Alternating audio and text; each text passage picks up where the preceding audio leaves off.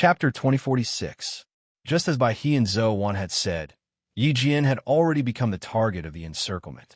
There were about 20 people on the 2 speedboats, and they had only taken care of 7 of them. There were still about 10 people scattered nearby. The gunshot sounded like an emergency call for everyone to gather, and more than 10 black figures surrounded them.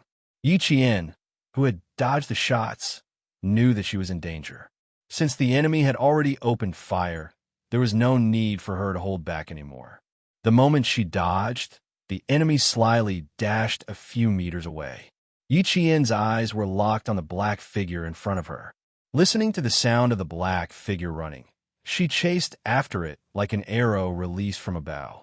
The target was clearly more professional than the one Yi Qian and the others had taken care of before, but it still couldn't be compared to a special forces soldier who had undergone rigorous training. After running for about 10 minutes, the target's stamina plummeted, and his agility and reaction speed were obviously not as good as before. Yi Qian was communicating with Bai He and Zhou Wan. The target is running in the opposite direction of the 2 groups, which is exactly what we planned. You 2 continue to attack from the shadows, but I'll come out in the open. Although it was a little inappropriate to attack from the shadows, for the safety of the engineers, it was worth the risk. From a moment the 3 of them intentionally allowed themselves to be swept by the helicopter's beam, they were already taking a risk. The 2 of us are about 100 meters away from you. We found 3 targets. Qingyao, the 2 of us won't be able to support you in time, so be careful, Zhou Wan reminded her in a low voice. There were a lot of targets to take care of, so she would have to fight alone. Roger that. Yi Qian, who had been watching the black figure disappear behind the leaves, adjusted her breathing, answered calmly, and jumped down from a rock.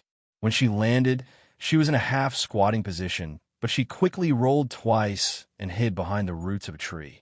Bai He and the others had found 3 targets. On her side, other than the targets she was following, 2 more black figures entered her line of sight. From their movements, it seemed like they were searching with guns. Yi Qian, who had hidden well, exhaled softly and slowly adjusted the focus of her rifle. She didn't want to shoot with the rifle in her hand, so she planned to use her handgun. The target was very close, so shooting with a rifle would be overkill. Furthermore, she didn't know how many people there were, so she needed to ensure that she had enough ammunition and couldn't waste bullets. The FAMAS rifle in his hand had an effective range of 300 meters. It was equipped with NATO-made warheads, and there were only a pitiful 25 bullets in the magazine. However, the FAMAS rifle had a very big advantage. It was quite effective when firing in 3 bursts. Now that there were only 2 targets, it was better to save the bullets and use a pistol instead. Unfortunately, the pistol in her hand could not fire automatically. She had to pull the trigger once to fire a bullet, but it was fast. The rifle in the other party's hand was a Canadian C-Series rifle. Its effective range and speed were much faster than the pistol in her hand. 2 targets meant that she had to fire 2 bullets. In order to prevent the other target from having a chance to fire when she fired the first shot, she needed to use a side jump to complete 2 consecutive shots. Yi Qian let out a sigh of relief when he saw the gun in his opponent's hand. He slowly held his breath and raised his pistol. Bang! Bang! The 2 bullets were like continuous shots. The first target hit in the head didn't even make a sound. He was still holding a C-Series rifle and fell to the ground with a bang. Chapter 2047. Although the second target reacted, all he saw was a shadow flying past him. Just as he was about to shoot, he heard something exploding in his chest. It was the bullet that pierced through his heart with great force. His beating heart was severely damaged, and its mission was interrupted. There was no chance for his opponent to slow down, nor was there any threat to his consciousness. 1 second, he was breathing fresh air, and the next second, he was facing death. Yi Qian, who had fired 2 shots, was the first to fall to the ground with his right hand. By the time the gunshot disappeared, he had rolled 2.5 times on the ground and was leaning against a tree. He was panting slightly. The gunshot wasn't loud. It was as low as the sound of a drum being struck twice. It didn't have any frightening power. Even the smell of gunpowder was blown away by the salty sea breeze. In less than a minute, it was blown away without a trace by the sea breeze. Yiqian, who heard the sound of someone falling to the ground, didn't immediately come out to check. Instead, he leaned against the tree quietly. He counted to 5 in his heart before he left. The black figure, who had fled at least 50 meters away, ran too fast. He didn't hear the footsteps behind him. He cursed under his breath and sat on the ground with his hands on his knees. Before he could relax, a cold voice came from behind him. "Stand up." The person who spoke pressed a hard object against his temple. "Put down the thing in your hand. Otherwise, I can guarantee that the thing in my hand will not be polite to you." The voice was low and slow. It was obviously a threat, but there was an indescribable elegance to it. It made people's hair stand on end. God! The black figure, who was so shocked that he almost peed in his pants, breathed a sigh of relief when he heard the voice. Even his tense shoulders relaxed. "This damn Hawaii. One day I'll send you to God."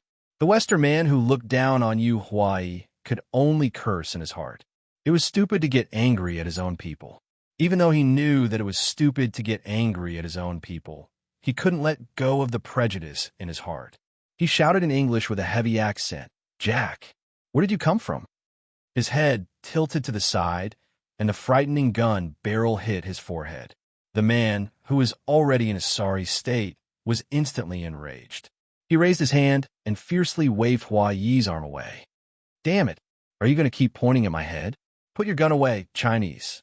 This was the anger that came from the humiliation of being seen in such a sorry state. But he didn't fling Hua Yi's arm away, nor did he let Hua Yi take away his gun. Instead, the gun was pressed against his forehead.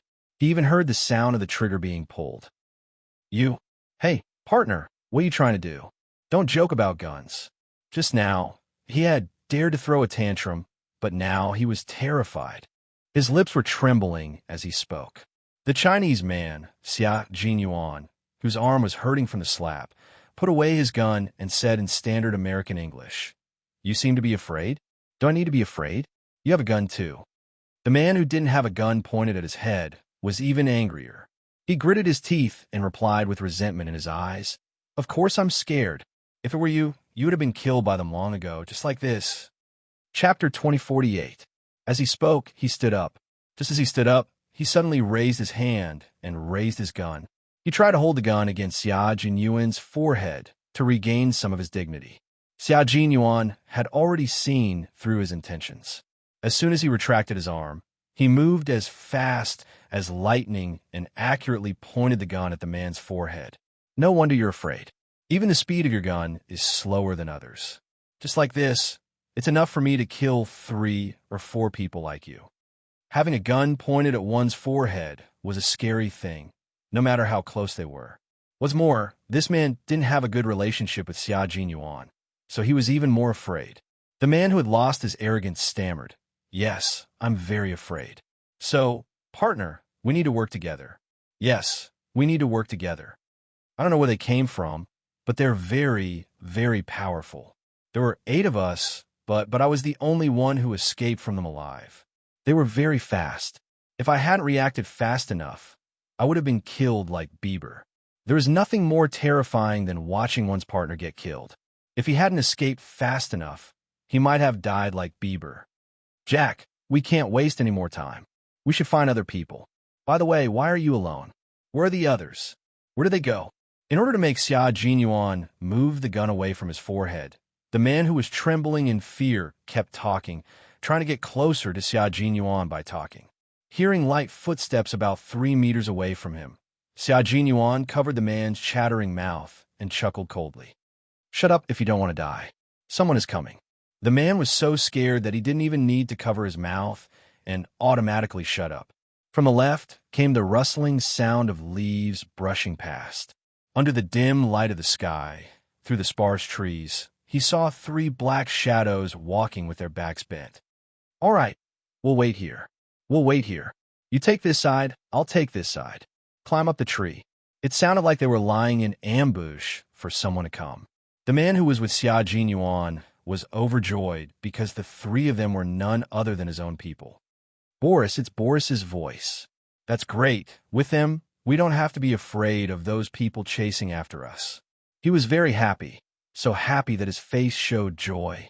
He even wanted to raise his voice to greet them. However, Xia Jinyuan's words almost shut him up. Do you think the three of them are a match for those people? If so, you can say it once. If not, arrogant job, you had better shut up. Do you understand what I mean? I don't want to die with you. Understand?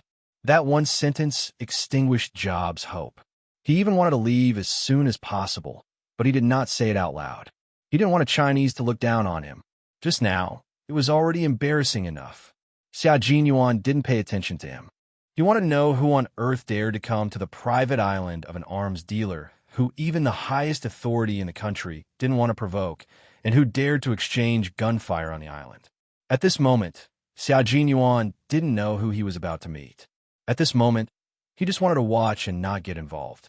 Yi Qian, who was chasing after the enemy, didn't know who she was about to meet. After separating from Bai He and Zhou Wan, she carefully passed through the dense foliage of the unknown trees and stuck close to a curved tree. She didn't move forward. Chapter 2049.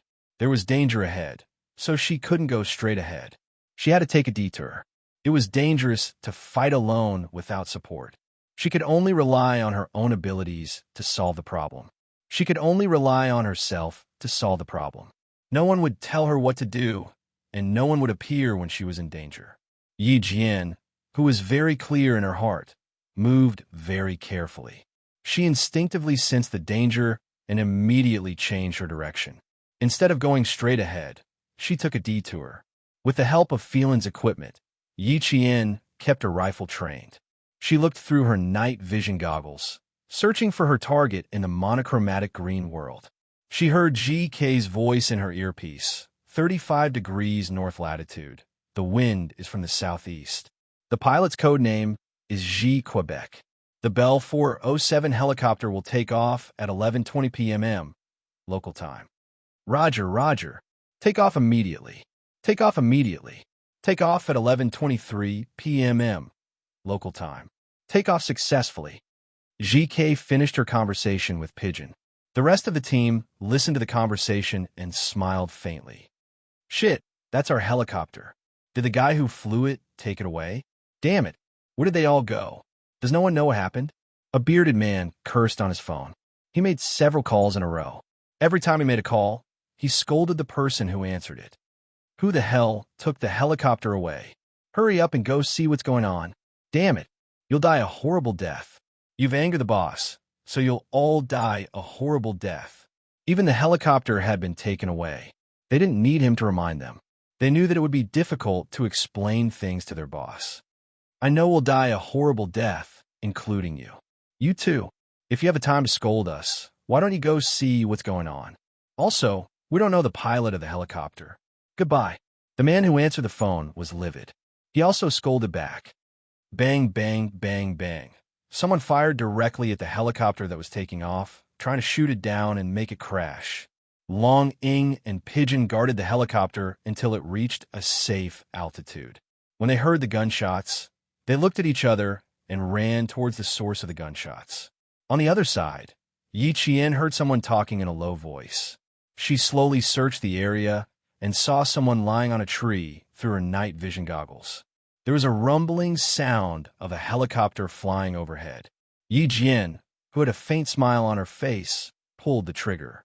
Accompanied by a series of rumbling sounds, she shot the person hiding in the tree and made him fall from the tree. She only saw one of the three targets. When the other two heard the gunshots, their necks instinctively shrank. Then, they immediately raised the rifles in their hands and fired continuously. The dense bullets drew out streaks of fiery red as they pierced through the air. Bang, bang, bang.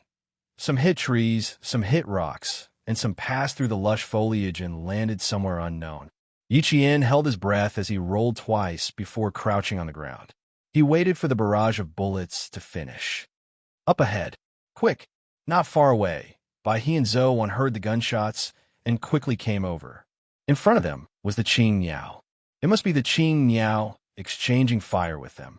The gunshots were very loud and attracted the attention of the bandits who were still searching in the dark.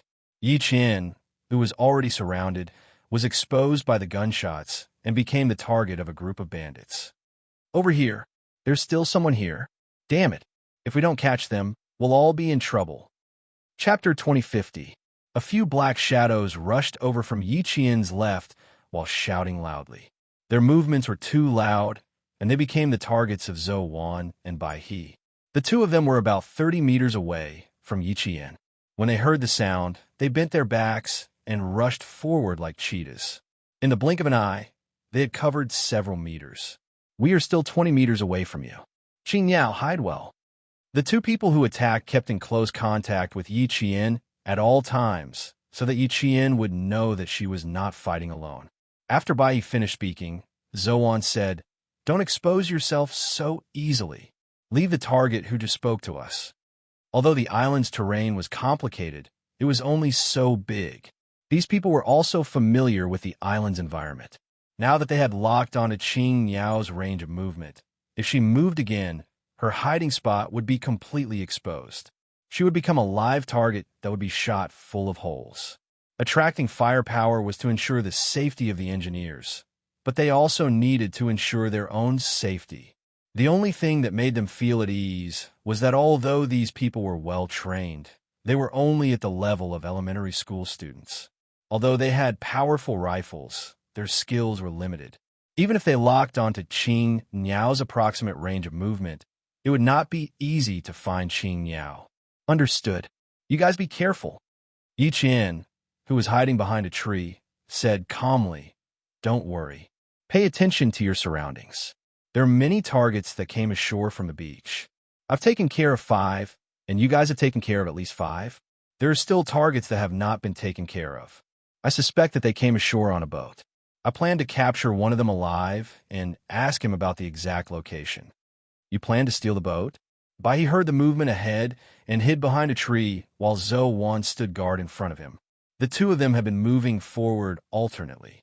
This way, not only could they ensure the safety of their comrades, but they could also discover the target immediately and quickly engage in battle. "Yes. This way, we can all leave the island." Yi Qian gently brushed away a leaf in front of her. After she spoke softly, she shushed her comrades. This was to tell them that she had discovered the situation and could not speak. "She is safe for now. Let's go and take care of the guys in front of us first." The white crane lightly made a hand gesture, and the two people hiding behind it crept towards the direction of the movement. The Snowfield Brigade was familiar with fighting on land, sea, and air. Although the terrain of the island was unfamiliar, the environment was familiar. Soon, the two of them saw a dark shadow flash past behind the leaves, heading towards where Yi Qian was. "You shoot from that side, and I'll shoot from here." Give them the illusion that we're lying in ambush all over the island. The white crane stared coldly at the black figure shuttling through the monotonous green. In this way, we can disperse the danger on Qing Niao and also attract the target who might still be hiding. Once these people thought that there were many ambushes on the island, they would not dare to approach the Qing Niao again. Secondly, they would not dare to open fire at will. This would make it easier for them to meet up with Qing Niao. Yi Qian heard their plan. As she watched the black figure move away, Yi Qian whispered, "Be careful." Then she carefully moved forward. She wanted to go around the two hidden targets in front of her. The gunshots coming from the left did not distract her. Judging from the sound of the bullets, it was Zhou Wan and Bai He who fired. The FAMES was equipped with SS-109 NATO standard ammunition. Because the FA was a light machine, the barrel of the gun was slightly louder when it was fired. Therefore, Yi Qian could tell who fired the shots just by listening to the sound of the bullets. Chapter 2051. Of course, she could not rule out the possibility that the enemy had an FAMAS. However, after the two shots were fired, there was no sound. Such a clean and efficient method was the combat method she was most familiar with. Gunshots rang out again. Just as Bai He said, the firepower concentrated on Yi Qian had decreased significantly. At this time, the 5 people in the helicopter and the remaining 3 people in the container were already quite close to Yi Qian. They were familiar with the island's environment, and they moved very quickly. They were able to deduce the sound of the gunshots and maintain contact with the people in front, so they did not have to search for the exact location.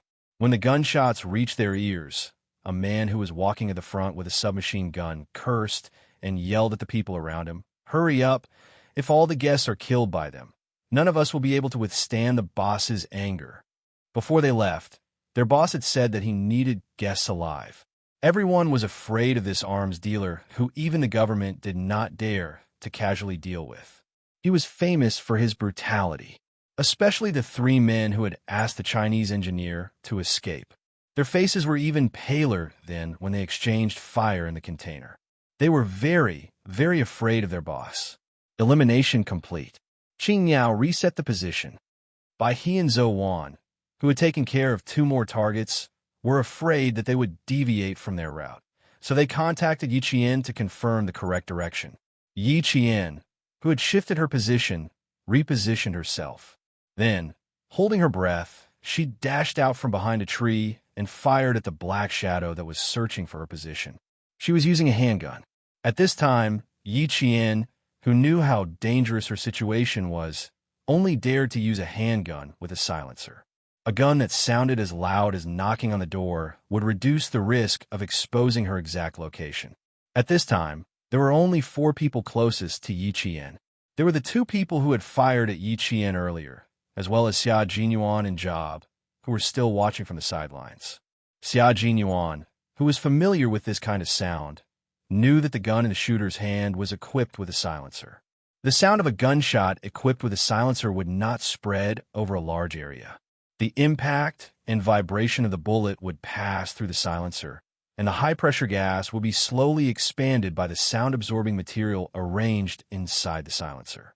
This would reduce the speed and vibration of the gas, and the moment the bullet was fired, the high-pressure gas would slowly expand, so the gunshot sound would be exceptionally small. The shooter was indeed bold, but he was also very careful. After killing 2 people, he immediately found a new hiding spot and hid himself in the shooter's blind spot. He had been watching for nearly 10 minutes, but he couldn't even catch a glimpse of the shooter's clothes. This showed how powerful the shooter was. However, the other party didn't notice his presence either. Otherwise, they wouldn't be heading in his direction. Should he warn the other party? If he wanted to remind her, he would have to use some methods. Xia Jinyuan, who was deep in thought, quietly glanced at the arrogant guy beside him. Should he throw him out to remind him not to come here and that someone else had already occupied this place? Job, who still didn't know that he was in a bad situation, felt his heart tremble violently. He said in a low voice, "Jack, is that damned bastard coming our way?" His muscles tensed up, and he was even ready to shoot himself. He raised his hand, but immediately withdrew it. His eyes darted around, and he thought of a plan. He thought of Xia Jinyuan. "Jack, if we don't get rid of him first, we'll be discovered by him. When that happens, neither of us will be able to escape." Chapter 2052. His arrogance and prejudice were all gone. In order to save his own life, he kept giving in. "Shoot him, Jack. Only you can kill him." "Really? I believe in your ability." "I can't. I have to admit that I'm not as good as you. You're really the bravest Chinese I've ever met. Buddy, I'm really happy to be your friend. It's my honor." It was not an ordinary admission of defeat. There was nothing he could do about it. He was really scared, especially since the other party had killed his companions so easily. He would rather bow his head to a Chinese than lose his life. Just this once, he would speak nicely to the damn Chinese. Just this once. He swore to God that there would never be a second time. The fear in his heart made Job put down his ridiculous arrogance. But Xia Jinyuan was quite calm and did not take his hypocritical words to heart. Hearing this, he smiled faintly and slowly mocked. "Boss, is the gun in your hand a display gun? Haven't you always been very powerful? You can shoot yourself. Also, you're the most powerful guy. How can a Chinese like me compare to you? Be brave and shoot. Don't make me look down on you. The enemy of my enemy is my friend. How can I shoot my friend? Even if the other party killed everyone on the island, as long as I'm not exposed, I will never shoot." Job was so angry that his face turned blue. He knew that he was being mocked, and the person who was mocking him was the Chinese he had always looked down on. His surrender, just now, was the biggest concession he could make. He thought that if he softened his attitude, the other party would be very grateful. Who knew that the other party would laugh at him for being a coward? With an ashen face, Job gritted his teeth and said angrily, "You damn Chinese! You will pay for your cowardice. Pay the price. If you don't go out, you will be killed by those guys. You will be killed." His clown-like behavior could not possibly make Xia Jinyuan angry. In exchange, Xia Jinyuan mocked him even more and said seriously, "Don't worry. Even if you are killed, nothing will happen to me. You can rush out. I will not stop you. As long as you're not afraid of being killed or think that you have the ability to kill them, you can rush out and be a hero. A hero like Superman. Do you want me to kill you with this gun?" The arrogant Job raised the gun in his hand. How dare he mock me? Very well. He would let this damned Chinese know the consequences of angering him. The cold gun pointed at Xia Jinyuan's forehead. Job, who had always looked down on Chinese and black people, said coldly. His eyes were filled with murderous intent. He really wanted to kill Xia Jinyuan with the gun. Facing the threat, Xia Jinyuan curled his thin lips slightly. He was not afraid at all. He spoke softly and slowly. The contempt in his tone was enough to make the other party jump in anger. "You don't dare to rush out to help your own people. Instead, you dare to point a gun at me. Mr. Job, your cowardice makes me look down on you even more. Do you know why I don't like talking to you? Because everything you say makes me look down on you. It makes me feel disgusted. You are the most cowardly, arrogant, and worthless person I have ever met." Chapter 2053. Thinking that he had been insulted, Job's breathing became louder and louder. It was especially clear in the tense and silent night. "Very good. Keep breathing like this." Xia Jinyuan narrowed his eyes with a smile. A cold light flashed in the depths of his dark pupils like a sword, full of sharpness. "If you have the guts, shoot me now." "Ha, Mr. Job, I've never seen your guts before." In the face of a gun pointed at his forehead, Xia Jinyuan was still so calm. He was so calm that the sarcasm in his voice deepened. "You only have the guts to point a gun at me, a Chinese who looks down on you. As for the rest, Mr. Job, with all due respect, you're as timid as a mouse." The thick sarcasm made the muscles on Job's face tremble with anger. He was so angry that his heart ached, but he didn't dare to roar because the black shadow that scared him was too close to him. But he couldn't accept being mocked by a Chinese who looked down on him whenever he wanted to. I have to give him a warning. Damn it. "Chinese, you've successfully angered me. Even if you kneel and apologize to me right now, I won't forgive you." His fingers slowly pulled the trigger. Job's eyes were filled with malice. "If you can't escape tonight, I'll be the one to execute you. Go to see God." As soon as he finished speaking, Job's vision blurred, followed by a sharp pain in his wrist. If he hadn't bitten his lips, he would have screamed. "Go to see God? Are you sure you have the ability to send me to see God?"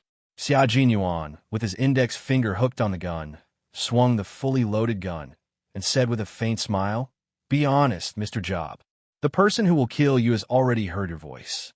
The bone-chilling voice floated softly in the wind, making Job, who could only suck in cold air from the pain in his wrist, shiver violently. A fear that he had never felt before rose from the depths of his heart and rushed uncontrollably to his limbs. Job, who was shivering, met a pair of cold, ferocious eyes. There was a light in his eyes, as if something terrifying would come out of the light and swallow him whole. Job was scared.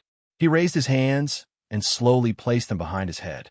He could only speak with his actions. He was so scared that he did not dare to open his mouth. But he was unwilling to accept it. Even if he was afraid, he was unwilling to accept it. He was not willing to be threatened by Chinese. Wait, damn it. Yi Qian, who was searching for cover under the dim starlight, did indeed hear a commotion. She heard someone speaking in a low voice, sounding angry, as if they were arguing with someone. He didn't continue forward and slowly came to a stop. He couldn't go any further. Someone was lying in ambush. The light in the forest on the island was rather dim. If it weren't for the dim light from the stars in the sky, the entire island would be so dark that one couldn't even see one's own fingers. Yi Qian didn't go any further. He quietly hid between two rocks. This was a shooting blind spot. Even if the target was less than 5 meters away, it was impossible to shoot accurately. The bullet would only hit the thick rock. The sound of heavy breathing could be heard. Yi Qian pursed his lips. Was he the same person? Two people? Quarreling through the phone? It doesn't look like it. She didn't see the light from the phone screen. It must be two people, but one of them could hold his anger. Xia Jinyuan, who was listening carefully, raised his eyebrows with interest. What a powerful person. He heard Job's voice from at least 5 meters away. Chapter 2054. Just like his little fox, she was very sensitive to hidden dangers around her. She was born with a better sense of hearing than others, but was also a little troublesome. This place had become the focal point of their firepower. There were a total of 9 people who had rushed to the island with him, not including the guy on the other speedboat. If they all surrounded him, there would be bloodshed. It was a little strange. Although this island was a place for arms dealers to trade, there were no signs of it being developed. There were security guards around the sea, and all ships and tourists were forbidden to enter. How did these people with special skills enter this small island? Why did they want to enter this island again? Enemies of the arms dealers? Competitors? Xia Jinyuan pondered for a moment. His handsome face hidden in the darkness no longer had the elegant smile of a ruffian. Even his eyebrows revealed a thin, sword-like coldness. He did not care who these people were, but he was afraid that their appearance would alert the target he needed to bring back to China. If that happened, it would be a little troublesome. The target had finally revealed himself. Through various channels, he found out that he was going to make a deal with the arms dealers soon. If he stopped, the cunning target would continue to hide. He did not know when he would be able to capture him. What were they doing, damn it? What were they trying to do? Did they want to die? Xia Jinyuan, who was deep in thought, was quickly awakened by Job's panicked voice. He looked forward with a sharp gaze and saw the shadows behind the leaves moving in his direction. No wonder Job was afraid. He was afraid that they would see him and force him to join the battle. He was overestimating himself. With such skills, he wanted to imitate others and launch a sneak attack. That was exactly what the powerful person wanted. He would wait for the target to come closer and catch them all in one fell swoop. Yi Qian, who had been hiding well, had already seen the shadows moving in the faint sunlight. Seeing them coming towards him, his black eyes, which were as bright as the stars in the sky, flashed with a cold light. There was no trace of worldly affairs, only a deep chill. I'm surrounded. You guys flank me from the right. He used the smallest voice possible to let his comrades hear him through the microphone. Capture one alive first. I'll attract their attention. You guys take the opportunity to circle to their front. There were people in front and people on both sides. Behind them were Bai He, Zhou Wan, and the engineers who had not left yet. They could not retreat. They had no choice but to advance. Knowing that there was an ambush nearby, Yi Qian's voice sounded like he was speaking in circles. He didn't say anything, but his comrades could hear him clearly through the bone conduction headset. Bai He, who was already close to Yi Qian, softly said, "Okay." The 3 of them formed an inverted triangle with Yi Qian as the center and Zhou Wan and Bai He as the extension points on the left and right. They would circle to the front of Yi Qian to surround the target and annihilate the enemy. The shadow was getting closer and closer to her. Yi Qian glanced to her left. Earlier, she had heard heavy breathing about 5 meters to her left, which meant that someone was lying in ambush there. But for some reason, she did not sense any danger. The other party should have been hiding there for some time, but they didn't show up, nor did they shoot at him. It was as if they were an outsider who didn't want to get into trouble. The cautious Yi Qian didn't sense any danger, but she didn't believe that there was no danger. With cold eyes, she saw through the cracks in the rocks that the shadow was getting closer and closer.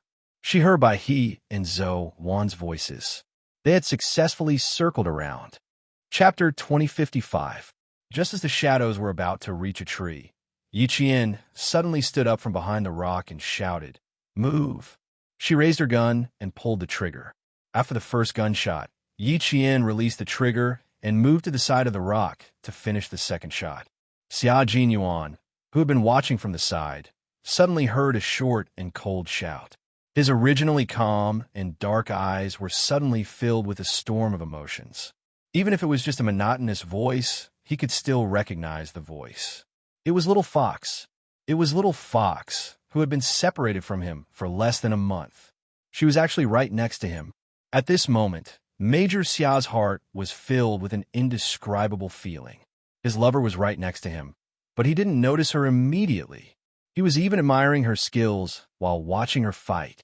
Suddenly, Job, who had been obediently putting his hands behind his ears, stood up abruptly and slammed into Xia Jinyuan. He said viciously, "Go to hell, you disgusting Chinese." Yi Qian heard the sound. She turned sideways and fired at the direction where the sound came from. The bullet hit the rock with a bang, and sparks instantly appeared. She didn't expect to hit the target. There was a blind spot in front of her. Her shot was just to scare the person away. Xia Jinyuan, who had also found the blind spot, was in case someone fired at him. He kicked Job, who had plotted against him, to the ground.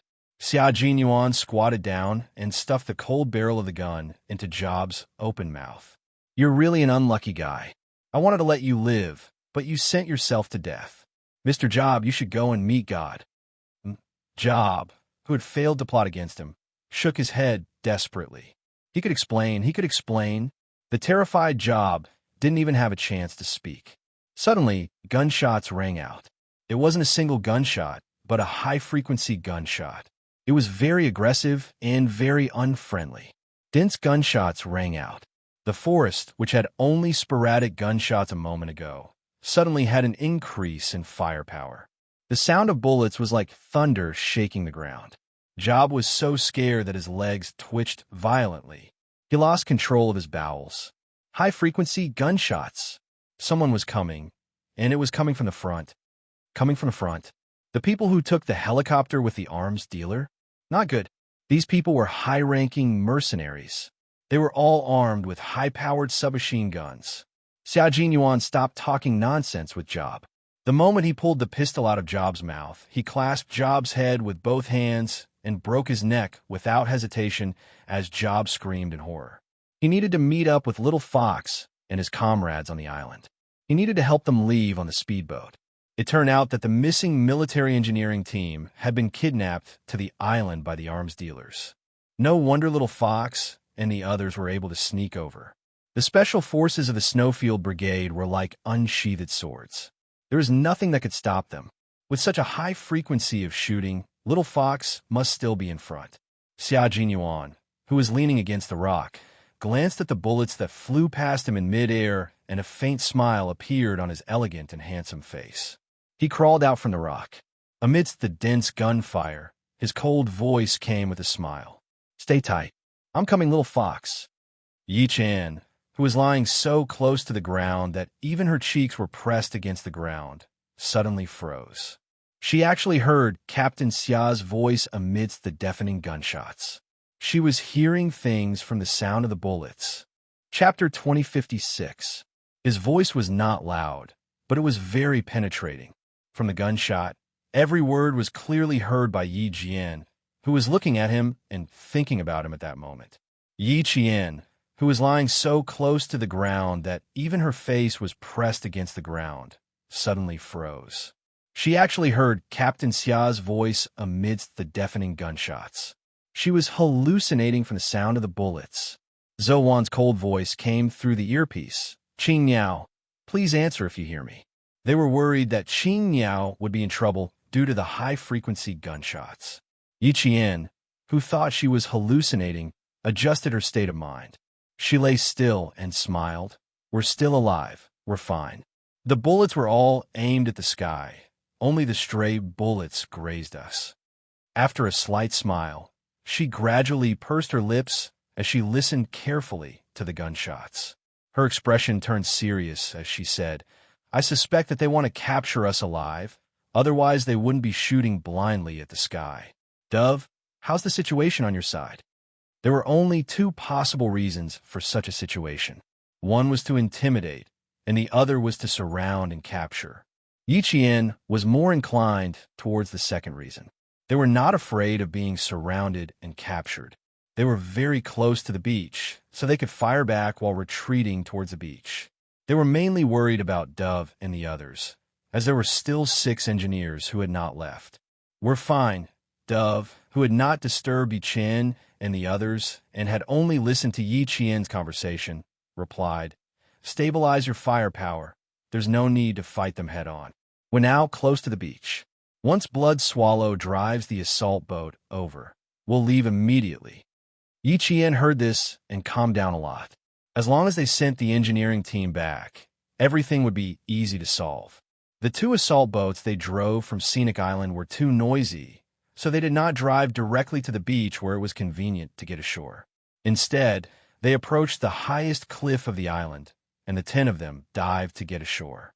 According to the plan, after the rescue was successful, the team members would swim back to the cliff, drive the assault boat over, and leave with the engineering team. Now that Yi Qian, Bai He, and Zhou Wan were too far away, if they let Dove and the others drive the boat over to rescue them, the engineers would lose a layer of protection. If anything happened, they would be in danger. That was why Yi Qian suggested that the 3 of them seize the ship. They would seize the ship and leave from here. That way, they wouldn't have to distract Pigeon and the others anymore. They just needed to protect the engineer as he left. Yi Qian's timely answer reassured all his comrades. Zhou Wan, who was unable to get up due to the high-frequency shooting, covered her arm that had been grazed by a stray bullet and said in a low voice, "It's good that you're all right. The enemy's firepower is too strong. If they continue to suppress us, we might really be captured alive. No matter how large the bullet capacity of submachine gun is, it can't be used like a machine gun. Even if they take turns to fire, there will still be times when they need to change the magazine in between." Yi Qian, who had not yet cut off his communication with the pigeons, looked at a crooked tree. A cold light flashed in his dark eyes as he locked onto a certain spot. He said softly, 30 rounds. You have to change the magazine after 30 rounds. Baihe, Zhou Wan, cover for me. I'll go to the sniping position and kill one first. At this time, he would kill as many as he could. Killing one of them was equivalent to having one less submachine gun to fire at. In an inverted triangle battle, just now, Bai Zhou Wan and the others were too close to the group of people who had used high-frequency shooting to intimidate them, so it was not convenient for them to move quickly. Only Yi Qian, who was slightly further away, could do so. Bai He and Zhou Wan, who were too close, were already covered in tree bark and leaves that had been shaved off by the bullets. Hearing this, the 2 of them replied at the same time, "No problem." Chapter 2057. They believed in Qing Yao. They believed that if she said that, it meant that she could do it. This was the trust between comrades. On the battlefield, trust would become tacit understanding, and perfect cooperation would lead to victory. Continue. Scare them until they don't have the strength to hold their guns. Behind the uneven rocks, there was a metallic coldness emanating from the dark muzzle of the gun. Bullets were fired so fiercely that the muzzle was like a tongue of flame that kept spitting out flames. The man who fired the most fiercely shouted fiercely. He was a very typical Mesozoic. He had curly hair, deep eyes, and tan skin. He quickly changed the magazine like a crazy bison, yelling arrogantly as he fired continuously. Missiles flew out from his gun, bringing a stronger smell of gunpowder to the forest. Although the high-frequency shooting drowned out his voice, Yi Qian remembered that he had changed the magazine when he paused to reload. Yi Qian, who was familiar with all kinds of guns, had already calculated how long it would take to finish firing all 30 bullets. At the same time, he was thinking about how to get to the sniping position that he liked. Yi Qian, who was in danger, ended the communication with her comrades. She began to prepare to go to the sniping position. Just as she raised her head slightly, she heard the voice that she thought was an auditory hallucination. Zishi is firing at the sky. He probably wants to catch you alive. There are 2 speedboats by the sea, not far from you. You can choose to take one and leave. As for the others, while the firepower is here, take your own boat and leave. The familiar low voice came clearly from beside her. This time, she heard it clearly. It was definitely not an auditory hallucination. She really heard Captain Xia's voice. It came from beside her. It was low, calm, and had a majestic power that could pierce through people's hearts. Every word fell clearly into her heart. Yi Qian, whose heart was trembling slightly, looked in the direction of the voice in disbelief. Tentatively, she called out softly, "Captain Xia? Captain Xia? Q King?" Not only did Zhou Wan and Bai He hear it, but the pigeons protecting the engineers also heard it. Their faces all showed surprise. Qing Miao was talking to Q King? How was that possible? The fact was that it was possible. Yi Jian shouted and immediately got Xia Jinyuan's answer. Then, Yi Qian saw a long rock move less than a meter away from him. A familiar voice with a faint smile came from that direction. "It sounds like you're very surprised. I'm also very surprised to meet my little fox here." Major Xia, who had silently approached them, perfectly disguised himself as a rock in the dark. He heard Yi Qian talking to her comrades, so he quietly waited for her to finish. He did not appear abruptly, with the speed at which she fired her gun. If he appeared abruptly, she would definitely treat him as a target that needed to be eliminated. She would directly shoot him as a reward. Yi Qian was really stunned. Captain Xia? It was really Captain Xia. She met Captain Xia, who was also on a mission on the island. After running such a big circle, he ran into Captain Xia. It was too unbelievable. Yi Qian was not the only one in disbelief. His comrades who heard him were also in disbelief. Bai He, who was the closest to them, hid behind a rock. She leaned against the wet rock and gently adjusted her breathing. She asked Yi Qian, "Qing Miao, who did you call just now?" Yi Qian, who was still in shock, looked at the black shadow that had already crawled to her side. She listened to her comrades' voices and slowly reached out her hand. Her hand first touched Xia Jinyuan's head, then slowly touched his handsome face. It was warm and solid. Her fingers could even feel his breath. Chapter 2058. He didn't hear wrongly. It wasn't a hallucination. He was really right beside him. Yi Jian couldn't help but smile at the realistic touch. A ball of light gradually spread out from the depths of her black eyes, making her cold black eyes as bright as the sun in an instant. Even the sharpness on her face softened a lot. Yi Qian, whose hand was still touching his face, suppressed the joy in his heart. He maintained his composure on the battlefield and told all his comrades, "It's Q King. He's right beside me." There was complete silence in the microphone. Obviously, everyone was stunned. Q King? Two teams with different missions actually bumped into each other on the same island? All firepower is now on Qing Miao's side. "Do, Changying, bring our engineers and retreat quickly. Leave Qing Miao's team to me." His comrades were still in shock. Xia Jinyuan's cold voice was transmitted to everyone's ears through the earpiece. "Baihe, Zouan, don't move for now. Wait for Qing Miao and I to finish sniping, then cover for them." Yes, yes. The captain was here. Even if the two teams had different missions, now that they were on the same island, they could still listen to his commands. Moreover, with him fighting alongside Qing Miao, they didn't have to worry about Qing Miao's safety. Yi Qian put the bone conduction earpiece back on. His bright black eyes contained a deep smile as he stared unblinkingly at the handsome face in front of him. Even though he could only see the outline of his handsome face, Yi Qian couldn't take his eyes off him. His face was deeply imprinted in her heart. Even though she could only see the outline of his face, she could still clearly see his eyelashes in her heart and eyes. No wonder she didn't feel any danger just now. It turned out that Captain Xia was hiding himself. That meant that he had been watching from the sidelines for a long time. He knew of her existence, but he didn't know who she was. Yi Qian raised his eyebrows slightly, revealing a slightly thought-provoking smile. He knew of her existence, but did not know who she was. "Captain Xia. Oh, Captain Xia, I have to have a heart-to-heart talk with you." The major didn't know that his girlfriend was going to have a chat with him.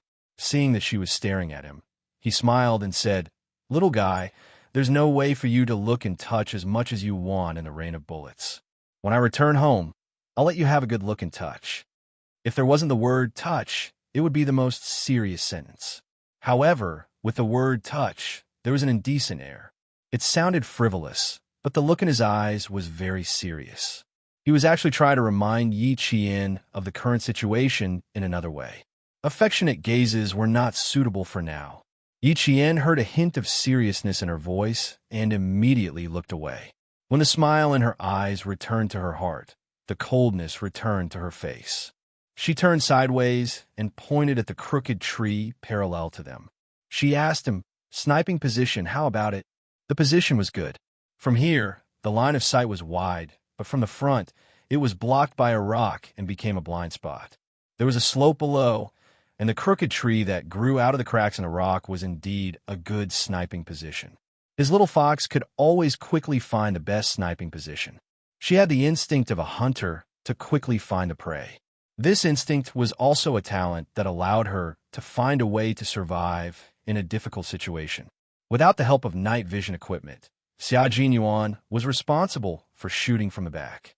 He would shoot wherever Yi Qian shot. It was time for them to make a move. A rifle was not a sniper rifle. Although Yi Qian said that he had completed the sniping, he only fired one bullet and immediately retreated. After all, the opponent was holding a submachine gun and had been shooting a high frequency. If she didn't retreat in time, she would have become a live target.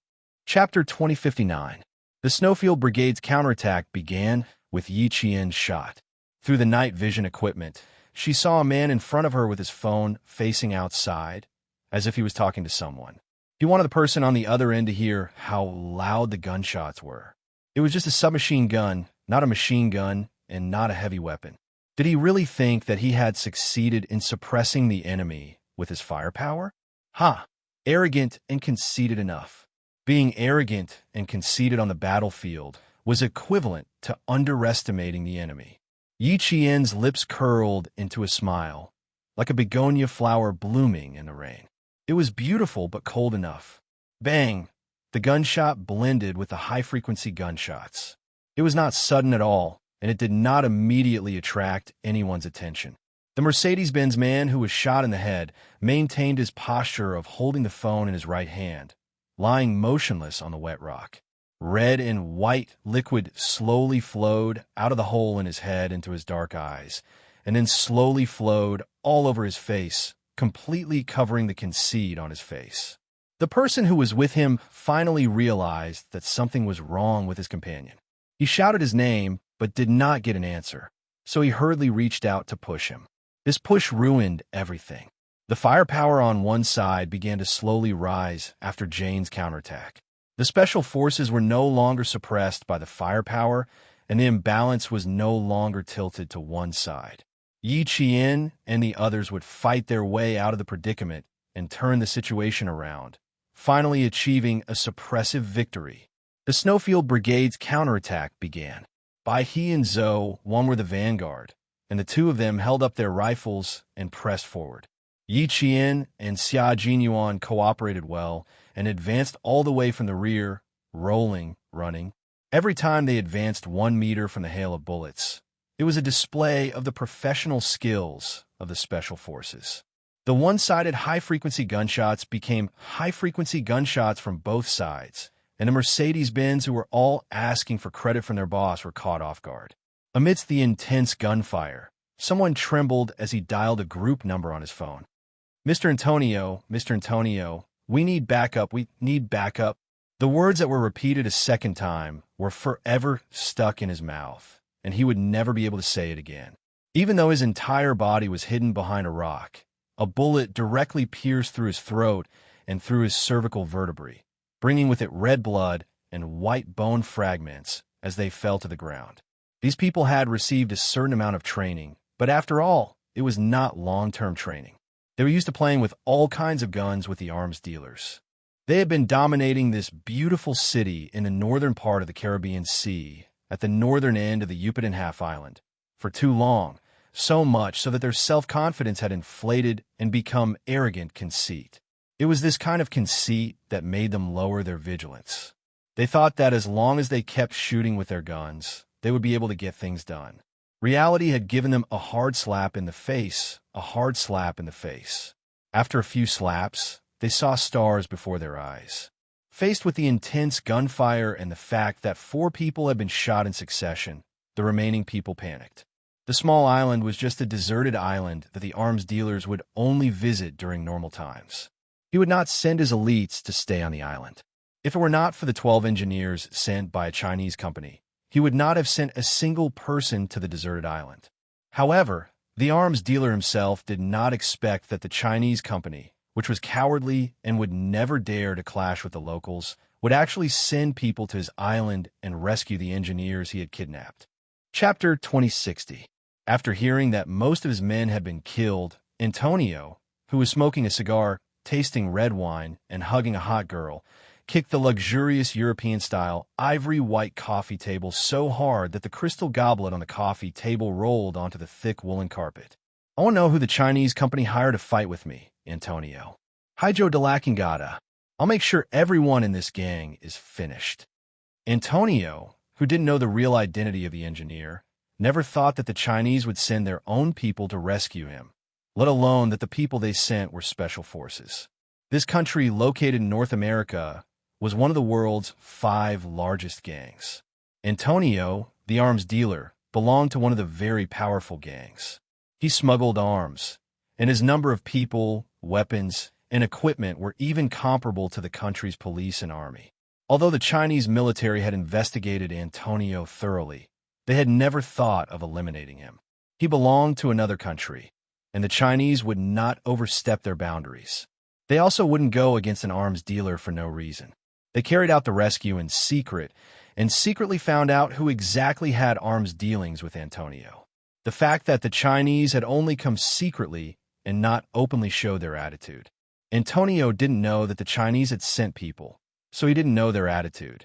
Now, his anger wasn't because the Chinese company's engineer had been rescued, but because he felt that his dignity had been challenged and seriously insulted. "Tell the people on the island that I will give a lot of money to anyone who catches him alive. Find out who the fucking bastard is going against me, Antonio." This was a result that even the low-key Chinese company didn't expect. In order to give Antonio the impression that the Chinese company was weak, he didn't expect the Chinese to send their own special forces to rescue him. He didn't know who took the blame, but it was expected that the already chaotic city would become even more chaotic. Soon, Antonio's subordinates received such an answer from the fierce gunfire. He only felt waves of despair. How could they catch someone alive when they needed reinforcements? Maybe it would be his turn next. The people around him fell down one by one. In the end, there were only 3 people left, and 2 of them were injured. The suppressive firepower had reached its end. Pigeon and the others had successfully boarded the ship and left the island with the Chinese engineers. Yiqian, Baihe, and Zhou Wan, who were now completely relieved, stopped attacking under Xia Jinyuan's signal. The 4 of them no longer fired at the same time. Instead, they fired individually, keeping the bullets flying in the air was enough. "The 3 of you go to the beach and leave as soon as possible. Leave the rest alive." Xia Jinyuan took Yiqian's bone conduction headset and said in a low voice, "Get the embassy to arrange for everyone to leave tonight, including the engineering team. Let them all return to China. The one who exchanged fire with you is Antonio, an arms dealer who is famous for his brutality. His armed forces are more powerful than the armed forces of the government and the military. Now that you have rescued them, he will definitely make a big move. Go back to your country tonight. No one is allowed to stay." He arranged for his people to leave, but he didn't think about whether it would be dangerous for him to stay. Yiqian bit his lip and asked him softly, "What about you? Will you be okay?" "Don't worry, I'll be fine. Aren't there still a few survivors?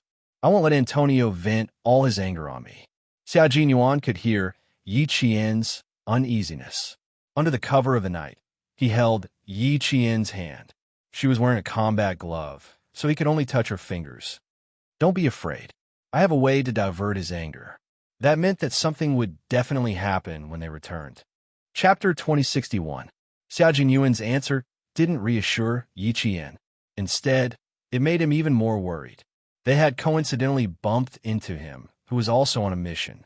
He didn't need to think too deeply to know that he was now in hiding. In a situation like this, only he and a few people who had intentionally stayed behind could return alive. What kind of consequences awaited them when they returned? Yiqian couldn't calm himself down. The moment he held her hand, Yiqian gripped his hand even harder. "What ideas do you have? Can you share them with us?" "That's right. Q King. What ideas do you have? Let's work together to perfect them so that you won't be too implicated in this matter. Bai He was also very worried, but he knew that worrying was useless. He also knew that his comrade was already deeply involved in this matter and couldn't completely escape. He could only try his best to not be implicated. Xia Jinyuan had already understood Yi Qian's worry from the sudden tightening of his hand. He curled his lips into a faint Xia Jinyuan smile. He was calm and revealed the confidence of a strong person. Antonio is an extremely arrogant and conceited arms dealer. His arrogance is so great that even the local government can't afford to offend him. At the same time, he's also someone who looks down on us Chinese and Chinese people. He loves to say that Chinese people are timid and cowardly. This has already become his catchphrase. A person who looks down on Chinese people, wouldn't Captain Xia be in even more danger? Yi Qian even held his breath. Her emotional changes didn't escape Xia Jinyuan's eyes. He gently patted the back of her hand with his free hand. She was too worried about him. He could feel her nervousness even through the combat gloves.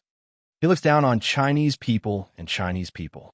He thinks that all Chinese people are timid, cowardly, and afraid of trouble. He never dares to lie to himself. Even the people around him are affected. He naturally thinks that Chinese people are timid and afraid of trouble.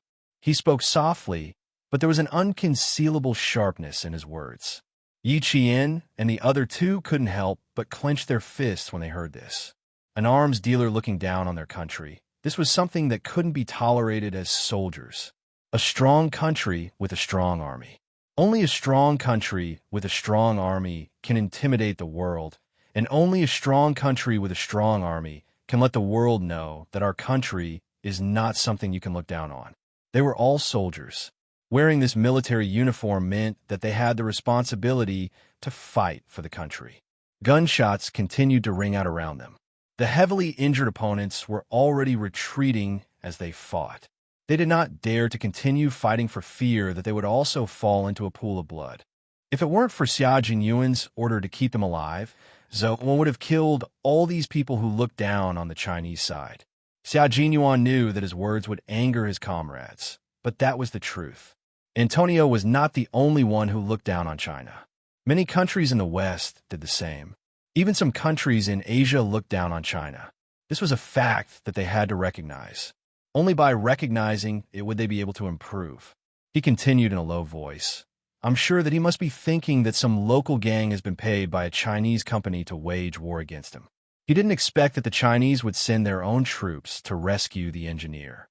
Just now, he was sitting in the helicopter. He left the matter to his subordinates and left without worry. From this, you can see how conceited he is. I was originally worried that the high-ranking mercenaries around him would harm you. Now it seems that these mercenaries have also been influenced by him. They think that they can easily solve the problem that Antonio gave them. Chapter 2062. Their contempt would become Xia Jinyuan's shield. Of course, it would also become our country's shield. One day, they would pay the price for their contempt. Yi Qian was not as flustered as she was at the beginning. She glanced at Bai He beside her. With just one glance, she could see her own shortcomings.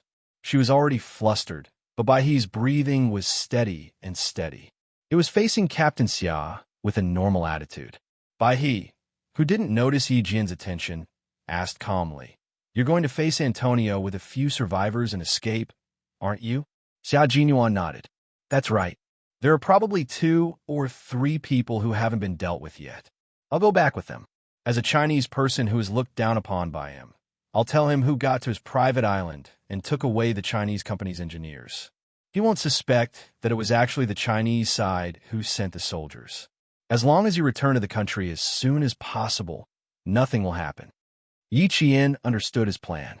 He was going to use Antonio's contempt for the Chinese and his belief that the Chinese would not dare to lie to him. He was going to make use of this to get himself out of trouble. In addition, the mercenaries who had also underestimated the enemy would definitely speak the same way as Captain Xia in order not to be punished by Antonio. This would make Antonio believe Captain Xia's words even more. But how was it possible for him to escape unscathed? But he didn't say much, so she wouldn't get anything out of him even if she asked. All her comrades knew that Captain Xia would definitely not be safe when he returned. They all knew this, but she also knew it herself. This was the ordeal that any special forces soldier would go through. Everyone was the same. There was nothing special about it. How to protect oneself in the enemy's camp depended on one's own ability. And this outstanding soldier in front of her was not worried about his own safety. On the contrary, when he mentioned Antonio's contempt for the Chinese and the Chinese, his deep voice was full of sharpness. A dignified country was looked down upon by a criminal, and its citizens were looked down upon by a criminal. This kind of contempt meant nothing to a Chinese soldier who shouldered the glory and responsibility of the motherland.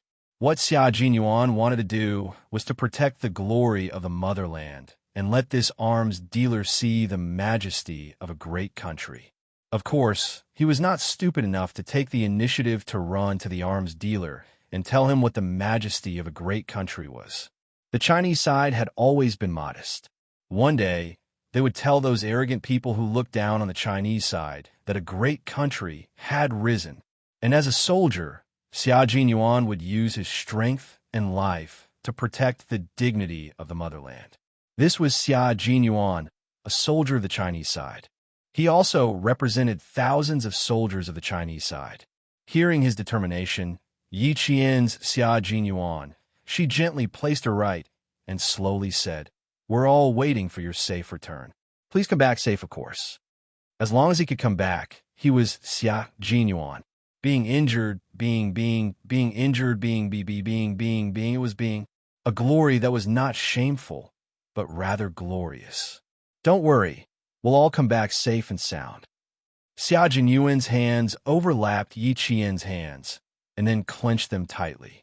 He looked at the two male soldiers coldly and said in a deep voice, "Bai He, Zhou Wan, you two protect Qing Niao well.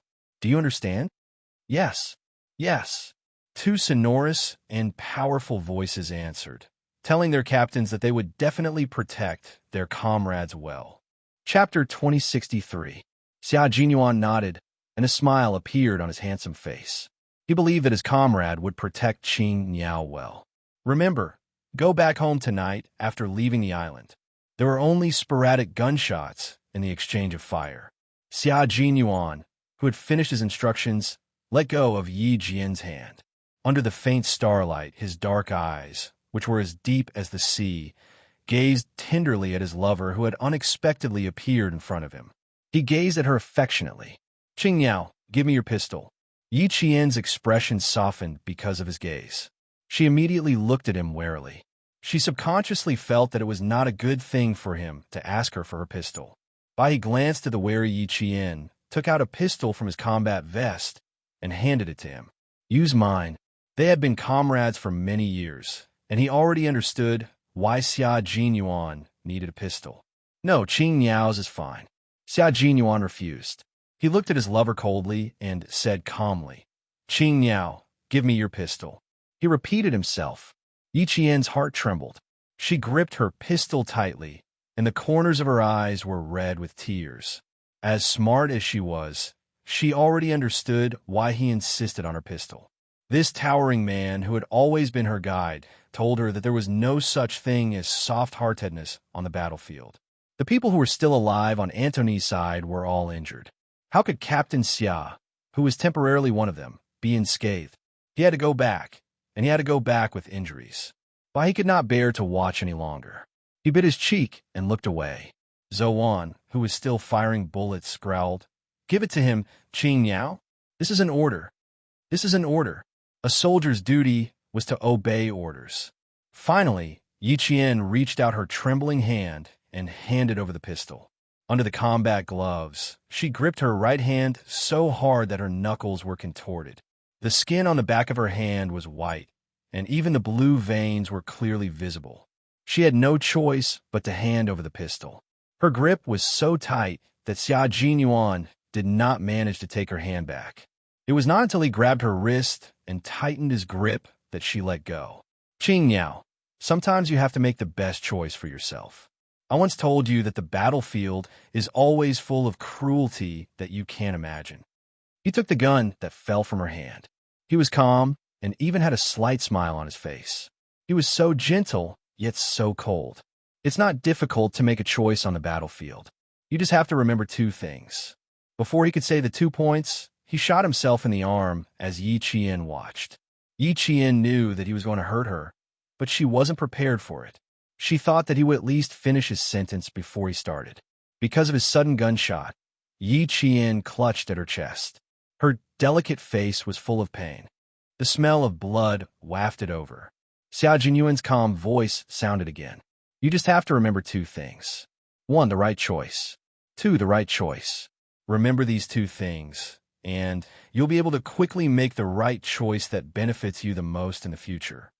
As long as Xia Jinyuan found her shortcomings, he would only make one choice: to tell her seriously and teach her. A low gunshot rang out. Compared to Zhou Wan's gunshots, the sound of a pistol with a silencer was as soft as a stone thrown into a pond. However, it sounded like a clap of thunder in Yi Jian's ears.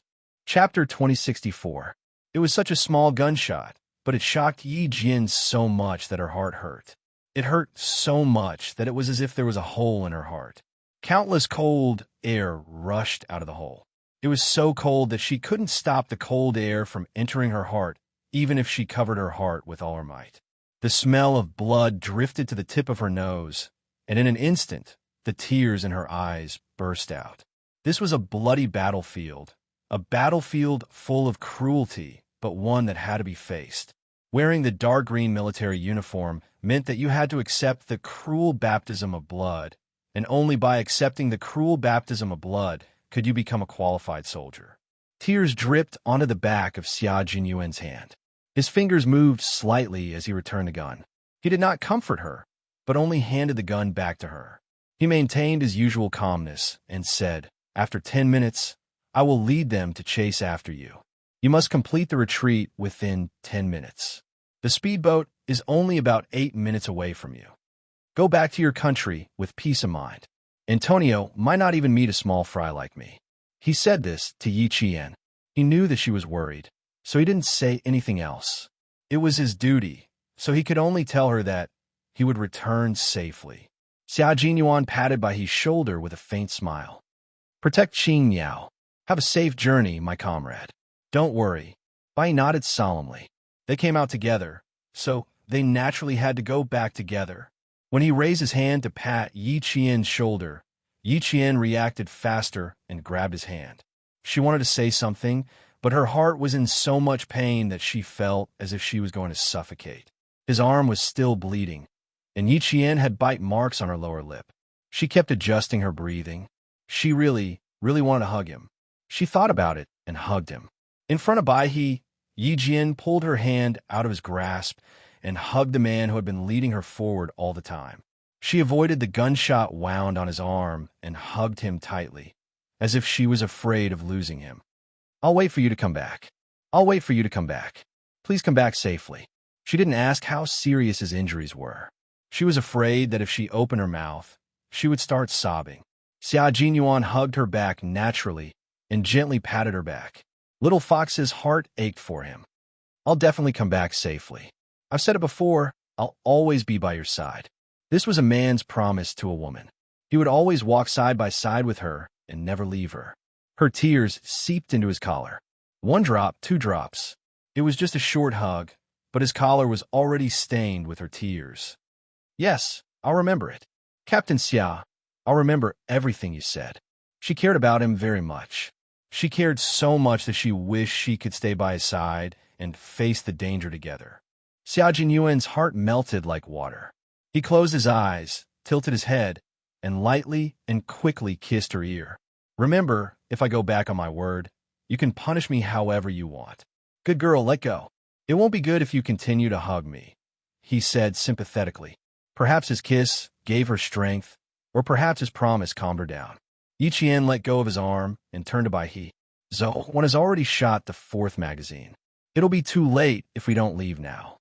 She had never let her guard down. This was a habit. She tried very hard to control her emotions. She didn't want Captain Xia, who was on a mission, to worry about her. No matter how much her heart ached, she wanted him to see that she was strong. Chapter 2065. Sensing her emotions, he patted her on the back and said to Xianxia, "We'll wait for you to come back." The departing comrade patted Xianxia on the shoulder and rushed out of the forest in the dark with a Qingniao whose heart was trembling. It was a brief encounter, and they parted before they could even share their feelings. Xianxia waited until he could no longer see Yi Qian's figure before he gently touched the back of her hand that was dripping with her tears. His fingers were wet with cold tears, and he pursed his lips tightly. The tears were cold, but they still burned his skin. "Little fox, this is war. You have no way out and have to face its cruelty. You have no other choice." Wiping away the tears on the back of his hand, Xianxia began his own operation.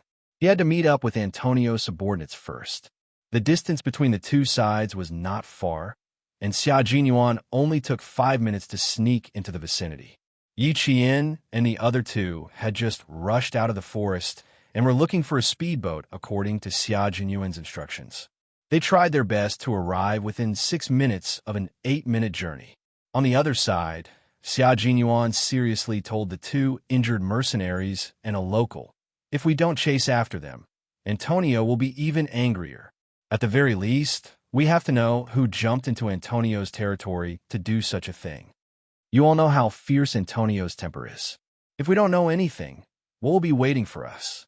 Of course, it was the last thing they wanted to face. The two mercenaries gritted their teeth and accepted Xianxia's suggestion. However, the local was so scared that he refused to go with them, trembling all over. Xianxia glanced at him. The famous arms dealer, Antonio, although his equipment and subordinates were all very powerful, there were still a few cowards among them. Xianxia was used to seeing these tyrannical people, so he couldn't get used to the sudden cowardice. When Yi Qian and the others saw the speedboat, Xianxia and 2 other mercenaries rushed out of the trees and onto the beach. The speedboat started, and the noise alerted the mercenaries who were looking for it. One of them shouted, "Damn it, they took our speedboat." The speedboat was steered by the white crane, and after a beautiful turn, it rushed into the sea. Yi Qian turned her head to look at the sea. She could vaguely make out someone running from the beach.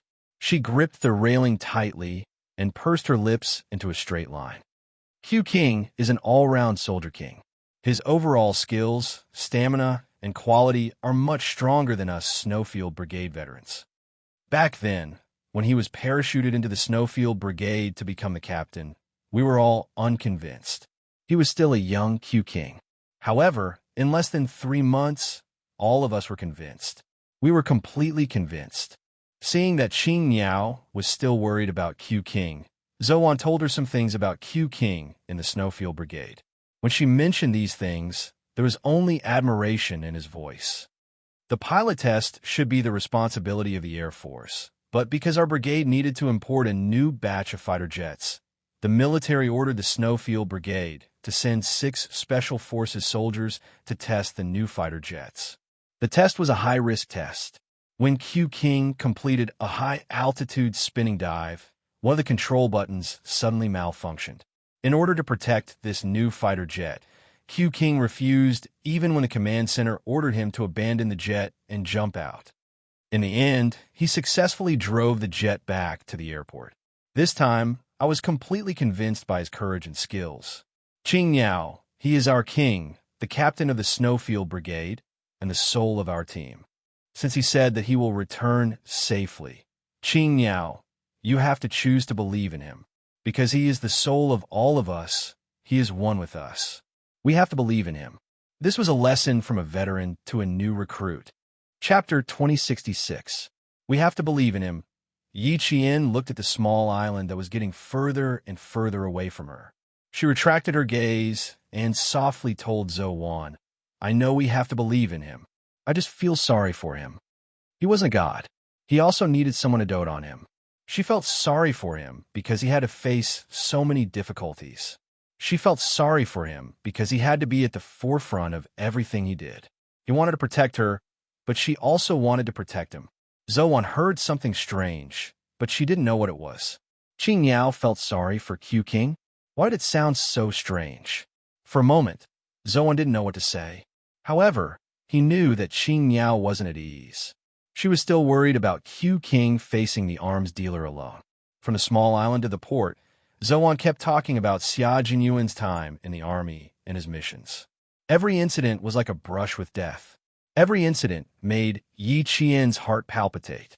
Q King used his ability to tell us that other than him, no one else in the Snowfield Brigade is qualified to be the leader. He is the leader. Every word he says is an order to us. We have no choice but to obey. It's useless to feel sorry for him. You can't stay behind to accompany Q King. It's useless to worry. You can't reach out to help him.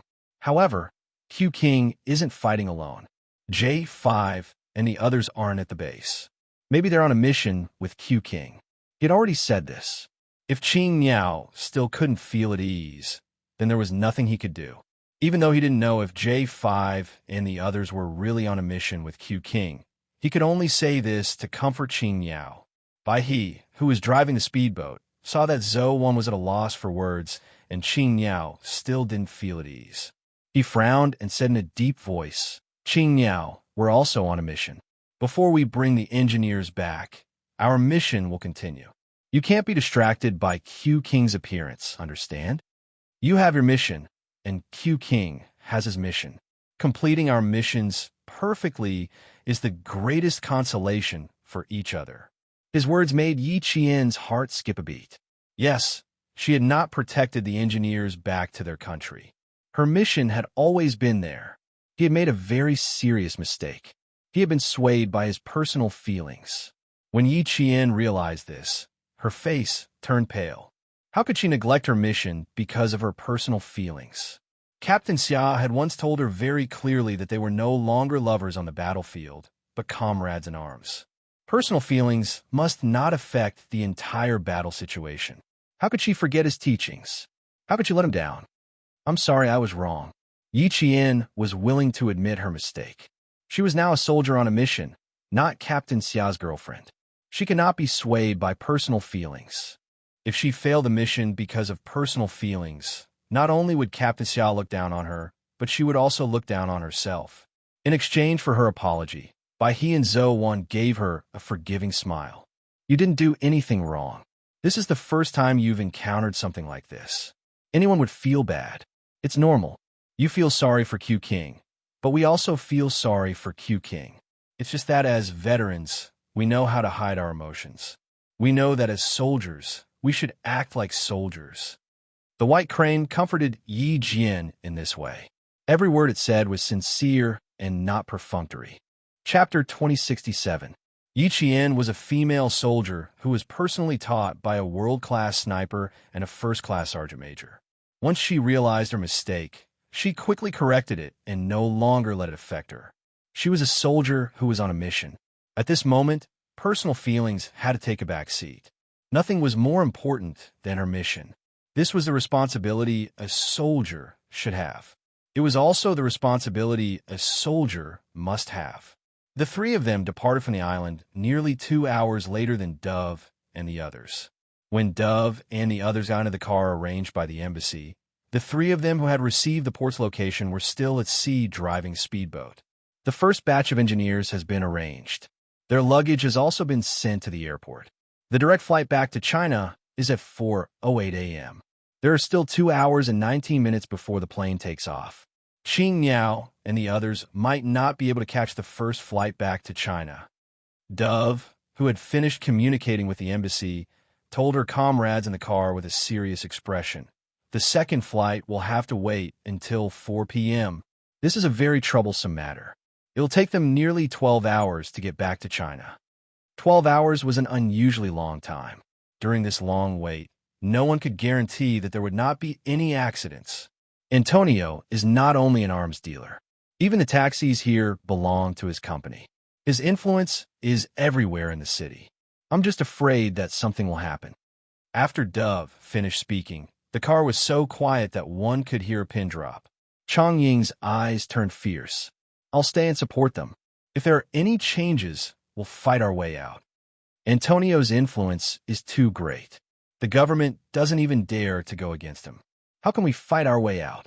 Chi Lu immediately denied it. This soldier from a northwest region was not handsome, but his long years in the military gave him a sharp look that made people feel as if their necks were being sliced by a knife. He hugged his rifle and said coldly, "If we're really discovered, King Q will be in even more danger. He's still in Antonio's camp." What he meant was that if Yi Qian was discovered by Antonio, Antonio would very likely think that Xia Jinyuan, who was Chinese, had deliberately let Yi Qian go. At that time, not only would Yi Qian and the others be in danger, but also Q King, who was on a mission, would be in danger.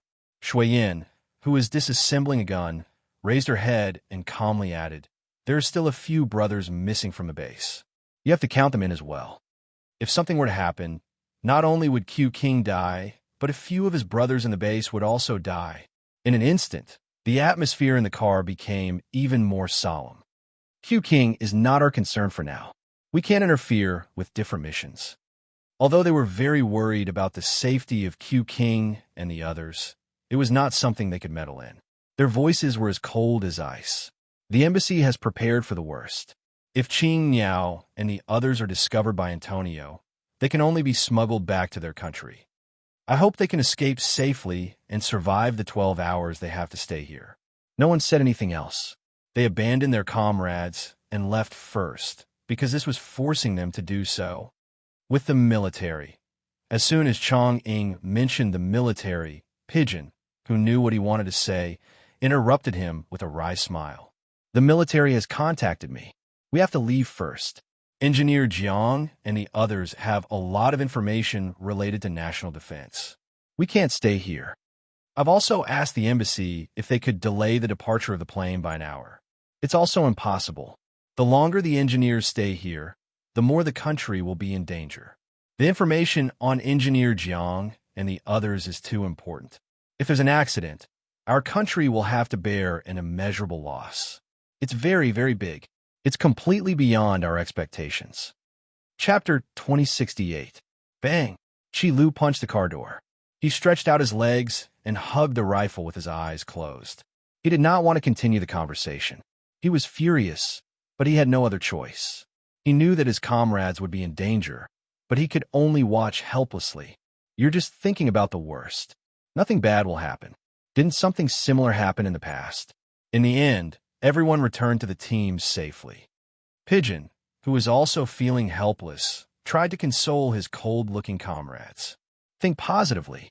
Think about the three of them and think about the good. Don't give yourself too much pressure." Pigeon and the others did not see Qian and the other two until they boarded the plane. The car arranged by the embassy was still parked at the brightly lit port. No one drove it away. The port was not quiet at 4 o'clock in the morning. There were people driving motorcycles from one side of the port to the other. There were also people climbing onto cargo ships filled with containers and walking back and forth. There were people on the lighthouse with binoculars looking out at the sea from time to time as if they were looking for something. These people were holding knives in their hands. Some of their chests bulged, revealing the outline of gun. They walked back and forth around the port without stopping for a moment. There was a gentle breeze on the surface of the sea. The sea breeze carried a salty and fishy smell, mixed with the smell of fuel. The rumbling sound of the speedboat drifted faintly from the dark sea. It gradually got closer and closer until the figure of the driver could be seen clearly from a port. They did not dock at the port. After making a 180-degree turn, they sailed back into the sea. There was not only one speedboat on the sea. There were 10 speedboats. They circled the area and moved forward, then moved closer. From time to time, the people on the speedboats would shout at the top of their lungs. They were all looking for a speedboat, as well as the people on the speedboat. "Expand, expand. Expand the search area. It's too dark. I can't see anything at all. What the hell? Where did they go?" As the speedboats dispersed, some curses could be heard faintly. In less than 5 minutes, the people on one of the speedboats shouted to their companions. Suddenly, all the speedboats turned into arrows and rushed over. 3 figures dove under a ship. After a while, someone jumped out of the water as if he was standing and grabbed a rope that was used to release a lifeboat. Soon, before the strong light from the ship swept over, The figure grabbed the rope tightly with both hands. He was as agile as a monkey climbing a tree. His feet kicked the hull of the ship, and in a short while he climbed onto the deck. Someone walked over with a light on the deck. Yi Jian's eyes darkened as she suddenly lowered her body and hid under the lifeboat. Since she was soaking wet, she couldn't just roll across the deck. The water stains she left behind would tell the guys with the knives that someone had been here before. When the sound of footsteps faded away, Yi Qian immediately climbed onto the deck. His feet hooked onto the handrails of the deck, and his hands nimbly and quickly untied the rope and placed it into the sea.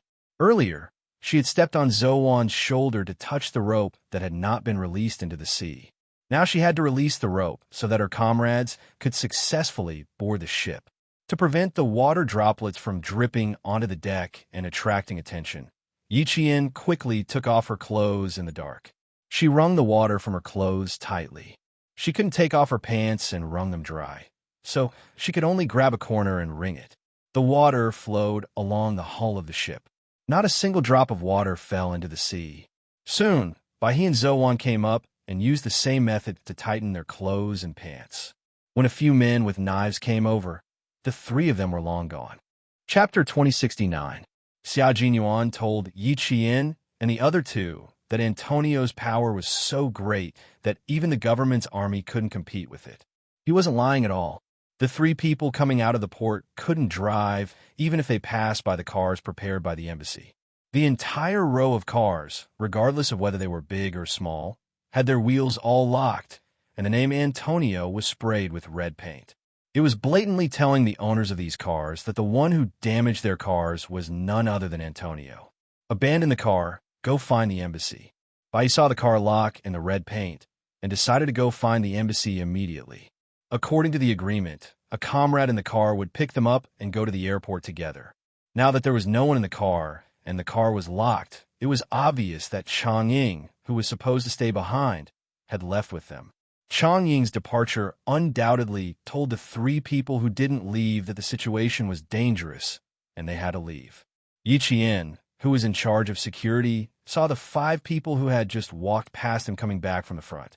The strong light that could illuminate 20 meters directly shone in their direction. He whispered, "Hide." The three people's backs seemed to be equipped with wheels, and each of them slid under the car's chassis. Most of the cars parked at the side of the port belonged to tourists who were going to the island for sightseeing and accommodation. These people didn't seriously search under the car's chassis. They just kept sweeping around with a strong light, looking for suspicious people. The three people under the chassis watched several pairs of big feet pass by under their eyes, and only came out when the footsteps disappeared one by one. When they came out, Chang Ying had something in a black plastic bag in his hand. The three people who didn't have time to open it didn't stay at the port any longer. They took advantage of the light, gray sky to leave silently. The embassy is well prepared. Zhouwan took out a passport from the black plastic bag and waved it. It saves us half the trouble. The passports that the three of them forged before boarding the plane were still on their bodies, except for the photos. The entire passport was torn apart and sunk into the sea together with their rifles and equipment. Now, they had nothing on them except a pistol, a GPS tracker, a dagger, and the clothes they were wearing. The things prepared by the embassy solved the problem of their passage. The bus card, cash, mobile phone, passport, and immigration card were enough for the three of them to cross half of the city and head to the airport. At dawn, the faint golden light broke through the clouds and illuminated the city where sin and beauty coexisted. The cars on the street kept honking as they passed through the narrow streets and arrived at the place they needed to go. Yi Qian, who had already changed his clothes, learned a little about the city he was in with the help of the convenience store clerk. Then he came out of the convenience store with breakfast for the three of them, chicken rolls and warm milk. Zhouwan and Baihe were waiting for her by the roadside. One of them was wearing a black short-sleeved t-shirt, while the other was wearing a white short-sleeved t-shirt. At this moment, the two of them, who were dressed casually, did not have the sharpness of a soldier. They were no different from tourists on the streets. They were holding a map and were gesturing as if they were discussing how to proceed from here. "Little Yi is out," Zhou, who seemed to be focusing all her attention on the map, smiled and waved at Yi Qian. Bai He, who was wearing a white short-sleeved shirt, looked at Yi Qian with a smile and whispered to Zhou, "I have good taste. Don't you think Xiaoyu looks good in this?" "Not bad." Zhou nodded. She was indeed beautiful. She was refreshing like a girl who came walking on the waves early in the morning. Her eyes were pure and innocent, and her smile was like a flower. She was so beautiful that just looking at her made one feel happy. Chapter 2070. Bai He, who came from a wealthy family in Jiangnan, had a better sense of aesthetics than his comrades.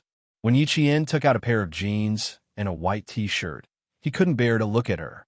He couldn't help but ask her, "Do you like jeans and a white t-shirt?" Yi Qian only answered him with one word, "Convenient." The word convenient stunned Bai He for at least 3 seconds. The girls he had interacted with could spend hours dressing themselves up, and his mother was even more so. She could start preparing for what she was going to wear the next day or the night before.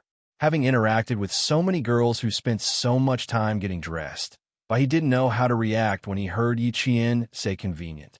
Soon he felt relieved. Yi Qian wasn't like the girls he had interacted with before. Yi Qian was a soldier, and soldiers shouldn't waste time. In order to pursue efficiency, they would definitely do whatever was convenient. In the end, he picked out the clothes that Yi Qian was wearing. It was a pair of loose brown cotton linen trousers that showed off the length of her legs, paired with a light sky blue cotton loose short-sleeve shirt and a pair of bohemian-style flat-heeled sandals. Yi Qian was shocked when she put it on.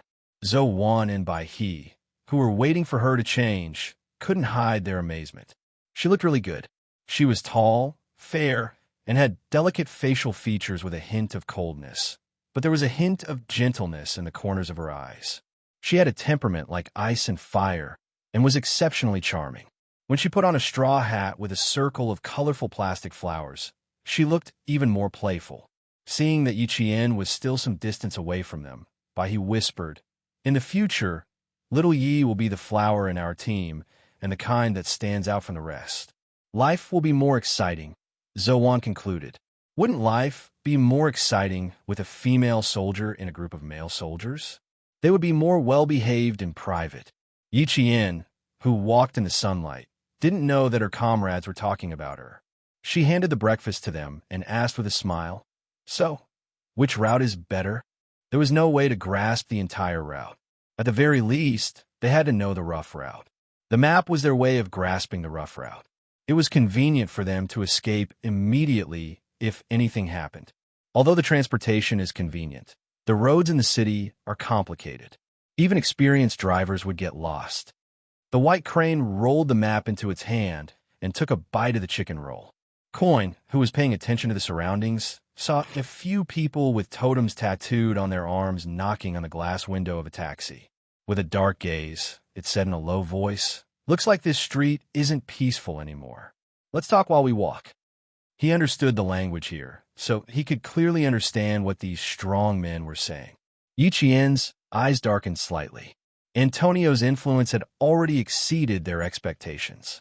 What about Captain Xia after he returned? Was he doing well? The white crane patted its shoulder lightly and said, "Let's go and take a carriage." "All right." Yi Qian hid his worries well and didn't let his comrades notice anything strange. He smiled faintly and got into the taxi. She believed in Captain Xia's ability, but she couldn't believe that he could really escape unscathed. The taxi drove for less than 3 kilometers before it blocked the road at a corner. The horn was blaring so loudly that it was deafening. As the car moved slowly, the three of them encountered a few strong men knocking on the glass window. The taxi driver lowered the window after the first knock, afraid that these people would smash his car. One of the strong men leaned on the window with one hand and looked at Yi Qian with a somewhat presumptuous gaze. Bai He and Long Ying behind them were also being sized up by 2 strong men. Chapter 2071. It wasn't just one taxi that was stopped by them. In less than 10 kilometers, Yi Qian saw countless taxis being stopped by them. Some people resisted and shouted, but it was no use. The only good thing was that they didn't hurt anyone. It was probably because of this, and the other party didn't do anything too outrageous. They only knocked on the windows and asked the tourists where to get on the bus, where to go later, and chatted with the driver. When they felt that there was no problem, they let the taxi leave. Yi Qian and the others stopped the taxi twice, and it took them 2 hours to reach the designated location of the embassy. It was an old 2-story residential building. The person who received them was the deputy ambassador who had been in contact with the military. When he saw the 3 of them standing outside the door, he couldn't hide the joy on his face. "We're safe here. We're safe here." The ambassador was a middle-aged man in his early 50s. He warmly welcomed the 3 of them into the living room and immediately poured them a cup of tea. The joy on his face hadn't completely disappeared. "The country has been waiting for news of the 3 of you.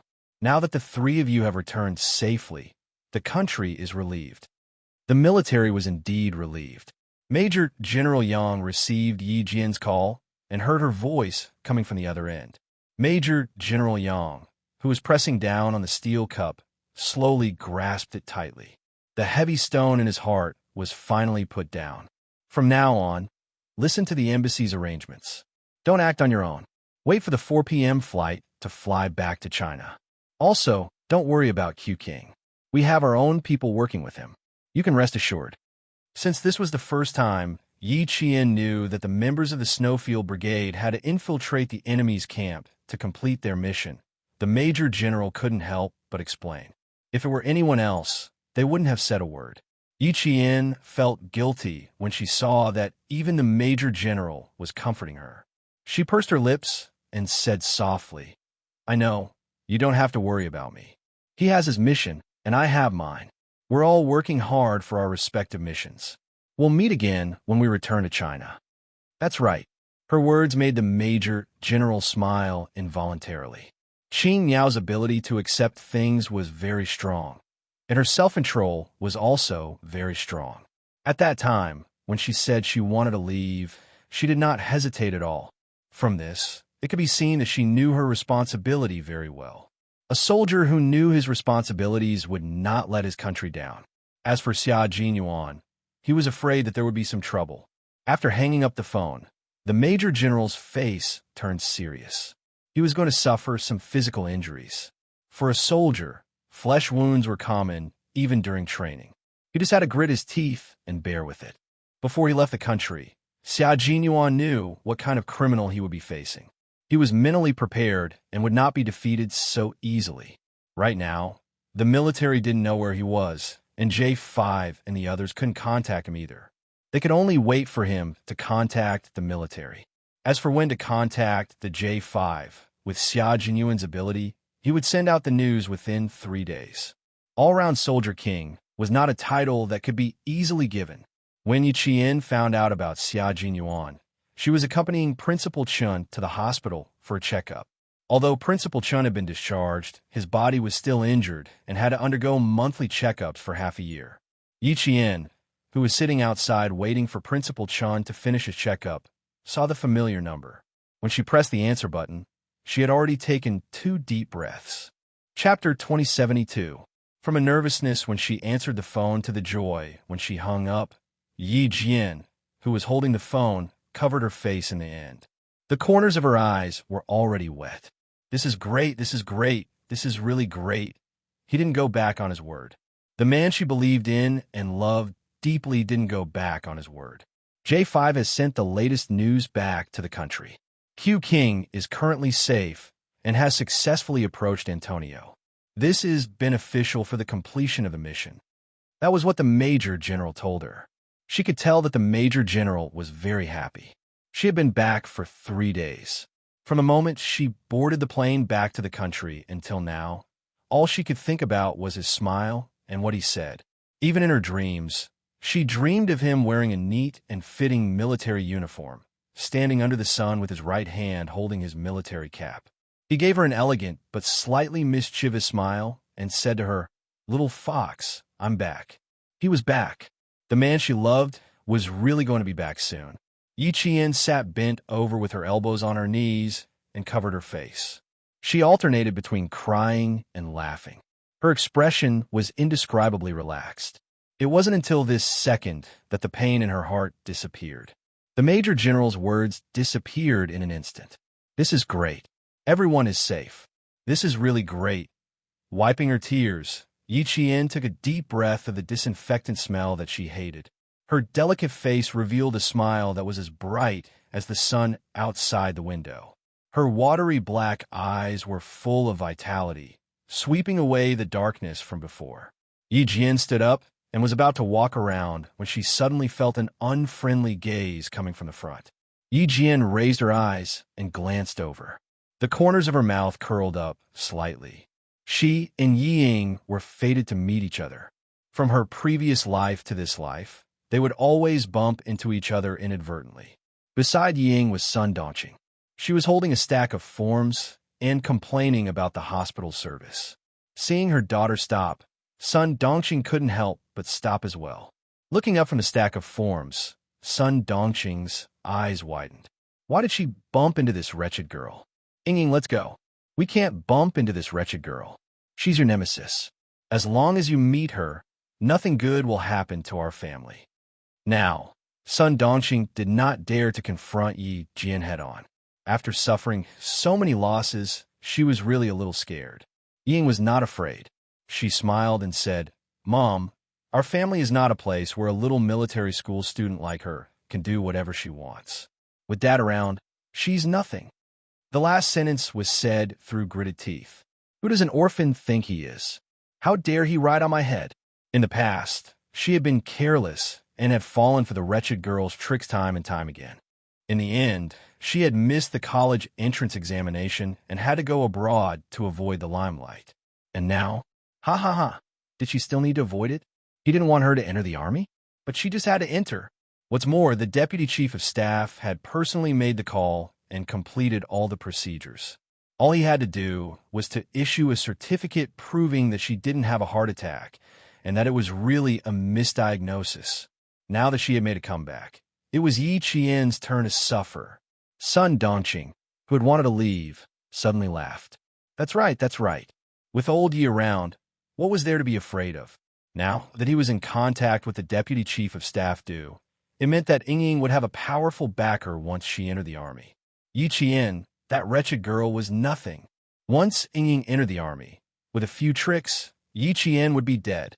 Instantly, Sun Dongqing, who was full of confidence, grabbed Yi Ying's hand and walked towards Yi Qian with a smug look on her face. Chapter 2073. At this moment, Yi Qian really didn't want to see the mother and daughter walking towards her. However, the mother and daughter were obviously back to their previous arrogance.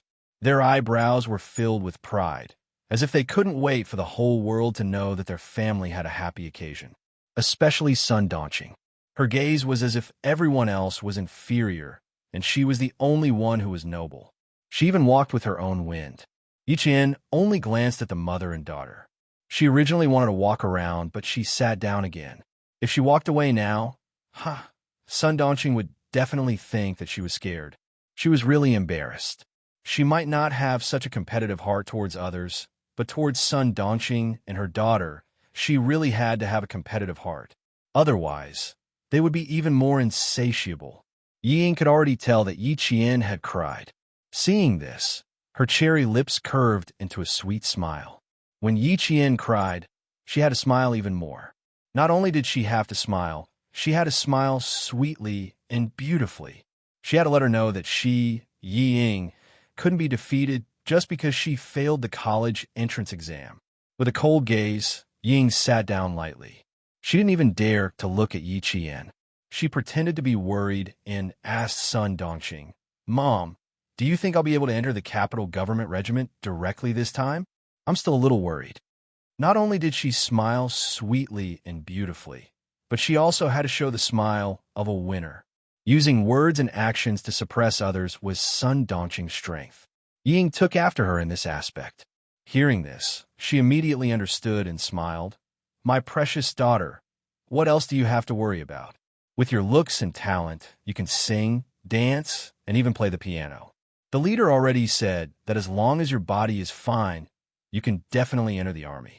The leader also said that it's a pity that a girl with such talent like you doesn't enter the army. If you enter the army to gain experience for a few years, you'll just end up as a fetus." Be reborn.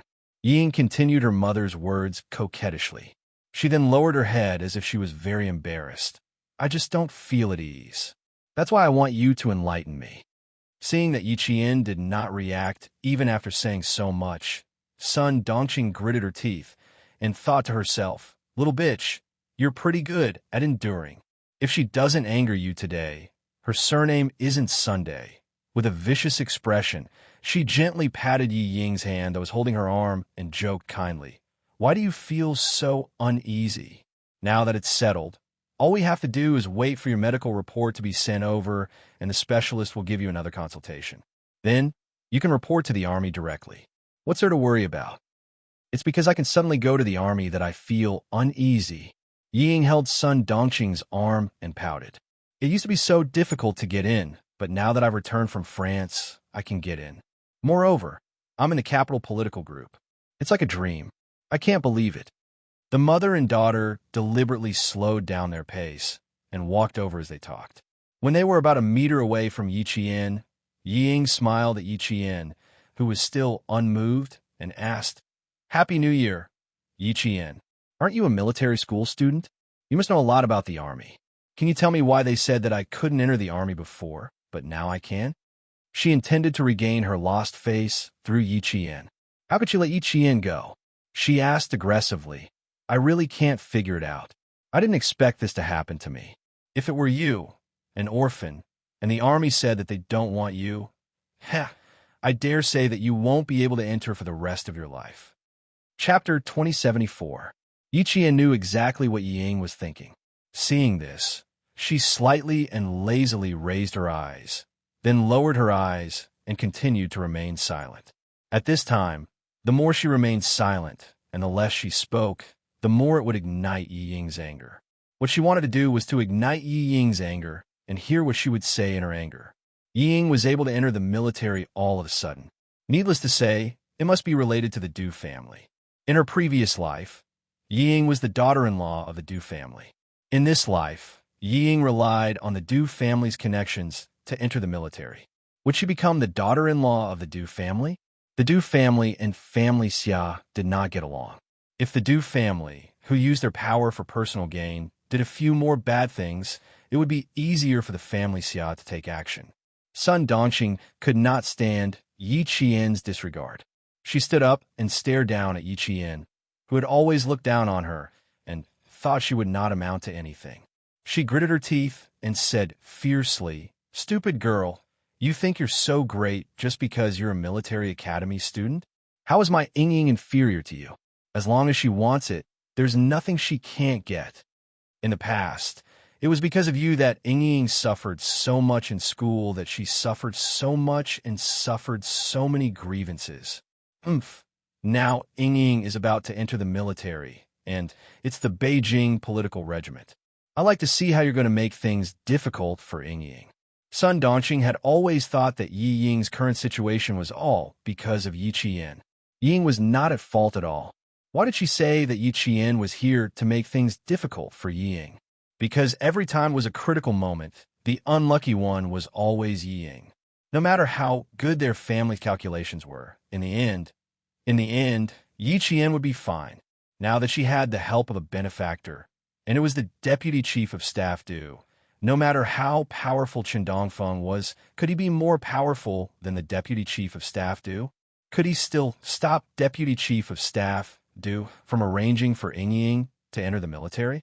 She couldn't enter the provincial army because her Ying was destined to be assisted by a noble to enter the capital government regiment.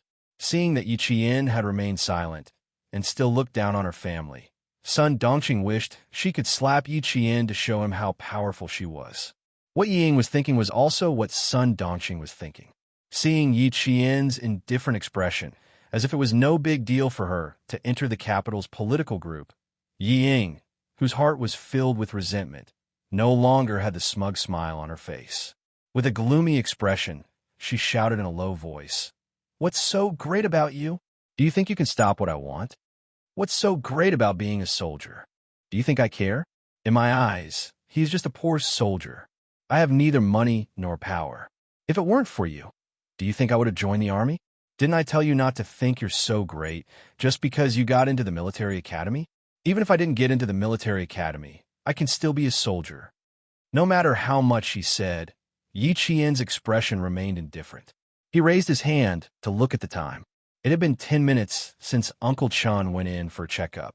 The mother and daughter had been talking for so long, but Yi Zhifan still hadn't come out. The corners of Yi Qian's mouth couldn't help but curl up slightly. Without Yi Zhifan around, Sun Dongqing and Yi Ying were nothing to be afraid of.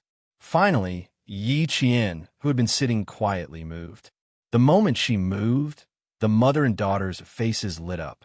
They thought she had stimulated Yi Qian. Yi Ying, what does your joining the army have to do with me? Is it worth it for you to come all the way to the hospital to report to me? Yi Qian put her hands into the pockets of her cotton-padded jacket. Her slender fingers pressed a few keys as she said, "There's really no need for that. I don't even want to know if you're a soldier or not." Chapter 2075. It would have been better if she hadn't opened her mouth, but the moment she did, the mother and daughter were infuriated. What did she mean by specially coming to the hospital to report? Who did she think she was? Yi Ying's face had turned green from anger because of Yi Qian's few words. However, Yi Qian didn't stop there. Since she had spoken, she naturally had to record what she wanted to record. Since you hate soldiers so much and say that we soldiers are poor, why did you choose a poor soldier who you despise for me? You really don't have to make things difficult for yourself for me, and don't make things difficult for others, understand? Yi Qian kept saying that Yi Ying joined the military because of her. Yi Ying's face had turned from green to black.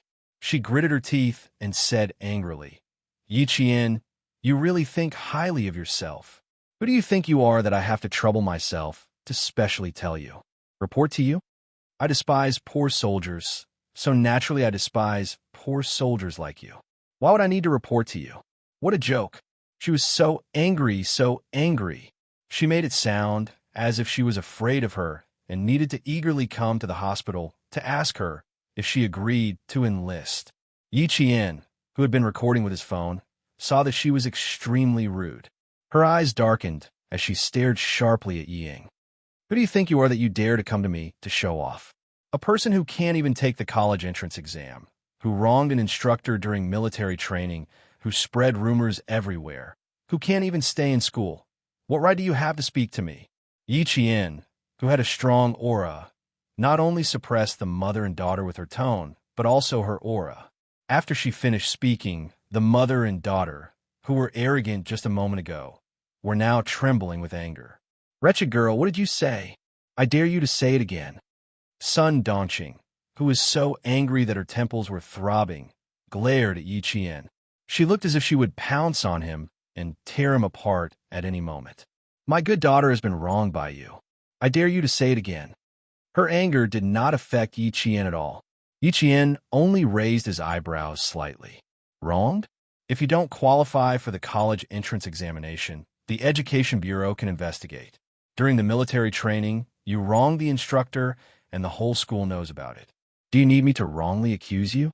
Suddenly, Yi Qian changed the topic and said mockingly, "That's right. Yi Ying is about to enter the army. Of course, she can't bring up her dark history. Otherwise, all of your family's efforts will be in vain. That's strange. Since Yi Ying doesn't want to be a soldier, why does she have to be one? Just now, I said it was for me, but you guys said it wasn't. Yi Ying. Oh, Yi Ying, did your father force you to join the Beijing political group? Director Yi actually has such great ability to actually send you to the Beijing political group. It seems that I really have to be more careful in the future. With such ability, no wonder you and your mother are so proud." Hearing this, Sun Dongqing laughed. She was laughing because of Yi Qian's last words. "Wretched girl, you think you can stand out just because you got into the military academy? You're just an orphan with no parents. Even if you get into the military academy, you're destined to be a basic officer. Even if my Ying doesn't get into the military academy, she can still be an officer. She'll get higher and higher, and no matter how hard you work, it'll be useless, as long as my Ying and your deputy do in the army." Before Sun Dongqing could finish speaking, Yi Qian was very alert and interrupted her. She said coldly to Yi Qian, "Yi Qian, As long as you're still in the army, I won't let you off. Chapter 2076. Even though Yi Ying interrupted Sun Dongqing in time, Yi Qian had already recorded what she wanted to record. She really was the deputy chief of staff Du. In her previous life, Ying did not join the army, but she successfully married into the Du family. In this life, she joined the army, so she could probably marry into the Du family. But Yi Jian stared at Ying for a while with a vicious glint in her eyes.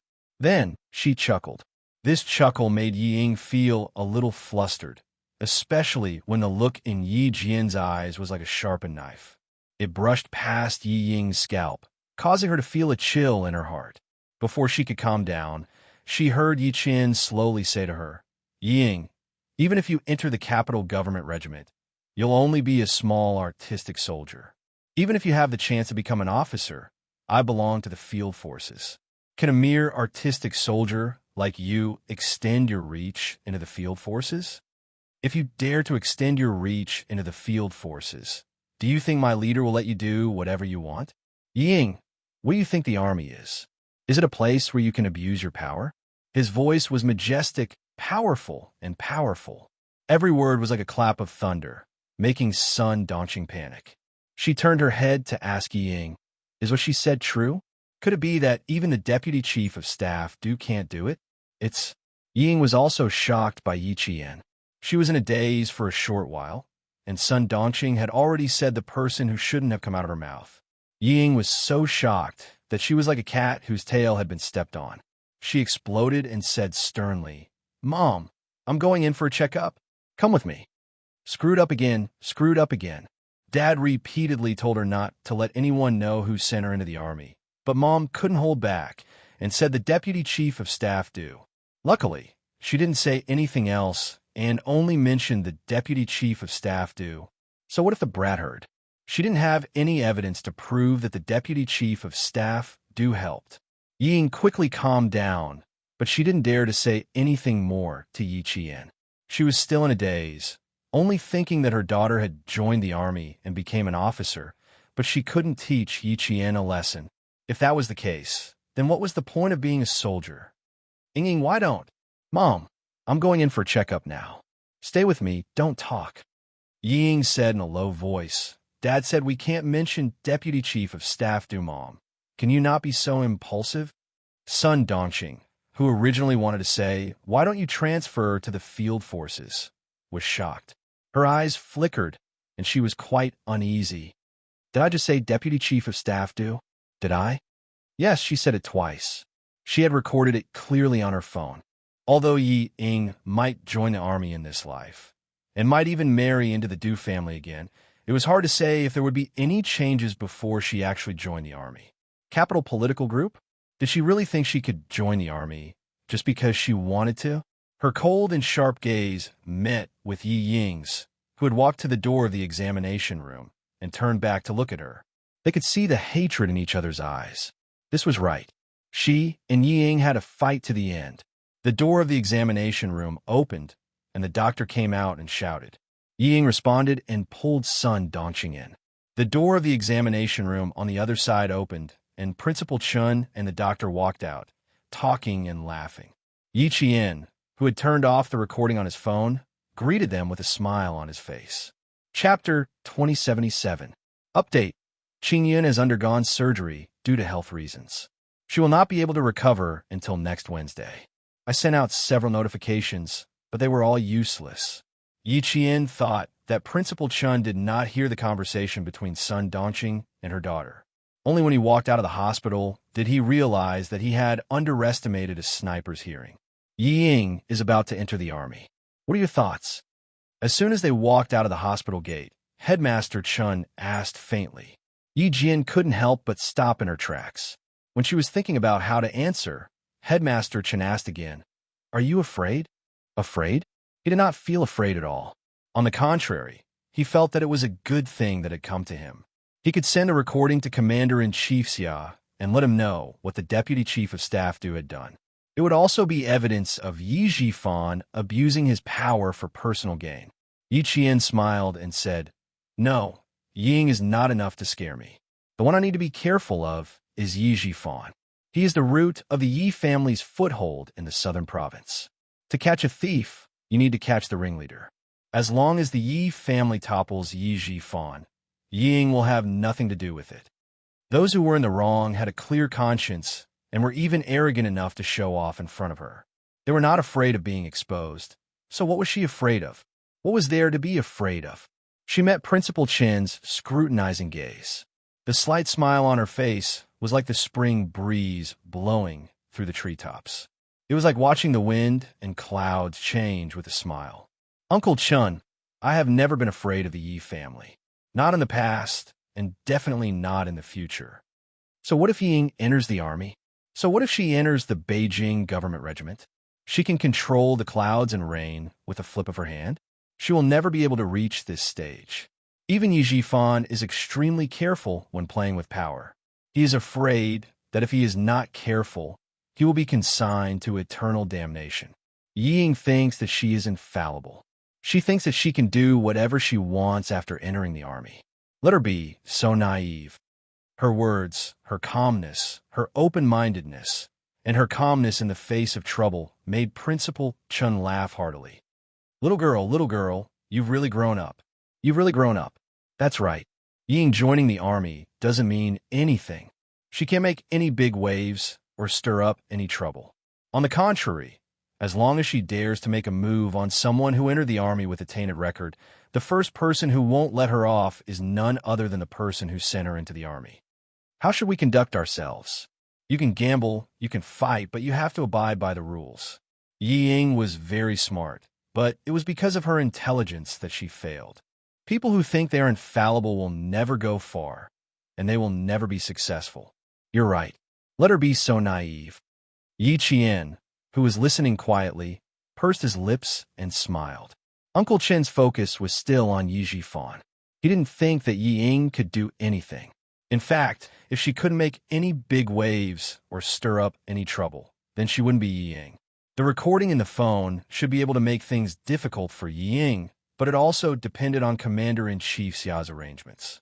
These things weren't things that a small military school student like her could interfere in. Yi Ying was right about one thing. She was indeed a small military school student who couldn't do anything. The only thing she could do was to hand the recording to Commander-in-Chief Xia. Commander-in-Chief Xia, who received the recording, played it to the Military Disciplinary Committee. The recording clearly stated who did what, who entered the army because of what. Banned from taking a college entrance exam, heart disease. How could someone like that enter the Beijing political group? And it was even recorded?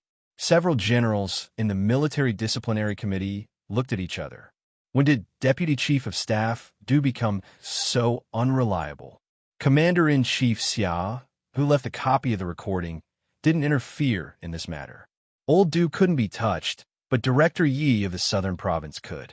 Having taught such an arrogant and savage daughter, he should know that his career wouldn't go far. Chapter 2078. Deputy Chief of Staff Du couldn't be moved for the time being, but Yi Jifan's investigation had already begun. At this time, the Southern Province's officialdom was still in the midst of the new year. Yi Qian, who gave the recording to Commander-in-Chief Xia, left the provincial capital at night. She needed to go back to Shuku village to retrieve her mother's belongings. Last year, Chief Kai came under the cover of night to hand over son Xueqing's belongings to Principal Chun. Yi Qian hadn't seen it until Principal Chun mentioned it. Only then did she know that her mother had left behind her belongings. In addition, Yi Jifan also had martyr son Xueqing's belongings. Thinking of her mother, Yi Qian, who had boarded the train, gently leaned against the train window. She slowly closed her eyes to hide the sadness in her eyes, while Xueyan's beautiful brows revealed her unyielding determination. Girl, Chief Kai brought back martyr son Xueqing's belongings. I hid them in the closet. You go and retrieve them first. Yi Jifan also has martyr son Xueqing's belongings. This is what your mother left for you. You have to retrieve it too. Right now, Yi Jifan's family is riding high. You have to avoid their limelight and retrieve the belongings your mother left for you. Their family won't be able to be proud for much longer. In her previous life, she was useless. She didn't see any of her mother's belongings. She didn't even know that Yi Jifan had her mother's belongings. In this life, she couldn't make the same mistake as in her previous life. She had to correct all the mistakes she made in her previous life. Principal Chen's advice flashed through her mind. Yi Qian, who was secretly adjusting her breathing, gradually calmed down. Soon, very soon, the current Yi Jifan seemed to have a bright future, but he didn't know that sending Yi Ying to the army was equivalent to cutting off his own career. Let them be proud for a while longer. The higher you climb, the more painful it will be when you fall. She was waiting for this family to fall from the clouds into the mud. It was around 5 o'clock in the afternoon the next day when they returned to Shuka village. It was the time when the village was filled with smoke and delicious food. The atmosphere in the village was very festive. Spring festival couplets were pasted on the door of every house, and red lanterns were hung up. Yi Qian, who had a faint smile on his face, thanked the villagers for their invitation and returned to his home. The house was still the same as before. The green tiles, the white walls, the grass, and the trees were all so familiar. Creak, creak, creak. She pushed open the rusty wooden door and turned on the light. The pure white light shone on every corner of the living room. The familiar furnishings and the familiar atmosphere. This was her home, a home that could let her put down all the defenses in her heart and make her feel at ease. When his gaze fell on the 2 large chairs in the main hall, Yi Qian's eyes turned sour. It was Grandpa Jin's favorite chair. Grandpa Jin would sit in one chair while she would sit in the other. She would quietly listen to Grandpa Jin talk, listen to him teach her how to be a person, listen to him teach her how to be a person, listen to him teach her how to live her life, listen to him teach her, listen to him educate her.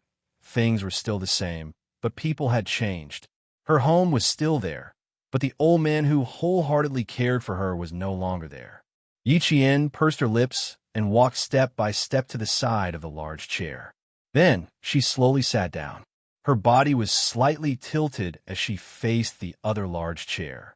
Just like before, she maintained the posture of listening to Grandpa Jin's preaching. Grandpa, Yi Jifan will fall from power very soon. Look, I've been waiting for this day for so long. You told me before that there are some things that I can't be too hasty about. I've always remembered your words. I've been waiting, hoping, and waiting. Now that it has finally happened, I'm really happy. Chapter 2079. After returning home, Yi Qian sat on the big chair and looked at the empty big chair opposite her. She vaguely felt like she had returned to the past when she saw the kind-looking old man in an old-fashioned military uniform looking at her with kind eyes. Yi Qian felt her eyes sting, and she smiled. After returning home, she removed the outer layer that was the toughest and most resistant to wind and rain. The smile that lingered on the corner of her mouth was so soft. Grandpa, are you okay? I don't know when the girl will be back this time.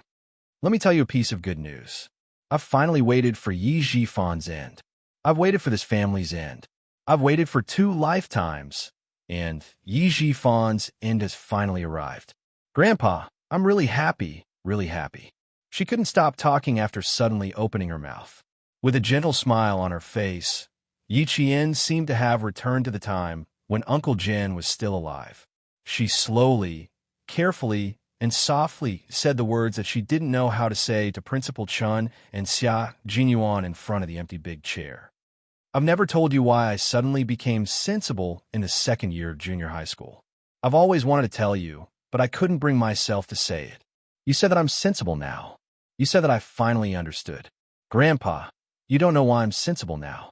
It's all because I was taught a bloody lesson in my previous life. I was reborn with hatred. In my previous life, I didn't listen to you and refused your help.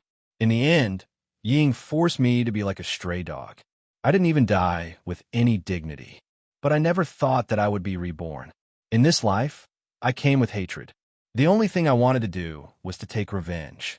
Other than that, I didn't have any other thoughts. Grandpa, you were the one who pointed out a path for me. You told me that in this life, other than taking revenge, there was another way to make my enemies hate me. I listened to your arrangements, listened to your words, and endured Yi Jifan, who caused me to be alone in my previous life, hovering in front of my eyes. I held back my hatred and silently put down the scissors and kitchen knives that I picked up time and time again. Your words and the path you pointed out helped me walk out of the darkness filled with hatred. I learned that only by being strong can I stand on my own feet. Only then can I complete what I didn't do in my previous life. When I couldn't take it anymore, I would think about your words.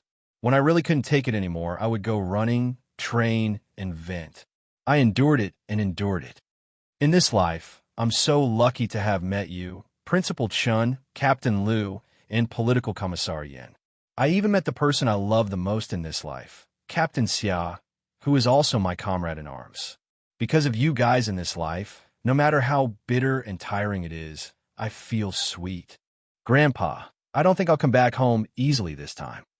Although I have a home in the village, in my previous life, I was looked down upon by too many people in the village. Facing my neighbors in this life, even if they are very kind to me now, I can't help but think of them in my previous life. I know it's wrong, but Grandpa, I can't be so open-minded anymore. Some people, some things, no matter how hard I try, I just can't let it go. I remember the people who helped me in both lives, but those who bullied me and humiliated me, no matter how unrestrained they are in this life, I can't let them go. The fickleness of human nature is too bitter. In my previous life, I was framed by Yi Ying. While I walked in the village, I was pointed at. Grandpa, every time I return to the village, I can't help but think of the past. Chapter 2080. Yi Qian spoke of her secret in a very calm tone. There was no sadness or pain, only a sense of ease. Grandfather, I'm sorry to disappoint you. I can't let go of everything. The only thing I can do is to forget those things and those people. But don't worry, I won't do anything extreme. I will get along with them peacefully. I will bury all the things they did to me in my previous life in my heart. Along with the fate of Yi Zhifan and his family, it will gradually fade away. I think I will be able to get over it, but it will take some time. In her previous life, the villagers of Shuku village all stood on Yi Ying's side. They scolded her for seducing the teacher from the city. Later on, whenever son Dongqing returned to the village, she would spread the news of her dirty deeds. When Yi Ying returned from her studies in France, the villagers compared her to Yi Ying, and their hatred for her reached its peak. Even after being reborn, Yi Qian still couldn't get over those inexplicable feelings. So, every time she came back, she would smile and decline the villagers' invitations to visit her house. She would never stay for dinner. She couldn't be calm without getting over it. This was Yi Qian's deepest secret. Even in front of an empty chair, it was very difficult to say it. She had to say the words that were buried in her heart, buried in her bones, word by word. It was as if they were extracted from the depths of her soul. Every word was wrapped in a layer of blood. Fortunately, she was able to face it calmly. Although every word was like crying blood, her expression was exceptionally relaxed. A dog barked faintly and woke Yi Jian up. She blinked her eyes slightly, and the old man who seemed to be sitting on the big chair and listening to her talk suddenly disappeared with a kind smile. Yi Jian blinked again. Facing the empty big chair, the smile on her lips deepened. She knew what she had said. She also knew that she had been talking to herself. She just wanted to say it out loud. She wanted to tell the secret that had been buried deep in her heart. She felt much better after saying it out loud. That was it. This secret didn't need anyone else to know. It was enough for her to know it. Yi Qian took a deep breath and stood up. Under the light, her eyes were like a lotus flower in the clear sky after the rain. She had weathered the wind and rain, but she was strong. The fire in the kitchen had already been lit. Yi Qian added some dry wood and set up a copper kettle with water. After washing her hands clean, she opened a waterproof and moisture-proof leather bag. Her expression was solemn. When she took out the items from the leather bag, Yi Qian's fingertips trembled slightly. She had just taken it out from the inner compartment of the wardrobe. It was her mother's belongings. There were 2 diaries. While warming herself up, she opened the first diary. The diary recorded the daily life of a soldier, as well as the love of a female soldier. There was no more news of the person I loved. It was as if he had disappeared. He disappeared, but I got pregnant, leaving behind his bloodline to remind me that our love was not a dream. I returned to the village and married an honest young man from the neighboring village. He was also a pitiful man who would never be able to have a child of his own. He said, "I'm also a pitiful person." Yiqian slowly flipped through the diary and read it carefully. Line after line of words brought her into her mother's life. She knew how strong her mother was. However, she also felt sorry for her mother. Having a child before marriage was undoubtedly shocking in that era. Fortunately, her mother met her father, had a family, and had her own child. Chapter 2081. Yijian did not have the urge to know who the irresponsible man who left without any news was. She only knew that her parents were happy after they got married. Just as her mother wrote in her diary, the two pitiful people lived like good friends. They worked together during the day, and although they slept in different beds at night, they could talk all night long. She also knew that her father actually liked another girl in the village, but because of his health, he could only watch her get married and become a mother. When I received news that Xianxia had died in a foreign land, I wanted to fight with my mother-in-law. It was her pressure that caused Xianxia to die in a foreign land. It was her favoritism that caused Xianxia to leave while sick. I wanted my mother-in-law to pay with her life, but before I could start, I had to return to the army. I had to face a mission that I knew would cause me to sacrifice myself. I had no other choice, because I was a soldier. I had to obey orders and accept arrangements. I had no other choice.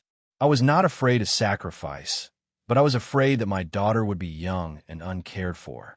I made a very bold choice. During the meeting, I stood up and loudly told the Prime Minister that if I sacrificed myself, I was willing to ask the army to take care of my daughter. As long as the Prime Minister agreed, even if my daughter lost me, she would be well taken care of. I also told my comrades that I was willing to ask them to take care of her. I did not ask for my daughter to live a life of luxury. I only wanted her to live a peaceful life. Even if she did not know that she had an irresponsible mother like me, it did not matter. I only wanted her to grow up peacefully and never know about those dirty and ugly things. I wanted her to grow up happily and happily. Seeing this, Yiqian smiled with tears in her eyes. This was her mother, a fearless soldier who was not afraid of sacrifice. A great mother who left all her gentleness to herself. A peaceful life. Her mother wanted to make a final gamble in exchange for a peaceful life, but in her previous life, she failed to live up to her expectations and let her down deeply. In this life, she would not let her down again. Yiqian, who had never seen martyr son Xueqing's belongings, read the two diaries again and again. The fire in the stove was extinguished and reignited. The water in the copper kettle was cold and boiled. In the end, Yiqian was so familiar with the diaries that she could memorize them without missing a word. Putting the diaries back into the leather bag, Yiqian picked up a booklet with yellowed pages. The edges of the pages were rusty from reading too many pages. This was a booklet of military rules and regulations. Yiqian flipped open the booklet and looked at some of the rules and regulations that still remained. It was as if she saw her mother seriously reading the booklet. The handbook was a little thinner than today's rules and regulations. Yiqian finished reading it in less than an hour. Without closing the handbook, she stared at some of the underlined words. Her calm gaze slowly changed, becoming as sharp as the cold light on the tip of a sword. Smuggling, drug trafficking, violation of the law. These words were underlined. Her mother had sacrificed herself. Because of this, now the people who caused her death had not been punished. In fact, they had climbed to a higher position. In order to cover up their crimes, they had even erased her mother's life. Mother, your sacrifice will not be in vain. Your daughter will find the people who harmed you. Your daughter will finish what you have not finished. After putting all the items back into the leather bag, Yiqian sat in the kitchen and rested for a few hours. She left Shuku village at 5 in the morning. When she reached the entrance of the village, she turned back to look at the peaceful mountain village. Yiqian looked away and strode away without looking back. There was a storm ahead, and she just sat there and watched it. Chapter 2082. From Commander-in-Chief Xia's tone, Yiqian already knew that the southern province's officialdom was going to be chaotic. However, Yi Zhifan, who had not received the news yet, was still immersed in the joy of his daughter, Yi Ying, joining the army. After the physical examination, Ying, who received the authoritative results and handed in all the information, quickly received the letter of enlistment. There was still a month before the spring conscription. With the Du family's help, Ying received the letter of enlistment earlier than anyone else. The army that she was going to report to was none other than the Beijing political regiment that Yi Zhifan wanted to send Ying to. Good. I'm relieved now. Yi Zhifan, who received Yi Ying's letter of enlistment from the post office, looked at the name written on it and couldn't help but smile. Letter of enlistment was written on the red-hard surface in golden font. This was the letter that he had failed to obtain despite all his efforts. Unexpectedly, he got it by accident. When the deputy chief of staff nodded, he wasn't very surprised. He only felt that things had taken a turn for the better and that his daughter might be able to join the army. After the application, the physical examination, the sending of the information, he didn't feel very happy. After all, everything was unpredictable. As long as it wasn't confirmed, he would choose to visit. Now that he received the letter of enlistment and everything was settled, Yi Zhifan, who had always been calm, finally believed the deputy chief of staff. Only then did the heavy stone in his heart fall off. Yi Zhifan was naturally suspicious. In addition, this was all planned by the person behind the jade pendant.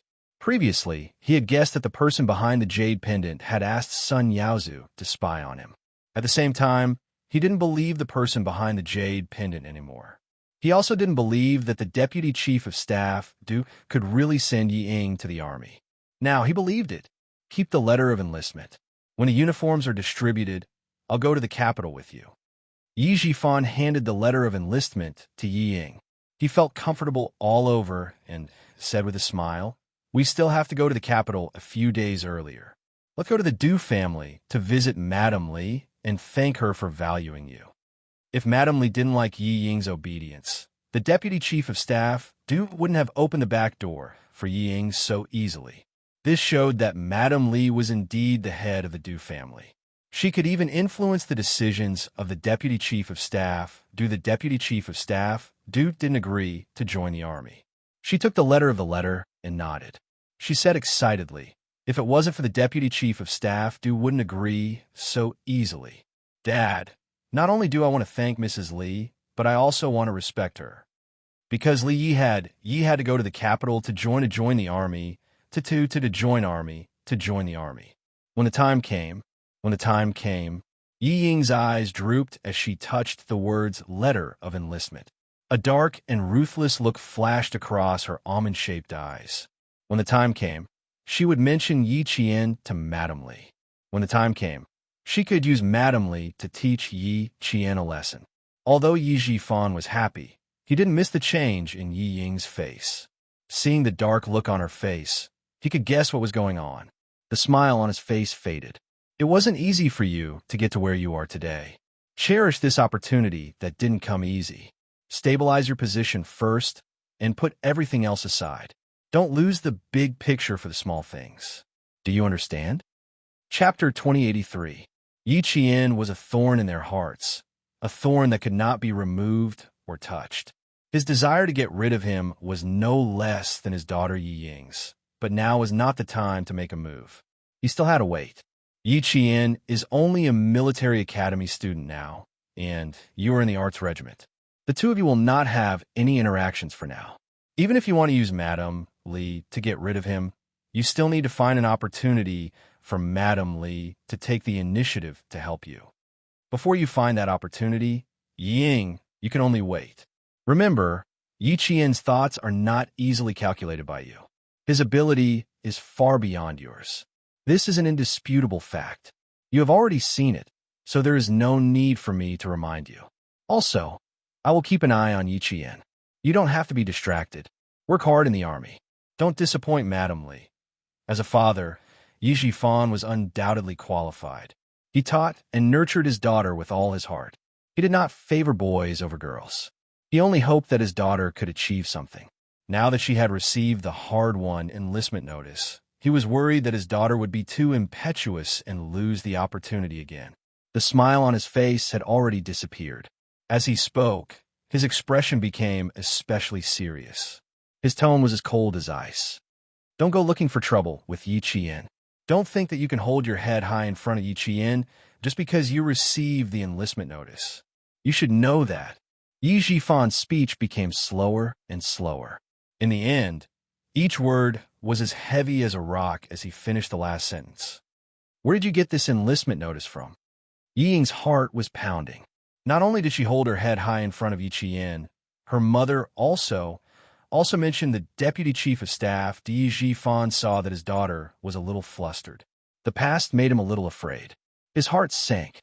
He suddenly raised his voice and asked, "Did you and your mother do something stupid behind my back again?" No. The question made Yi Ying shiver violently and deny it. She tried to suppress the panic in her heart and put the notice in the drawer. When she raised her head again, she forced a smile and said calmly, No, I didn't. I know that it's not easy for me to get the chance to join the army. How could I spread it around? Even my good friends don't know about it.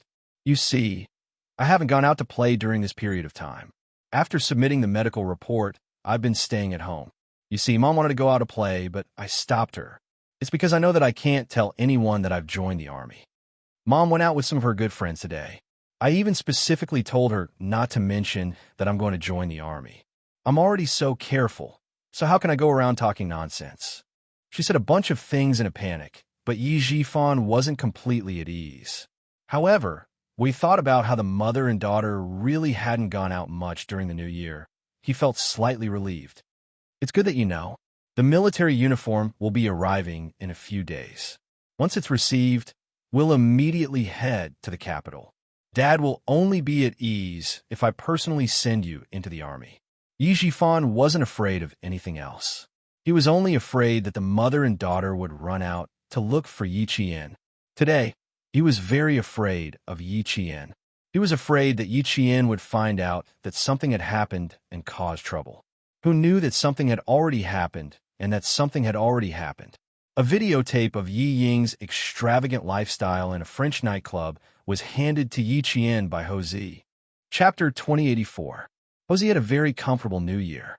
After playing chess with Master Xia for 5 days without saying a word, he received the old man's approval and became the most legitimate son-in-law in the family Xia. Now, she was flushed with success. Even her smile had some unfamiliar warmth. Yi Jian, who came to pay a New Year's visit, was stunned for a moment when he saw Houzi, who had no hostility between her eyebrows, only gentleness. Even if he didn't come, I was going to look for you. After sitting down, Houzi went straight to the point and took out a videotape from the drawer of the coffee table. I heard that Director Ye's daughter is going to report to the military. Send this videotape to the military she's going to. I guarantee that she won't be able to enter the military. Videotape? Guarantee that Yi Ying won't be able to enter the military? Before the confused Yi Qian could ask, Xia Yiwei, who came out of the kitchen with fruits, heard what he said and glared at him. Then she said to Yi Qian, who had been in the house for less than 3 minutes, Xiao Yi, ignore him. Come, eat some fruits. It's the new year. Let's not talk about such boring things. With that, she pretended to be unhappy and glared at Houzi. Her gaze was as charming as water, and her glare made Houzi raise his handsome eyebrows. The smile on his handsome face suddenly had a hint of a deep smile. Yi Qian glanced at the videotape on the coffee table, then looked at Xia Yiwei, who was blushing from Houzi's smile. He thought to himself, did I come at the wrong time and disturb the two of them? Honey, what I told Xiao Yi was very interesting. Aren't you tired? Go back to the room and rest. I'll come back to the room to accompany you after I'm done talking to Xiao Yi. In the past, the mafia boss who could shake the entire southern province with a stomp of his feet had become an understanding flower. He got up from the sofa and helped Xia Yiwei up in front of Yi Qian. In a low voice, he said, Little darling, you're wearing your clothes inside out. I'll accompany you upstairs so you can have a good sleep. His voice was very low, but the person sitting on the sofa was a special forces soldier. No matter how low his voice was, she could still hear it clearly. With Captain Xia's adult education, Yi Qian instantly understood that he had come at the wrong time. He quickly picked up the hot tea he had brewed to hide his awkwardness and pretended not to see or hear anything. Xia Yiwei lowered her head to take a look, and her already delicate face turned even redder. She gritted her teeth and glared fiercely at the culprit who had caused her to wear her clothes inside out.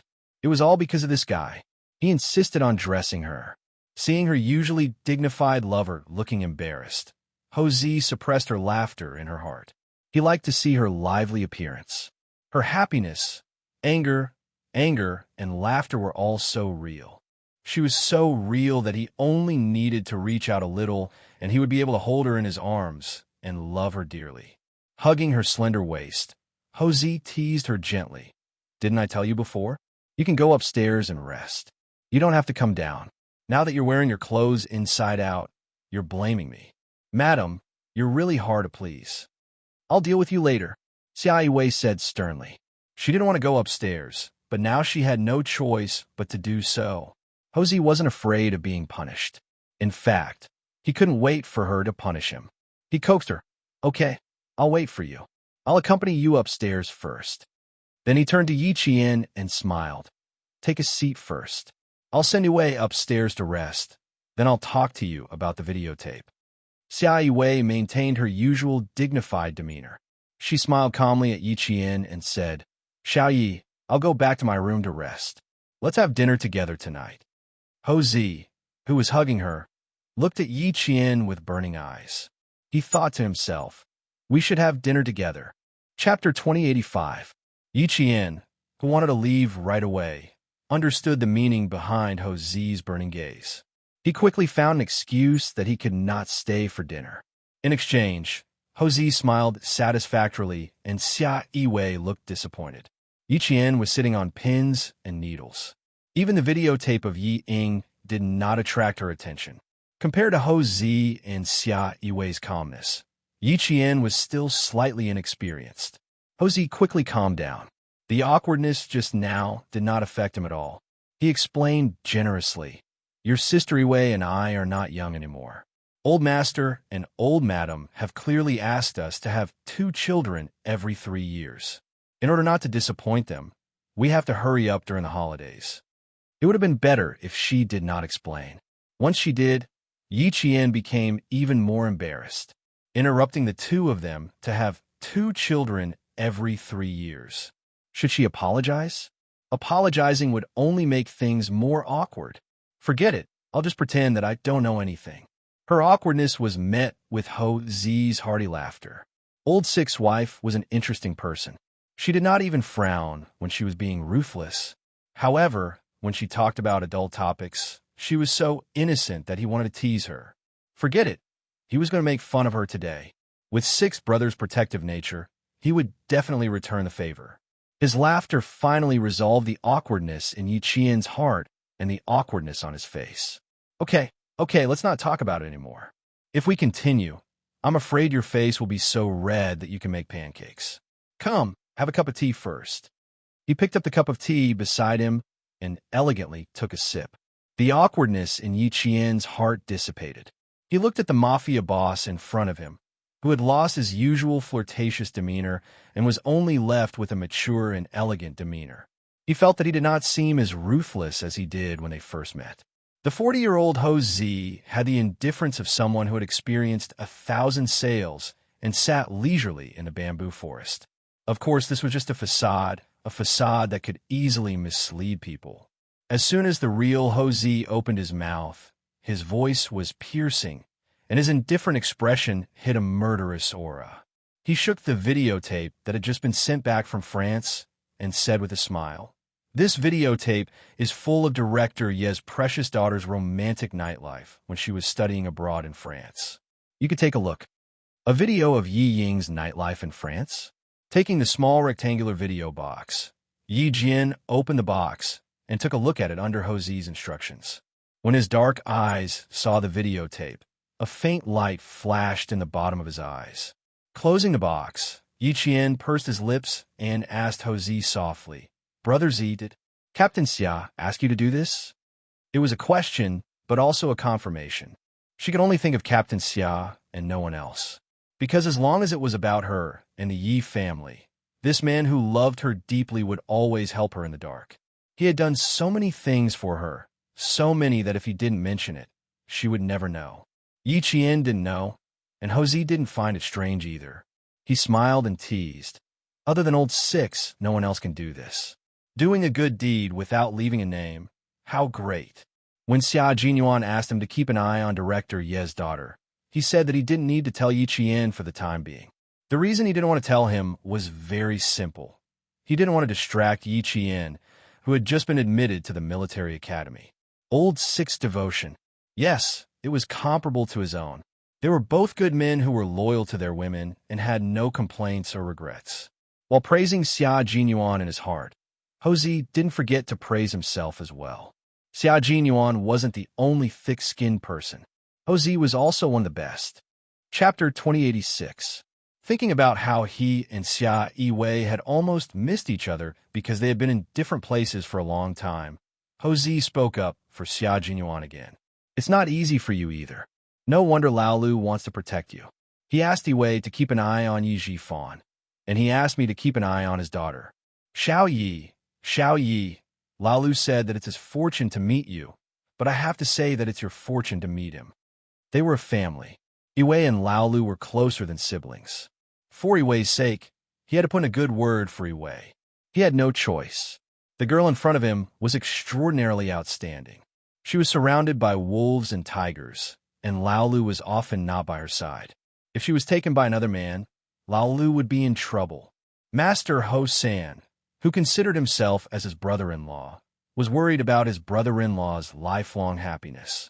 Yi Qian was already emotional because of Jose's words. When he thought of Captain Xia, who was still on a mission abroad, his eyebrows were filled with deep affection. Brother Z, you're right. It's my fortune to meet Captain Xia. Sometimes I can't believe that I'm so lucky to meet Captain Xia. It's like a dream. Both of you are very affectionate. That's good. Jose could see the same affection in her eyes as in Lalio's. He couldn't help but feel a little emotional. Back then, he and Yiwei were too stubborn. They blindly hid their feelings for each other. They were afraid that the other party would find out how much they loved each other. They felt that they were at a disadvantage and almost lost each other. Now that he thought about it, what he did back then was really ridiculous.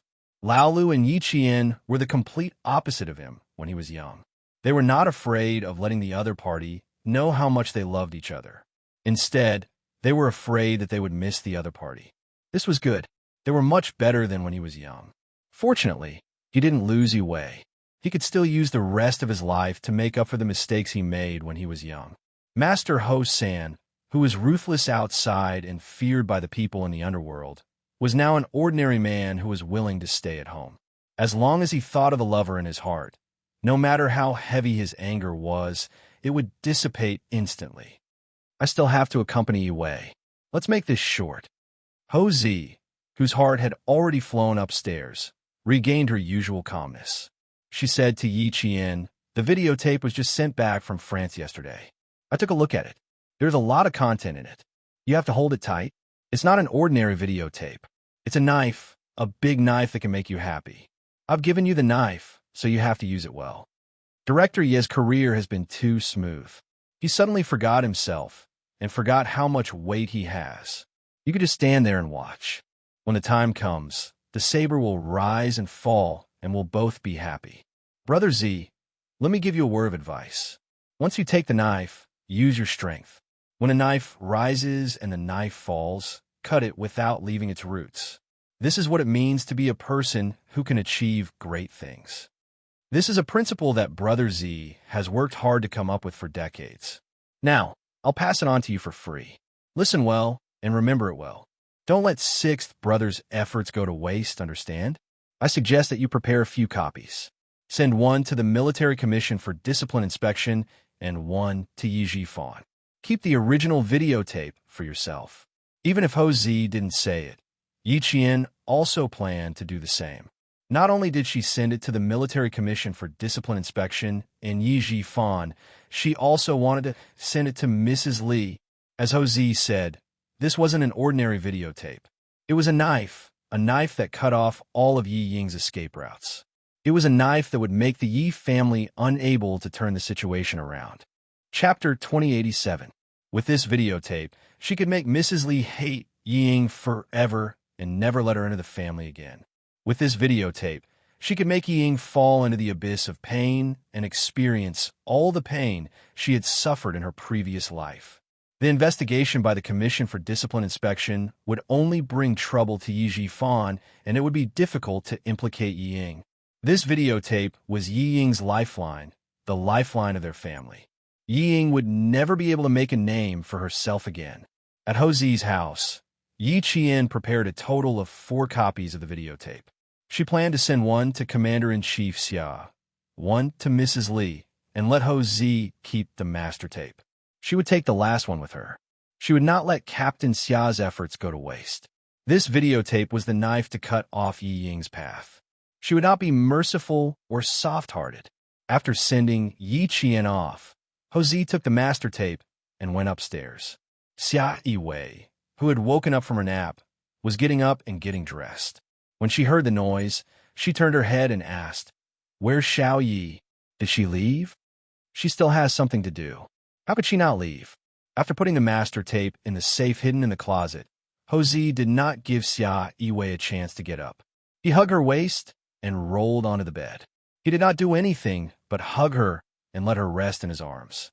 Xia Yiwei, who had taken a nap, was also awake. She rested her head on his shoulder and asked with a frown, "Why did you bring the videotape back? Didn't Xiao Yi want it for herself?" This was a videotape that could make Yi Jifan furious. Xiao Yi had no reason to not want it. This is the master tape. She prepared 4 copies before leaving. Don't underestimate 6th brother's wife. You're not as ruthless as her. Hou Zi turned sideways. His eyes, which were no longer young, were still mesmerizing as he stared at his lover in his arms. He sighed and said, "She and 6th brother are a match made in heaven. Even the way they do things is very similar. Their temperaments are also similar. They both value relationships and loyalty. They're much better than when we were young. Both Lao Lu and Yi Jian are sensible people. They know how to get along with each other for a long time.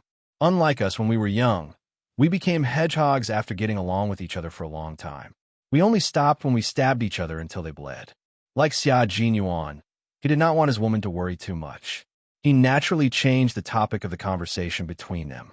At the mention of her youth, Xia Yiwei's attention shifted away, and a helpless smile appeared on her face. "Qian, Qian, Qian, and Yi Qian, Qian, Qian, Qian, Qian, and Qian, Qian, and Qian, Qian, Qian, and Qian, Qian, Qian, Qian, Qian, and Xiao are of it. Qian and Qian and Qian. And Xia, S and Xia. SS. Hou Zi thought about it. What his wife said made sense. But since she mentioned children and grandchildren, they had to have children to have grandchildren. Since time was right, they should make a child first. Hou Zi turned off his phone and unplugged the phone. Together with Xia Yiwei, they wholeheartedly devoted themselves to making a child together. He had completed what 6th brother had asked of him. The outcome of the game had been decided. It was up to Yi Qian to decide what to do next. Based on Qian's personality, he did not need to think too deeply to know that she would not treat herself unfairly. She would definitely watch the Yi family decline. After the incident with Sun Yaozu, he had a better understanding of Qian's character. Qian, who was calm and collected, would definitely calmly make the arrangements. Qian should not worry about his own woman. Instead, he should think about how to make a successful child. Chapter 2088. Yi Qian's arrangement was simple and direct. 1 copy would be sent to Commander-in-Chief Xia, 1 to Madame Li's company, and 1 to Yi Jifan himself. When she arrived at the post office, she had originally planned to send the videotape to Yi Jifan a few days later so that it would miss the date of the videotape to be sent to Jing City. When she arrived at the post office, she changed her mind and sent the 3 videotapes together. The post office staff was checking the addresses of the recipients with Yi Qian. Yi Qian nodded with a smile and said, "That's right." The post office staff bent down to pack the videotape. As Yi Qian watched the videotape package being put into the box, a cold light flashed across his eyes. The faint smile at the corners of his mouth suddenly became sharper. Isn't Ying going to enlist in the army? Then let's take a good look at this videotape before enlisting in the army. Presumably, After watching this videotape, the arrogant family will be in a bad mood. Alas, it's a pity that I can't see their expressions with my own eyes. It's a pity that I can't see their expressions with my own eyes. After checking the 3 addresses one by one, the post office staff handed out the 3 mailing slips. Keep the slips. If you don't receive the mail, you can check it at the post office with the slips. Okay, thank you. Yiqian thanked him with a smile and took the slips. After walking out of the post office, Yiqian looked back at the counter where he had just sent the mail. There was a cold smile in his dark eyes. The weather was good these days.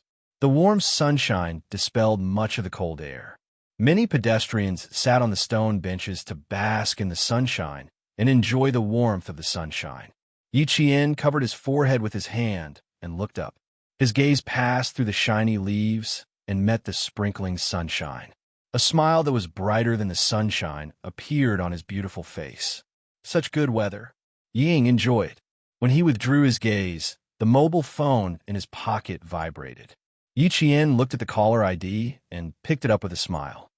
Do you want to tell me that you're in province now? On the other end of the phone, Song Jiqiu covered the phone tightly and looked at the person who had asked her to make the call. She laughed and said, "Brother, how do you know her so well? I want to lie to her. I've been with her for a year. Of course, I know her better than you." Yang Heng, who had just returned to China last night, raised his eyebrows and pointed at his phone, gesturing for him to speak to Yiqian. "Give me the phone. I'll speak to her myself." Song Jiqiu refused. "At least let me say something first."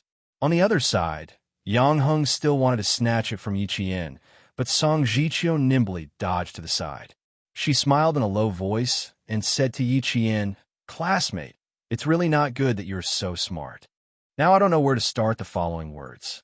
Do I need wisdom to guess that you'll be spending the new year in the southern province? Before the holidays, you said that you would return to southern province for the new year. Yiqian nimbly jumped onto a bus headed for the suburbs. Now that she had settled the matter, she had to return to the sniper training base. "I'm going back to school on the 16th. What time are you leaving?" He paused for a moment before continuing. "Which kid are you playing with? It sounds quite lively." Song Jiqiu, who was running and hiding in the living room, laughed out loud. "A very, very big kid wants to take my phone away. Come on, guess who it is?" As soon as she finished speaking, her wrist was caught by Yang Heng, and the phone fell into his hand. Hearing the lively scene, Yiqian was about to speak when a familiar, yet somewhat strange voice rang out. "Yiqian, long time no see." Indeed, it had been a year and a half since they had last seen each other. Seeing Yang Heng again after a year and a half, Yiqian smiled and looked him up and down. He said to the point, "You've had a good time studying abroad. I haven't seen you for a year and a half, but you've grown 10 centimeters higher." Chapter 2089. Not only had he grown taller, but he had also matured a lot. Even the look in his eyes had become very calm. He was handsome, and tall. He pushed open the glass door of the cafe and walked in. Along the way, he attracted the attention of countless girls. "You have a good eye. You can tell that I've grown 10 centimeters taller." Having not seen each other for a year and a half, Yang Heng had thought that they would feel unfamiliar with each other. However, when she smiled at him, he knew that he was wrong. There was no unfamiliar feeling, only the joy of reuniting with a good friend. Song Jiqiu, who came with him, was about to pull out a chair and sit opposite Yiqian when Yang Heng pushed her shoulder directly. She was pushed into the seat inside without warning. "Brother, you're burning the bridge after crossing the river. Without me, how could you contact Yiqian?" Song Jiqiu, who staggered into the seat inside, complained directly to Yiqian. "Yiqian, my brother is not kind. You should stay away from him. He just came back last night. If my grandma hadn't stopped him, he would have come to my house to disturb me in the middle of the night. Today, when he came to my house to pay a New Year's visit, the first thing he said to me was to contact you as soon as possible. Now that he saw you, he pushed me away. How unkind he is." Although she said that she was complaining, she actually wanted to tell Yiqian how anxious her brother was to see her. Yang Heng and Yiqian both understood the meaning of her words. After looking at each other and smiling, Yang Heng patted his cousin's shoulder and sighed. "My relationship with Yiqian is not what you think. I have a girlfriend. Don't say anything that will make her misunderstand. Song Jiqiu, you don't have the potential to be a matchmaker. Yi Qian laughed. He had misunderstood her relationship with Yang Heng since the beginning of the semester, and he still misunderstood her until now. You don't even know that your brother has a girlfriend. You're a failure as a younger brother. It was not until Song Jiqiu saw the photo in Yang Heng's wallet that he truly believed that his cousin had no feelings for Yi Qian. Yang Heng, who was drinking coffee, looked at his friend whom he had not seen for a year and a half. There was a big smile on his handsome face. He really had no feelings for Yi Qian from the beginning because he knew himself well. Yi Qian had said that he had matured, and so had she. The high school girl who had almost thrown him over her shoulder was even more outstanding than before. She faintly exuded the majesty of a soldier. When she sat, she didn't slouch like the others. Her back maintained a straight posture as if it was going to soar into the sky. His aura was even more astonishing. Even though he was wearing casual clothes, no one dared to size him up. He had a natural military aura. Although her picturesque features were clear and cold, her brows were relaxed. It could be seen that she had lived a good life for more than a year. That's right, she got into the school she wanted to go to. With her ability, she would definitely be like a fish in water. This kind of school life would naturally make her feel good. This was the Yi Qian he knew, the Yi Qian who shone brightly no matter where he was. This kind of Yi Qian, this kind of girl. He still said the same thing. Ordinary people should just be tactful and be friends with her. Don't even think about chasing her. Otherwise, he would become very unconfident. Why do you keep looking at me? Don't you recognize me? Yi Qian returned a photo of his girlfriend and joked, "Don't say that I'm not as beautiful as your mixed-race girlfriend. Otherwise, I'll be very embarrassed." Yang Heng's girlfriend was a mixed-race beauty with deep facial features. She was half Chinese. Not only was she beautiful, but she was also very elegant. After looking at the photo, Song Jiqiu exclaimed, "Cousin, your girlfriend is so beautiful." Chapter 2090. The three of them started to talk about Yang Heng's girlfriend is so beautiful. They talked until the sky turned dark. Yi Qian, who had planned to go back to the sniper base, called Principal Chun in a hurry. He decided to stay in the city for another night and made an appointment with Song Jiqiu to fly back to school on the 17th of the first lunar month. On the 17th of the first lunar month, Ying finally received her military uniform. She would go to the capital with Yi Zhifan in the afternoon. She put on her military uniform and kept taking photos at home. Sun Dongxing held the camera and used up all the film in a short while. Looking at her daughter in the military uniform, she was so happy that she could not even close her mouth. Beautiful, so beautiful. My baby girl is the most suitable to wear a military uniform. She kept praising Ying and put all the best words on her daughter. Not only did she praise herself, but she also blamed Yi Zhifan for not praising her daughter. "Old Yi, why didn't you say anything? Look at how beautiful Ying is. This military uniform seems to be tailored for her. How handsome."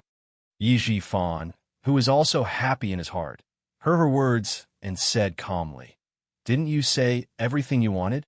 What else do I have to say?" He, who had been an official for dozens of years, maintained a calm demeanor even when he was home. No matter how happy he was, he would not show it on his face. He was kind today. If he had seen his wife and daughter act so crazy in normal times, he would have reprimanded them for not being dignified enough. Although his daughter looked valiant in the military uniform and was full of energy, he could not forget himself because he was happy. Entering the army was just the beginning. There is still a long way to go in the future. Although Yi Ying had entered the army today, she was a compulsory soldier after all. Compared with Yi Qian, who had graduated from the military academy and was at least a second lieutenant after graduation, Ying was much worse. A compulsory soldier who would retire at the end of his term and a second lieutenant who had graduated from the military academy. Anyone could see the difference between the two. Thinking of Yi Qian, Yi Zhifan, who was leaning on the sofa, felt a little relaxed. He could not help but sit up straight. Looking at his wife and daughter, who were so happy that they forgot themselves, Yi Zhifan, who had been smiling, looked a little cold. He was almost overjoyed. Sun Dongqing said, "Oh, you always praise everyone in the meeting. Why don't you say anything when it comes to your daughter? Don't you remember that our daughter went to the capital this afternoon? It will be difficult for us to see her again." Ying had already noticed the change in her father, but she didn't think too much about it. She was overjoyed when she saw that Yi Jifan didn't seem to be interested, so she turned around and sat on the sofa. She hugged his arm and said coquettishly, "Dad, praise me too. You're better than Mom at praising people. Just listen to her mother's praises. She's pretty, good-looking, and handsome. You must have praised him differently. He's really good." Yi Jifan, who was no longer happy, pointed at her shoulder and said coldly, "Even if it's now, it won't be too late for me to praise you when you have a star here." That one sentence made the smile on Yi Ying's face disappear. During this period of time, she had learned about the military rank system in our country and knew what it meant to have a star on the shoulder.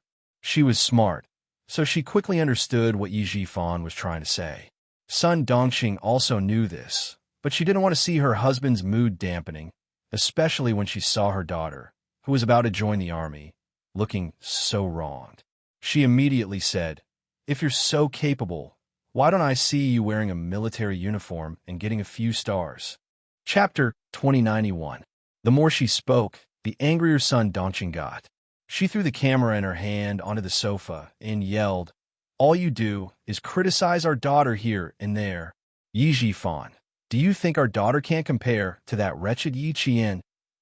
Let me tell you, Yi Jifan, my daughter is amazing. So what if she has Xianxia? When she finds a son-in-law who is a general, let's see if you can still say that she can't compare to Yi Qian." Every time Yi Jifan scolded Yi Ying, Sun Dongqing would jump out to defend her, as if someone had stepped on her tail. She was afraid that her precious daughter would be criticized. Yi Jifan saw that she was being foolish again and yelled, "I'm just reminding our daughter not to get carried away. Don't forget that Yi Qian has a higher starting point than her. You only know that our daughter is wearing a military uniform. But do you know what military rank Yi Qian has after graduating from the military academy? Do you know what kind of soldier our daughter is? She's an art soldier and a compulsory soldier. What about Yi Qian? She's an officer. Even if she's a basic officer, she's still an officer with a position. What do you know? You only know how to yell all day long. You're still daydreaming about finding a general as a son-in-law.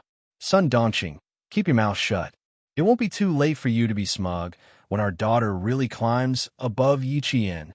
Yi Jifan would only be wary when he thought of Yi Qian and constantly remind himself not to underestimate Yi Qian. Sun Dongqing, on the other hand, was the complete opposite. Whenever Yi Qian was mentioned, she would only get angrier and lose her mind. She still didn't know that her family was about to face a storm. When she heard her husband mention Yi Qian again, she went all out. She glared at him and yelled, "Yi Jifan, I finally understand. You just don't like us, mother and daughter. Fine, since you think that Yi Qian is better than Ying, then acknowledge her as your daughter. Stop being such a wet blanket and scolding Ying all day long. Ying will have Madame Li's help in the future. It doesn't matter whether you're there or not. She'll find a general to be her son-in-law in the future. Don't bask in Ying's glory and live your own life." To Sun Dongqing, her daughter, Yi Ying, was her pillar of support.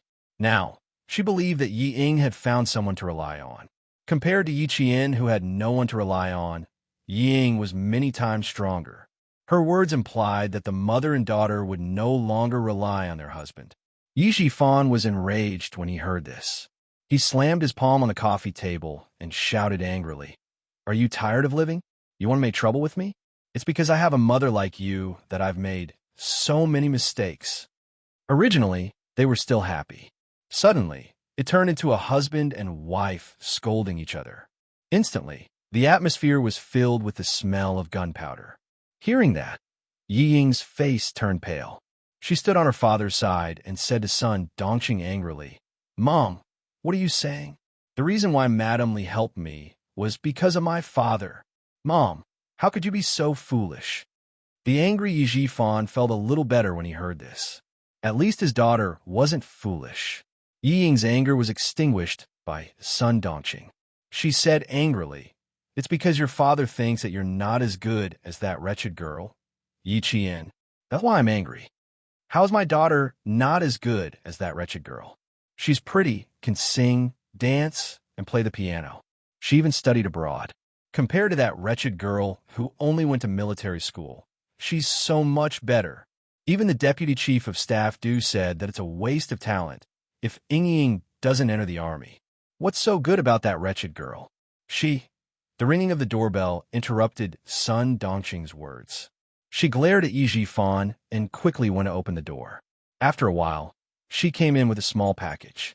She threw the package at Yi Jifan and said unhappily, "It's yours." Chapter 2092.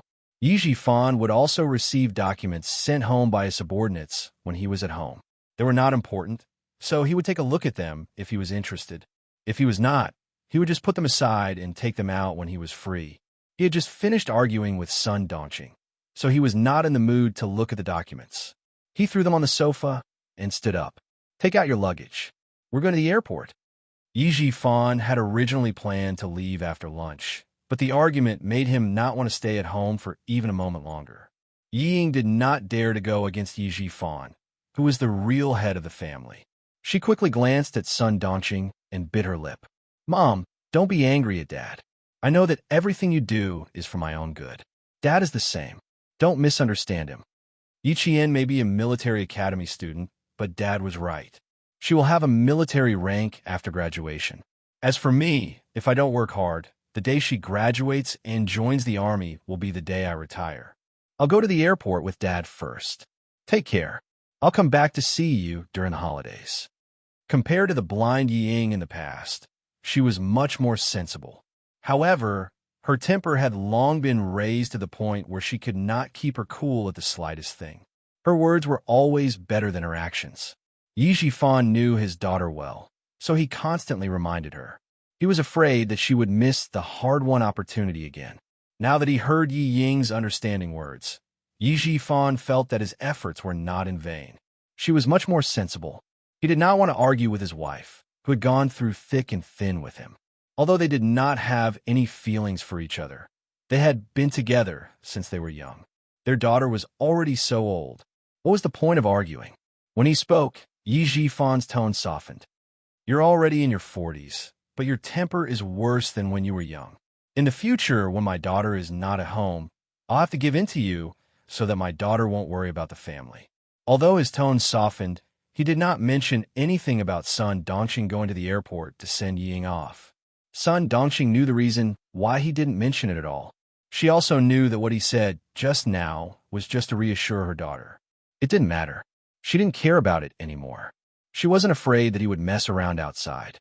As long as he dared to mess around, at that time, no one would have a good time. They would run to the Urban Construction Bureau and the provincial government to make trouble, so that he wouldn't even be able to keep his official position. The reason why Yi Jifan didn't ask for a divorce was because he was afraid that Sun Dongqing would come to his workplace and make a scene. That was why he tolerated it. It couldn't be helped. Sun Dongqing was a shrew who could do anything and wasn't afraid of being embarrassed. After saying, "I'm going back to my room to get my luggage," Yi Jifan turned around and went back to his room without even looking at his wife. His patience with Sun Dongqing had long run out. He was only giving in to her for the sake of his daughter, Ying. Ying, who already knew that her parents had problems in their relationship, heaved a sigh of relief when she saw that they were no longer at each other's throats. She didn't know who to help, and she couldn't help either of them. She could only coax them. When Yi Jifan entered the room, she shook Sun Dongqing's arm and said softly, "It's okay, Mom. Don't be angry.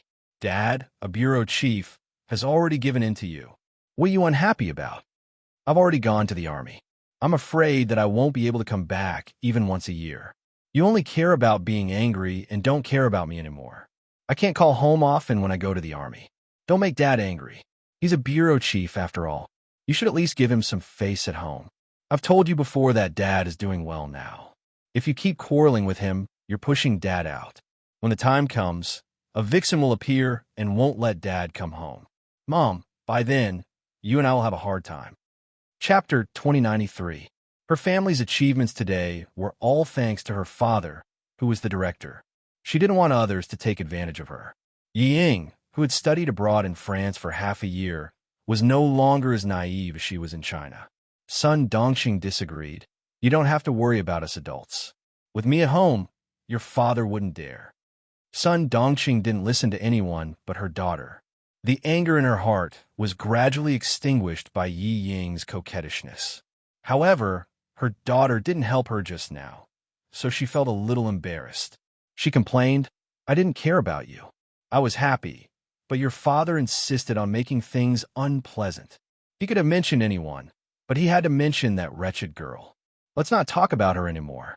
I feel terrible when I think about not being able to go home for a year. Ying didn't want to see her parents quarrel again, so she quickly changed the topic. Sun Dongxing, who was still a little unhappy, looked distressed when she heard this. She looked at her delicate daughter lovingly and reminded her, Ying, you have to take good care of yourself in the army. Don't let yourself be wronged. You have to eat well and sleep well. Don't make things difficult for yourself. Don't fight for the hard work. Just do it.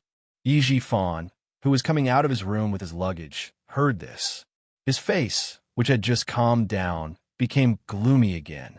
Don't fight for the hard work. Did she think the army was her home? Did she have to be picky?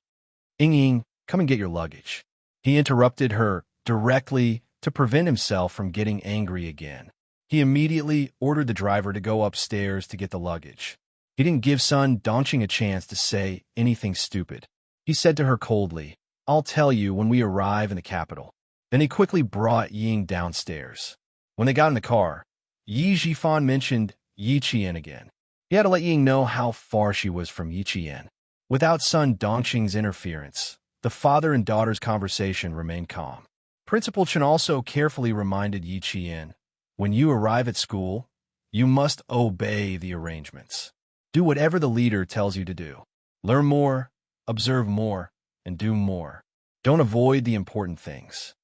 It's not easy to get the title of excellent student. You're not the only one who wants it. There are many excellent students who want it. Ying, as long as you do your best, you have a clear conscience whether you get it or not. I have the troops here to take care of you.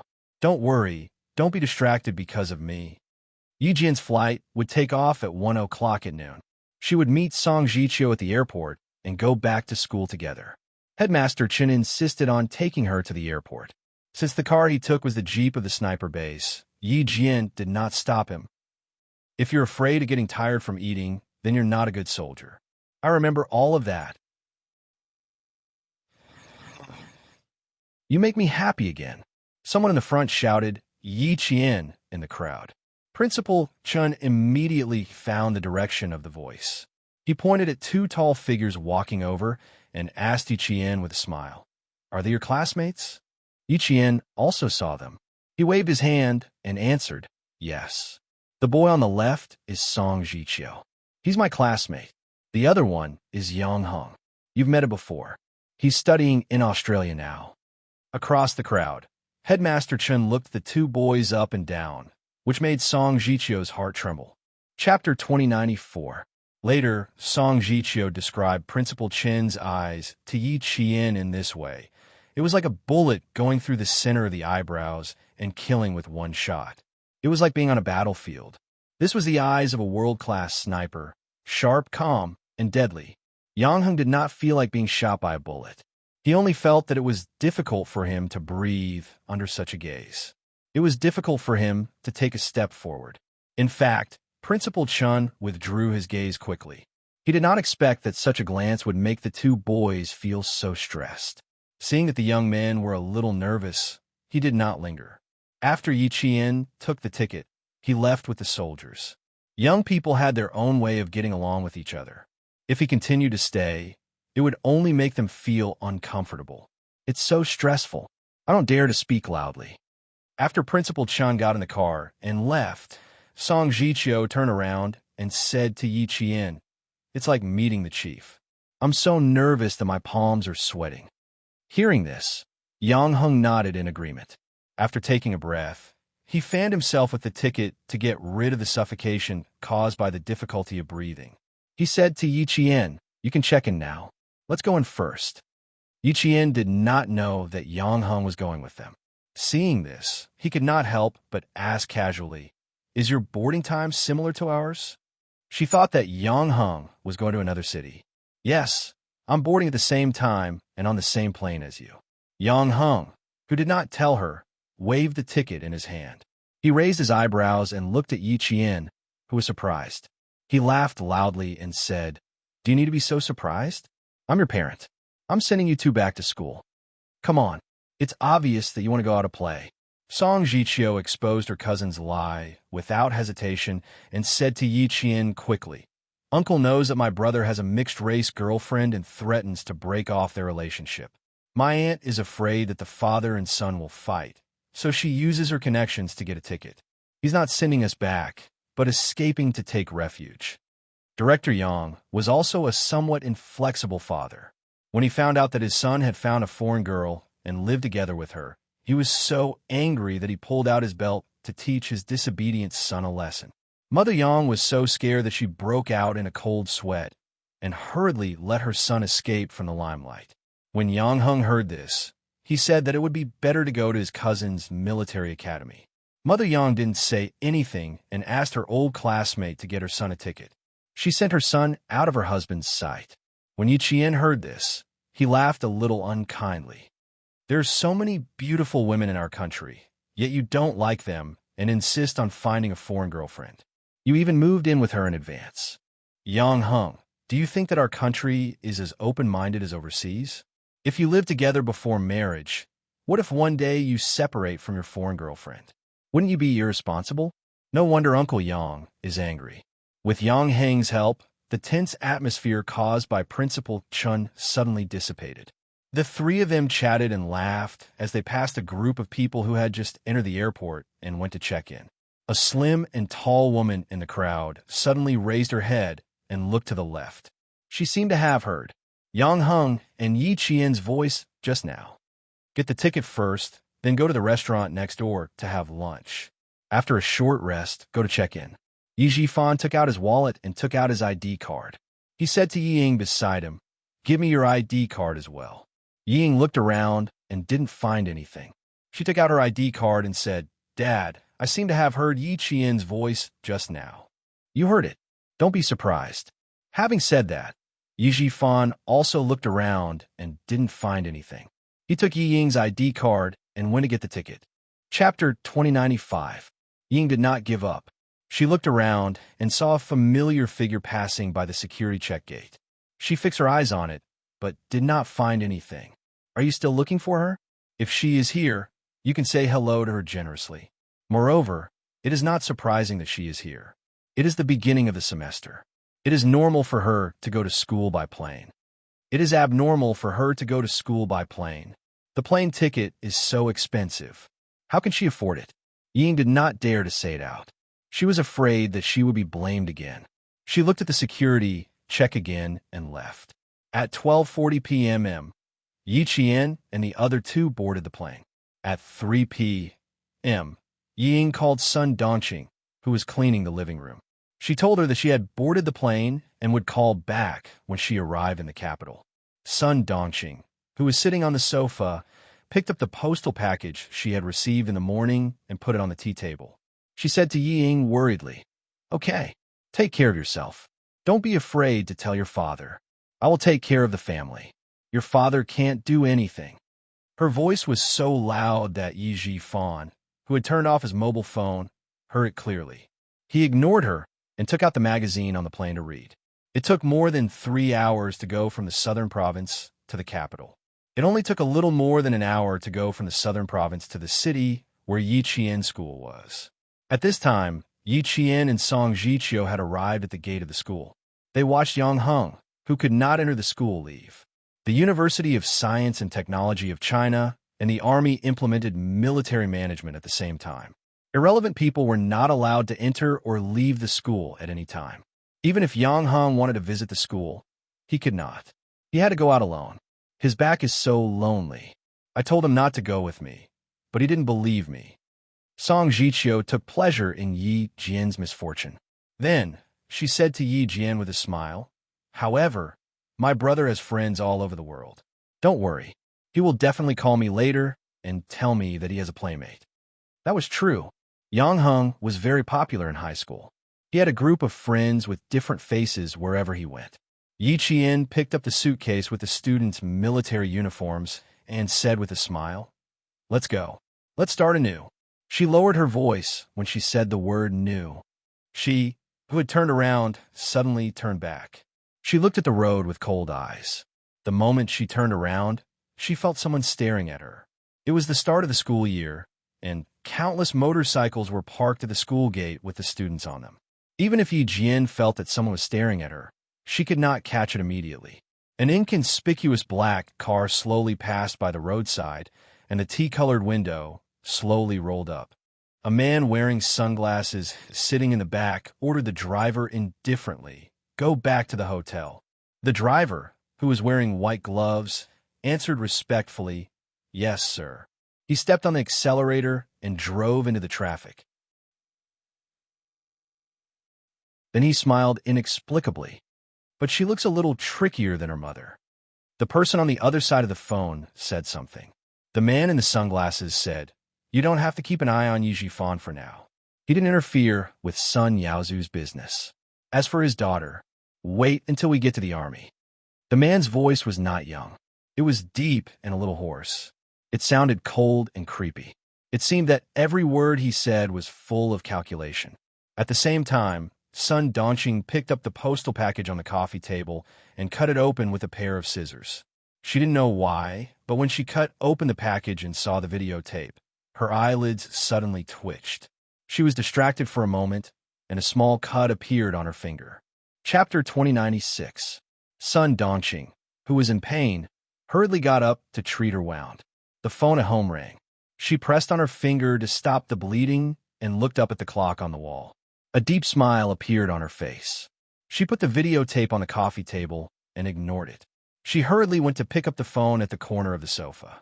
Yi Jifan did not call Sun Dongqing immediately. The driver who picked him up had gotten the wrong address. He had to let the driver find him first. Seeing his daughter make the call, he said calmly, "You stand here and wait. I'll go ahead and take a look." Yi Ying, who happened to pick up the call, nodded hurriedly and said, "Dad, put down the luggage. I'll stay here."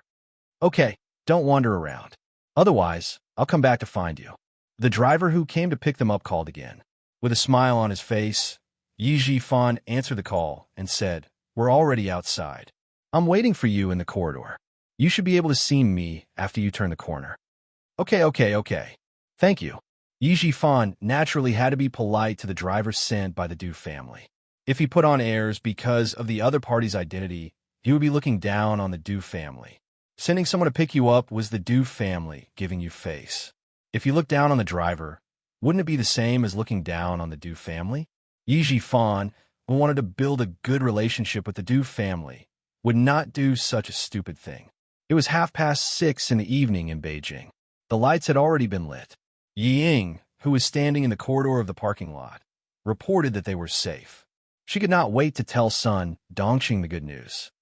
"Mom, Madam Li sent a driver to pick us up. Dad and I will take the car directly to the hotel to meet Madam Li. Madam Li also said that her daughter is also in the arts regiment.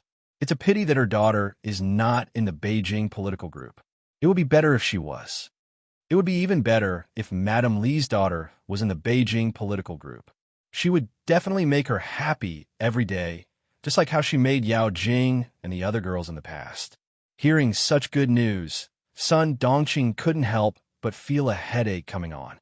She said happily, "Like I said, my Ying is such a lovable person.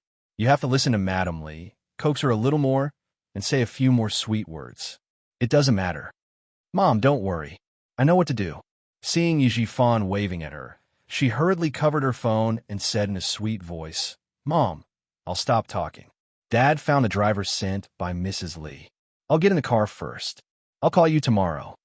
Yi Ying was afraid that Yi Jifan would overhear her, so she quickly broke the phone before Sun Dongqing could finish speaking. By the time the car arrived in front of her, she had already adjusted her facial expression. The chauffeur sent by the Du family opened the door and ran to Yi Ying's side. He greeted her respectfully, "Miss Yi." He first opened the door for her to get in, and then put the luggage in the trunk. Yi Ying, who had gotten into the car, was so surprised that she felt a little unnatural. It was really like the chauffeurs on TV who invited rich ladies into the car. He was so polite that she thought she was really a noble lady at that moment. Director Yi, Miss Yi, my family's madam, is holding a banquet at the Wangfu Hotel. I'll send the two of you there now. The hotel you're staying at is also Wangfu Hotel. I hope you'll be satisfied. The driver's politeness made Yi Jifan feel more assured. Their food and accommodation were arranged by Mrs. Li herself, which showed that the Du family valued them. Chapter 2097. Yi Ying, who was sitting in the back, couldn't help but gasp when she heard Wangfu Hotel. She knew Wangfu Hotel. It was the most famous and most expensive hotel in the country. It was loved by stars both at home and abroad, as well as Hong Kong and Taiwan. Even the cheapest standard room cost more than 10,000 yuan for a night. Although her family had some assets, they weren't rich enough to spend more than 10,000 yuan for a night in a hotel. Thinking of how much Mrs. Li valued her and how much she would eat and live in the future, Ying couldn't help but feel happy. She was even more determined to make Mrs. Li happy. Before she arrived at the hotel, Yi Ying's heart had already flown there. She just wanted to see Mrs. Li as soon as possible. The imported luxury car left the airport parking lot with the excited Yi Ying. When the car completely drove out of the parking lot, the door of a silver-gray car parked at the place where Yi Ying was standing before opened. Someone with long legs stepped out and got out of the car lazily. It was very cold outside. The man who got out of the car was wearing clothes that were completely opposite of the season.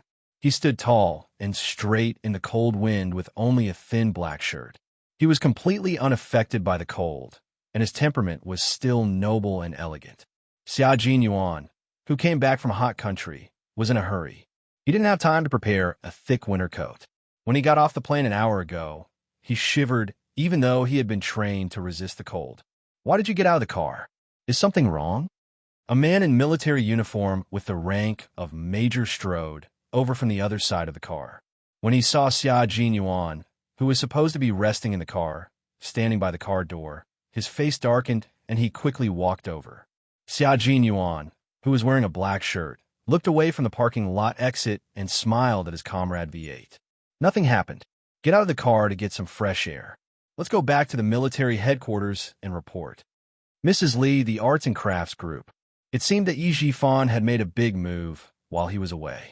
He even had such a good relationship with the wife of the Deputy Chief of Staff. Yi Jifan wanted to send his daughter to the army so that she could compete with Lan Weihu.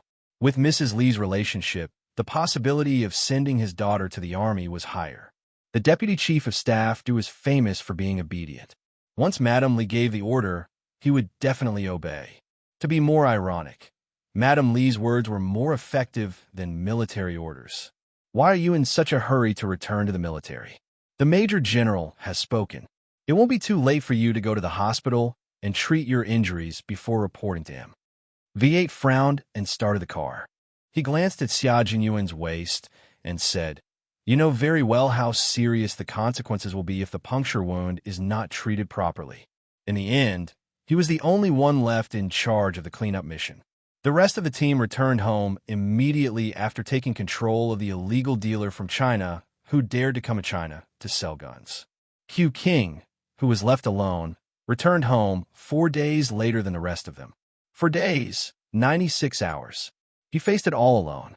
His comrades who had returned to the country were all on tenterhooks, afraid that something bad would happen to him. Xiaojin Yuan adjusted his seat so that his long legs had more room to move. After buckling his seatbelt, he said calmly, "No need. I'll take care of it myself. I'll go to the military headquarters first." He had to report all the important matters at hand first. After that, he had to figure out the situation between Yi Jifan and the Du family. He also had to go to Nan province to meet Lan Weihu. There was not enough time, so he had to hurry. Chapter 2098. Reporting to the military wasn't something that could be done in 1 or 2 hours. Arriving at the military at 8 o'clock would take at least until the wee hours of the morning. Everyone knew that Q King was injured. If he didn't treat his wound first, everyone would be worried.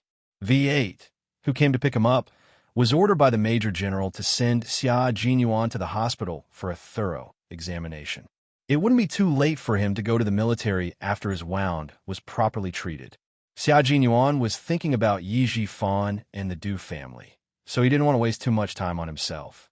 V8 saw that he was determined to go to the military, so he stopped the car on the side of the road and said to Xia Jinyuan, "Before I came out, the Major General ordered me to send you to the hospital and treat your wound before returning to the military. Since you don't want to cooperate, you can explain it to the Major General yourself." He couldn't persuade him, so he could only ask the Major General for help. Xia Jinyuan was a little helpless when his comrades stopped him, but he couldn't say that he didn't want to go to the hospital and went straight to the military academy for Yi Qian. Seeing that he was really going to call the Major General, he reached out his long arm and quickly snatched the phone from V8. "Don't get distracted, just focus on driving. I know my own wound. Do I need you to remind me if there's really a problem?" The wound did have some signs of inflammation, but it wasn't serious. He could take a few antibiotics to suppress it first and deal with the urgent matters at hand before treating the wound. Xia Jinyuan, who listened to Yi Qian's entire conversation, didn't think about going to Wangfu restaurant himself. Although he put Yi Qian's personal affairs first, they could never be compared to the mission. No matter how important the personal affairs were, they had to be put aside when it came to the mission. Right now, he really wanted to go to Wangfu restaurant directly and ask about the situation. He also wanted to immediately call Xia Yiwei and Ho Zi to ask about the situation, but he knew his mission and responsibility.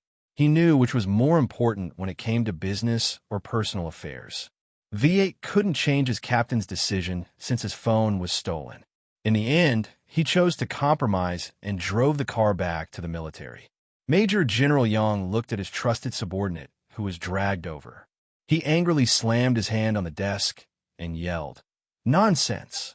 Do you still want to live?" As he cursed, his hands did not stop dialing the internal line and immediately asked the guards to call a military doctor over. He wanted to see for himself how serious his injuries were. Then he questioned V8. "I told you clearly that you must bring him to the hospital for a checkup. You ignored my order and brought him to the military. Can you take responsibility if anything happens to him?" Just as V8 was about to say that it was his fault, Xia Jinyuan said, "Major General, it's not my comrade's fault. I was the one who insisted on returning to the military." He didn't want his comrades to be implicated because of his decision. Jun Yin was slightly tired as he explained in a deep voice, "I have an urgent matter to report. I must return to the military first." As he spoke, he unbuttoned his black shirt and pulled out a thin, white strip that was about the length of chewing gum from his chest. "Memory stick. I got it from the surveillance camera in Antonio's office. There's a very important conversation in it. The translation is in Chinese, and it mentions a certain border outpost in our country twice. A notorious arms dealer mentioned a border checkpoint of our country. What did this mean? It meant the seriousness of the situation. Major General Yang took the memory stick from a camera company in 1999. It was used to store video and other media." He looked sharply at Xia Jinyuan. "What do you suspect?" Before he could say anything, Major General Yang's face was as dark as water. Chapter 2099. Xia Jinyuan calmly looked at the Major General, whose expression was getting more and more serious, and slowly voiced his suspicions. The firearms and ammunition that Antonio sent to various countries included all kinds of transportation methods. As far as I know, Antonio successfully took over the border checkpoints of 2 Western countries and 1 South Asian country and used them as a safety line to cover the transportation of firearms. I've only been with Antonio for a short period of time, but I already know that there are problems with the border checkpoints of 3 countries. This shows how big his firearms business is. Currently, there are always traces of firearms dealers in the war-torn countries of Wei-Su, Acre, and Iran, as well as Antonio. The more wars there are, the more the firearms dealers earn. They illegally transport weapons and endanger the safety of a country. I can't help but think deeply about it. His words made the Major General's brows furrow even tighter. What are you trying to say? Just say it. Right now, I suspect that the Chinese businessman who was escorted back to China had a route at the border, Xia Jinyuan said directly. V8, who hadn't left, showed an incredulous look on his face when he heard this. It was as if he had heard something shocking and couldn't believe it at all. King Q meant that if we didn't completely solve this problem, our country would become a war-torn country? Wasn't that a little too much? There was a brief silence in the office, and then the Major General shouted angrily, "Xia Jinyuan!" His suspicion made the Major General furious, and his heavy military power came straight at him. It was as if the air was being compressed, and it was as heavy as a heavy stone falling down. Do you know what you just said? If you dare to suspect those soldiers, I'll be the first to come after you. The Major General's understanding was different from V8's, but he did partially guess the meaning of Xia Jinyuan's words. In the face of the Major General's anger, Xia Jinyuan didn't show any fear and replied in a deep voice, "Major General, I know very well what I said. I really do suspect that, and now I'm only reporting my suspicions to the military. Whether things are as I suspect, the military still needs to investigate." The businessman who was escorted back to China transported illegal weapons to China through layers of checkpoints. Major General, how many ways do you think he went through? How many people have benefited from it? Also, I won't suspect the comrades stationed at the border. They're loyal to their duty and protect the country. They even sleep with steel guns in their arms. Major General, they've sacrificed enough. As a soldier, I don't want to hear about any soldiers who wear the same uniform as me sacrificing themselves at the border. Xia Jinyuan, who had an injury on his waist, could not stand for a long time. Facing the Major General's cold gaze, he pointed to the guest sofa and said with a smile, "Can you at least give me a seat to dry my body?" He was of the Major General, and mentally, the Major General wanted to throw the documents on the table directly at the face of the guy who was still in the mood to smile with him, but it was just a thought. He really couldn't bear to throw it. Aren't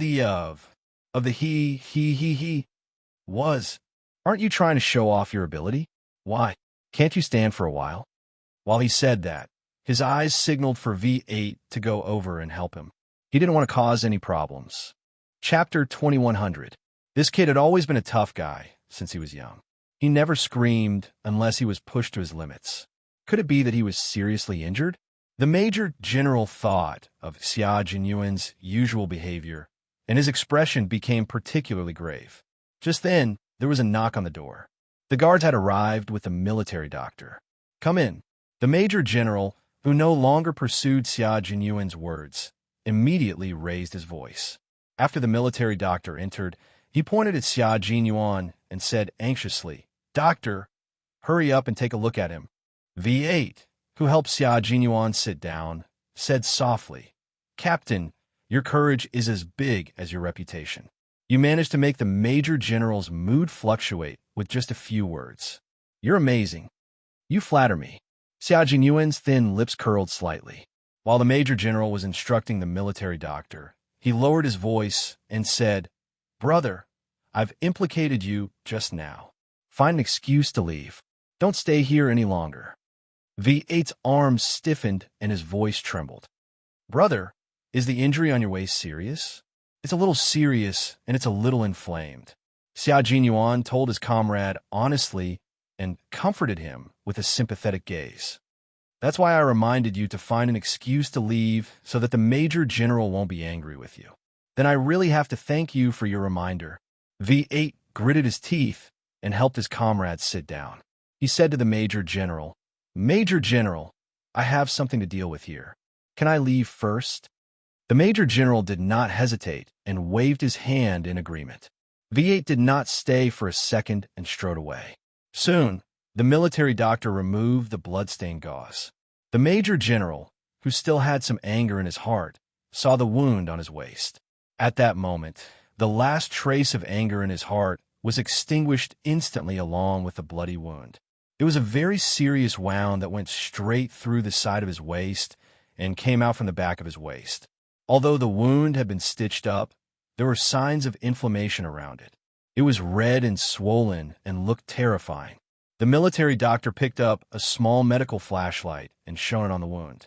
Wearing a mask, he examined the wound and said in a deep voice, "The wound shows signs of inflammation.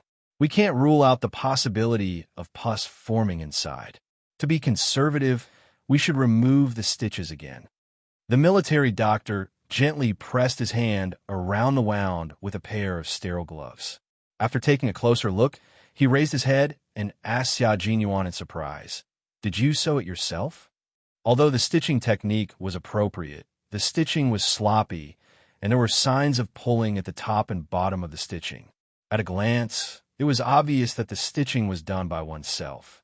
Moreover, the stitching speed was very fast, and the stitching was not done properly. Xianxia nodded faintly and said, "Help me disinfect the surrounding area first. We'll talk about removing the stitches later. Do you want to be taken to the hospital by the guards?"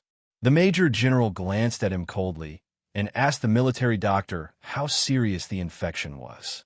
Compared to the military doctor's shock, the Major General was much calmer. During battle, if the Special Forces of the Snowfield Brigade were injured, they would treat their own wounds if they had no comrades by their side. What he was concerned about was whether the infection was serious. From the outside, I can't tell how serious it is for the time being. However, gunshot wounds are different from other injuries, especially penetrating wounds. Sometimes, the situation looks good on the outside, but the inside may have formed pus. The military doctor was somewhat impressed by the soldier in front of him who dared to sew his own wound. He took off his gloves and answered the Major General's question with a serious expression. "I suggest that you go to the hospital to see if there is any inflammation inside."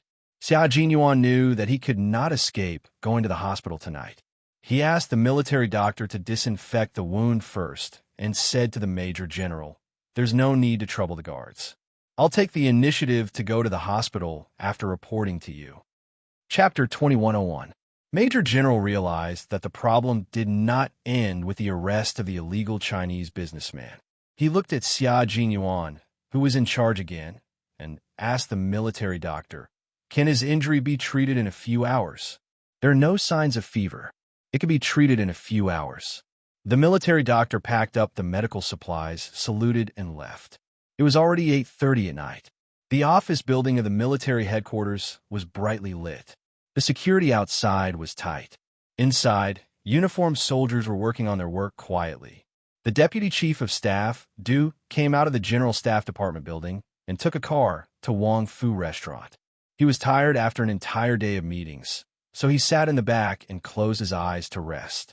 Director Yi of the Southern Province took his daughter to report to the Beijing political group. In the end, his wife insisted that he go over and talk to Director Yi. He had already said what he needed to say and helped with what he needed to do. What else did he need to see? The Deputy Chief of Staff, Du, did not want to go. When the waiter opened the door of the private room, his face was full of smiles. He strode over and said with a smile, Sorry, that the General Staff Department called for an emergency meeting. Director Yi has to wait for so long." Yi Jifan didn't dare to accept this sentence. He had been paying attention to the movement at the door. When he saw the corner of a military green coat, he was very perceptive and stood up to greet the Deputy Chief of Staff Du before he walked over. "I'm sorry to disturb you. Please forgive me." He did not forget to remind Ying to get up quickly. Mrs. Li liked the father and daughter's eyesight. People should have good eyesight. Otherwise, they would appear clumsy. Okay, you two don't need to chat. Old Du, let the waiter serve the dishes. Director Yi saw that you did not come and insisted on waiting. I couldn't persuade him, so I had to serve some desserts for Ying to eat. Mrs. Li, who was wearing a gold velvet cheongsam with a rich peony flower embroidered on the collar, smiled and invited the two to sit. She personally poured a cup of tea for her husband and said elegantly, "The two children have not arrived yet. The new year has just ended. I really don't know what they are busy with. I want to find someone to eat with, but there is no one to accompany me. Ying is the best. She is obedient and sensible. She knows I want to talk and chat. See, before you came, it was this child who kept me company to relieve my boredom." Hearing this, the Deputy Chief of Staff Du laughed even louder. He looked at the young lady beside his wife and nodded approvingly. She is indeed obedient. Director, Yi has taught her well. If it was Jai, TSK, at most 10 minutes. Yi Ying, who was flattered in her heart, tried hard to suppress the corners of her mouth that wanted to curl up. She lowered her head shyly, as if she couldn't bear the compliment. Her voice was a little soft, but she didn't sound petty as she replied, "You're flattering me. Madam is knowledgeable. It's my fortune to be able to talk to Madam. Hey, why are you so cute?"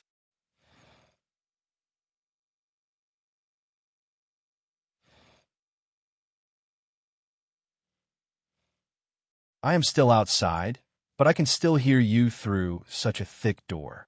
The one who spoke was Du Jiai. Dressed in a military uniform, she walked in with an arrogance that Yi Ying envied. It was the kind of arrogance that could only be possessed by someone who was confident. Chapter 2102. Before meeting Du Jiai, Ying was already envious of Mrs. Li. Now that she saw Du Jiai in person, there was not only envy in her heart, but also jealousy that she couldn't suppress. If she grew up in the Du family, she definitely wouldn't be worse than Du Jiai. Definitely not worse. She remembered that there was a sentence written in a book, "Birth determines everything." In the past, she didn't really believe it, but after seeing Du Jiai, she really believed it. Birth does determine everything. In terms of appearance, she definitely wasn't worse than Du Jiai. However, she didn't have Du Jiai's arrogance between her eyebrows. In terms of temperament, she and Du Jiai each had their own merits. One was arrogant, while the other was gentle. However, she didn't have the confidence of Du Jiai. She also didn't have the elegance of Du Jiai, even when she was just carrying water. This kind of Du Jiai made Ying deeply jealous as soon as she appeared, but she didn't dare to show it at all, for fear that Mrs. Li beside her would notice it. Since Du Jiai came in, Mrs. Li couldn't care less about Yi Ying, who was trying to make her happy just now.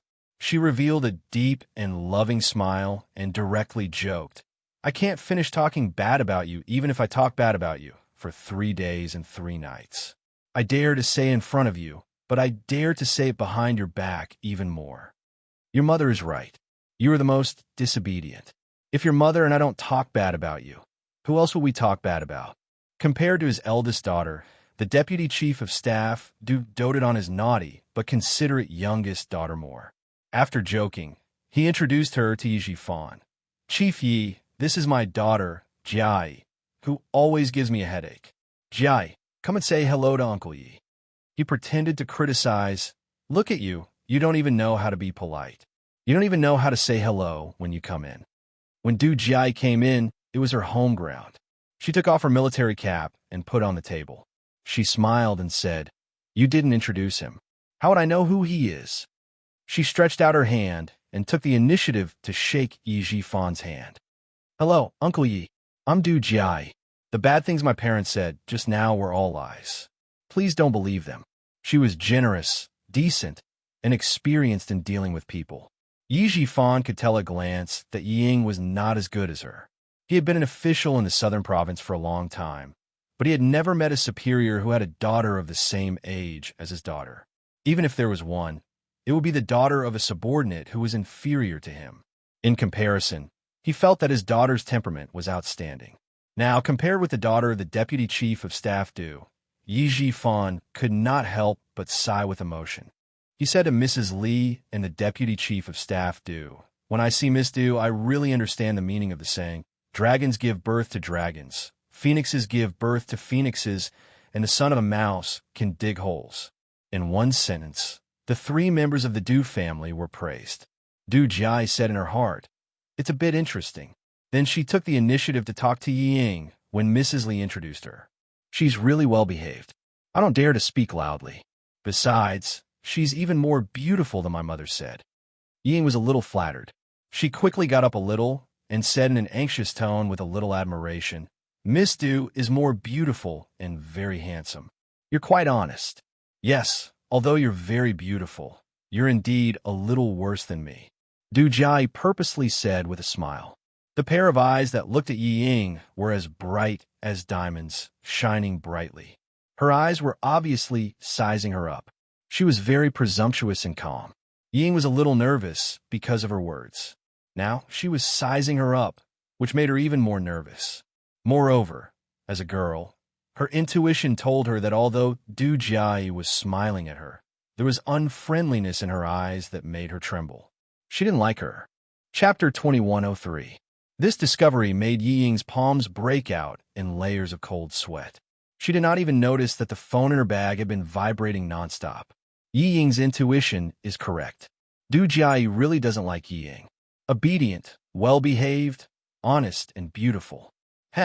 Yet another one who wants to establish a relationship with the Du family. If it wasn't for her father saving Big Brother's life, I really wouldn't have come over to entertain this father and daughter pair who came from God knows where. Mrs. Li doesn't show up, letting her daughter look at Yi Ying wantonly. She wants to find herself an obedient daughter-in-law. If her future sister-in-law can't stand it and gives her a hard time, she won't want such a daughter-in-law. The little wife Mrs. Li chose for you this time is really good-looking. You can come up. Du Jiayi doesn't care about Yi Ying's feelings. She sends a letter to her brother Li Yuan, who is 1 year younger than her downstairs. Under Mrs. Li's knowing eyes, she starts to chat with Yi Ying enthusiastically. Li Yuan takes Mrs. Li's surname. After he was born, Mrs. Li made the decision directly. The Du family didn't say anything and let Mrs. Li make all the decisions. When Li Yuan comes up, the real master is here. Li Yuan, who has just turned 23, is tall and handsome. He has been studying abroad for many years and has an unruly arrogance. But Mrs. Li has taught him well. He is tall and straight, with the noble air of an aristocratic family.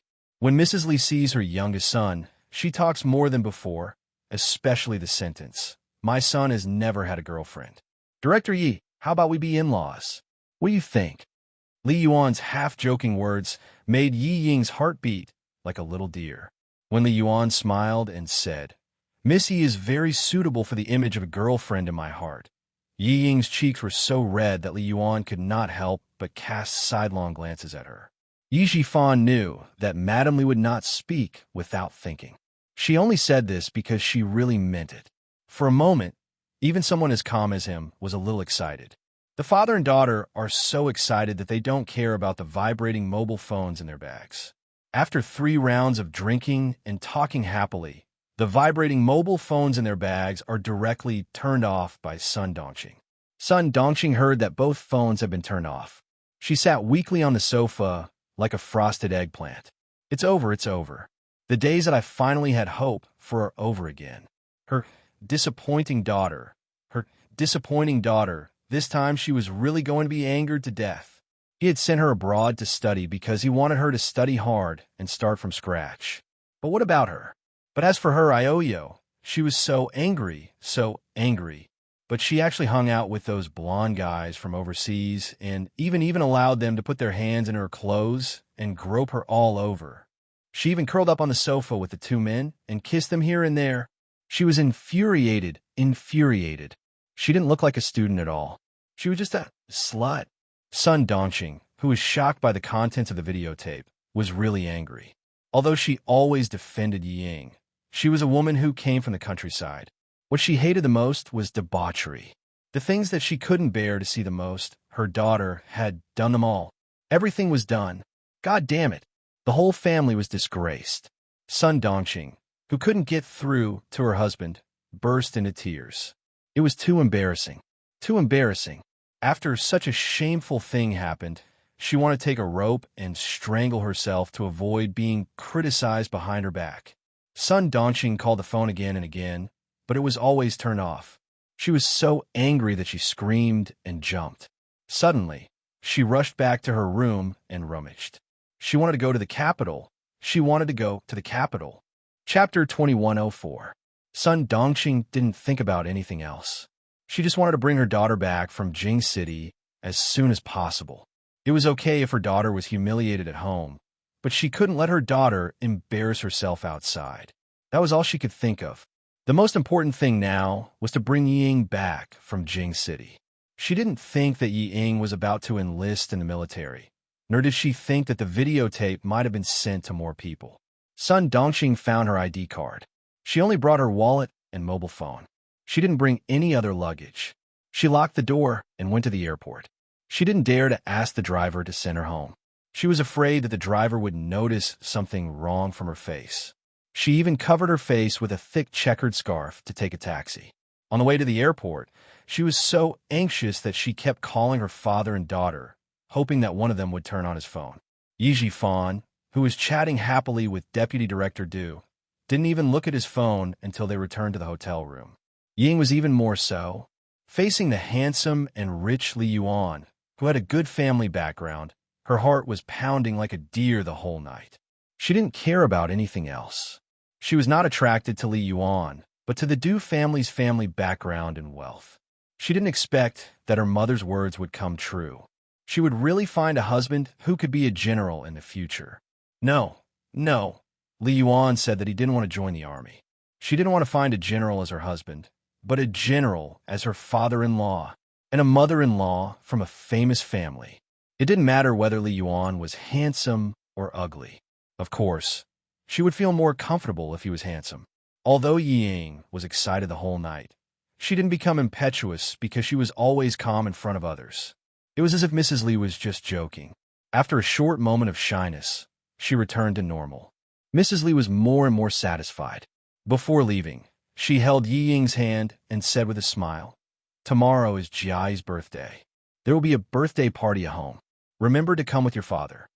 Not only did she need to be obedient, but she also needed to see how good her social skills were. She then turned to Yi Fan and said, "Director Yi, remember to come tomorrow. Don't forget about it." Yi Fan was stunned for a few seconds by the sudden good news. When he finally recovered, he slapped his forehead and said apologetically, "I didn't think that tomorrow would be Miss Du's birthday. I didn't make any preparations at all. It would be rude of me to go over there." How could Yi Fan forget about this kind of good thing that could help his daughter integrate into the upper-class circle as soon as possible? He still had to put in 120% of his effort, but he still had to say some polite words.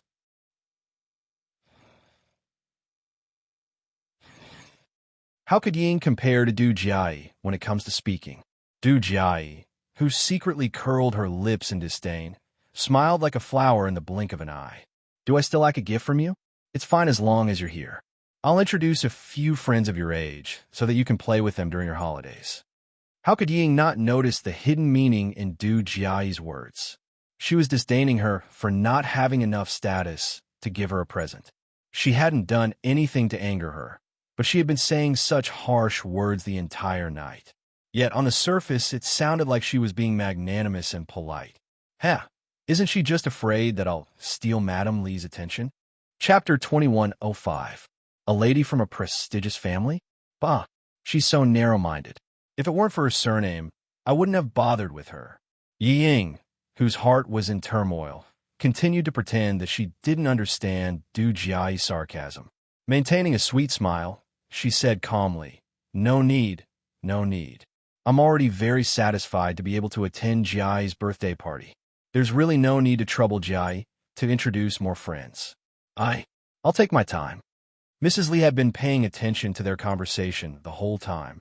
Seeing that Yi Ying was polite and a little domineering in her daughter's reply, she nodded with satisfaction in her heart. Not bad. She didn't swallow her anger. When pushed too hard, she knew how to fight back gently. It could be seen that she had a soft but firm character. She wouldn't be too weak and let others bully her. She had observed enough for tonight and was satisfied with the result. "Jiai, you take advantage of Ying's gentle temperament to be aggressive. Mom saw it all tonight. You're the most dishonest." Mrs. Li, who had let Yi Ying pass another hurdle, finally spoke and stopped her daughter from continuing to suppress Yi Ying. As soon as she spoke, Du Jiai seemed to have changed into a different person. She held Yi Ying's arm affectionately and said with relief, "Oh, I'm so tired tonight. Mom, don't call me for this kind of thing in the future. I didn't know how tiring it is to be a bad person until today. Oh, I'm so tired. I don't want to be a bad person for the rest of my life." Yi Ying was stunned. She didn't understand what was going on in front of her. "I'm sorry, Ying. It was my mom's idea tonight. It really had nothing to do with me." Du Jiai playfully blinked her eyes and explained, "When my mom told me about it, I was really in a difficult position. When I saw you again, I almost wanted to throw away my responsibilities and leave. But I couldn't help it. It's my mom. As long as my mom says something at home, it's like an imperial edict. Even my dad doesn't dare to disobey. As her daughter, I don't dare to do anything. The more she spoke, the softer her voice became. In the end, she whispered into Yi Ying's ear, giggling as she continued. Let me tell you a secret. My mother is quite satisfied with you. As for you, you only need to coax my mother in the future. As long as my mother is happy, the whole family is happy. Yi Ying, who understood what was going on, actually wanted to avoid it. Her body had even stiffened from the contact with Du Jiai. She did not feel any warmth from the hand that was holding her arm. Instead, she felt her heart tighten. Well, I'll see you tomorrow. Go to bed early tonight, and come over early tomorrow to help me receive the guests. Du Jiai had always been strong-willed. Regardless of whether Yi Ying was willing to come over early or not, she made the decision directly. To her, letting the daughter of a small bureau chief come over to help her in advance was already giving the other party a lot of face. She could only rush over. How could she refuse? Madame Li, who was already strong, did not think that her daughter was strong. Instead, she thought that her daughter's arrangement was good. She smiled and said to Ying, Okay, I'll send a driver to pick you up early tomorrow. You don't have to prepare a gift. Your sister Jiai doesn't lack anything. You don't have to worry about your outfit. Just use the same makeup artist as Jiai. You'll definitely look more beautiful and elegant. She'll send a driver to pick me up tomorrow? Ying, who was initially displeased by Du Jiai's words, was delighted. That's right. Madame Li was the one in charge of the Du family. As long as she could make Madame Li happy and marry into the Li family, would she still need to be afraid of Du Jiai? Chapter 2106. She was just a married daughter. How could she compare to Li Yuan? Li Yuan even followed Madame Li's surname. It was clear how high his position was in Madame Li's heart. Ying quickly glanced at the handsome figure who was on the phone in front of her. The smile on her face became even more gentle. Du Jiai's eyes flashed with a hint of contempt as she quietly observed her mother's expression and actions. Maintaining the smile on her face, she continued to hold Yi Ying's arm tightly as she pouted and acted coquettishly. Mom, you're so biased. None of my friends have ever received a single word of praise from you. Me too. It's been a long time since you've praised me. Did she really think that she could marry into the Du family just by coaxing her mother? Huh, she sure knew how to daydream. For some reason, Du Jiai disliked Yi Ying. She had been prejudiced against her since the beginning. Madame Li glared at her daughter, who was beginning to misbehave again. Although she said she was glaring, her eyes were filled with affection. If you were half as good as Ying, I would dote on you every day. Even the deputy chief of staff, Du, joined in. He laughed and said, Your mom is right. If you were half as obedient as Ying, I would dote on you too. Polite words were enough to be taken seriously. Yi Jifan quickly flattered back. The atmosphere was so pleasant that everyone's faces were filled with smiles. Du Jiai looked at Yi Ying, who was getting more and more uncomfortable, and sighed. Ying, your arrival has caused my status to plummet. I don't care anymore. I'll leave the important task of making my mom happy to you in the future.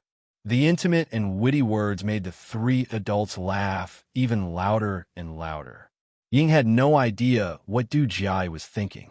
Her whole body was bearing the weight of Du Jiai's body. She tried her best to smile naturally and said gently, Jiai, you're making me happy. It's my fortune to be able to make Madame Li happy. Du Jiai was sometimes cold and sometimes hot. The things she said, the things she did, and the expression she showed were all different. Her words were obviously sarcastic, but it just made the adults laugh loudly. Ying couldn't help but feel afraid of such a Du Jiai. She couldn't help but feel more envious and jealous. In the face of power, Ying was not as arrogant as she was when facing Yi Qian. Even if Du Jiai was rude to her, she was willing to endure it. After the Du family of four got into the car and left, Ying gritted her teeth as she stared at the back of the car. Her fingers were tightly gripping the corner of her shirt as she silently vented her anger. Yi Jifan, who had appeared out of nowhere, looked at his daughter's fingers, which were fiddling with her clothes. His eyes were dark as he said, "This is due Jiai's confidence. She dares to do this because she has the ability to look down on you. The reason why you don't dare to talk back is because she has enough reason to look down on your identity." Ying, what does it mean to be above others? A person above others dares to say what they want to say and do what they want to do. Even if others feel uncomfortable, they can only accept it. Ying, whose eyes were red, bit her lower lip tightly. She looked up at her father and reluctantly put down her pride. She gritted her teeth and said, "I know. That's why I can only endure it for now. I can only endure it until I can marry into the Li family." Madame Li was just joking. Did you take it seriously? Yi Jifan's cold voice interrupted Yi Ying's beautiful dream. What kind of family is the Du family? Are they afraid that they won't be able to find a daughter from a prestigious family to be their daughter-in-law? Ying, stop dreaming. You should think more about how to make use of Madame Li's love to fight for a place in the military. See if it's possible to transfer to a military academy and become an officer with a military rank. Chapter 2107. Yi Ying's beautiful dream had just begun, and before she could get to the right place, Yi Jifan poured a bucket of cold water on her. Ying almost shed tears. Although she thought it was possible, she did not dare to say it out loud. She could only think about it in her heart. Go back to your room and have a rest. Get up early tomorrow and wait for the driver sent by Mrs. Li. It's good to go to the Li family early.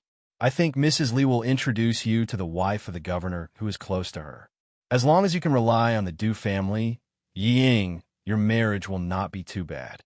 Yi Jifan did not dare to think about his daughter marrying into the Du family.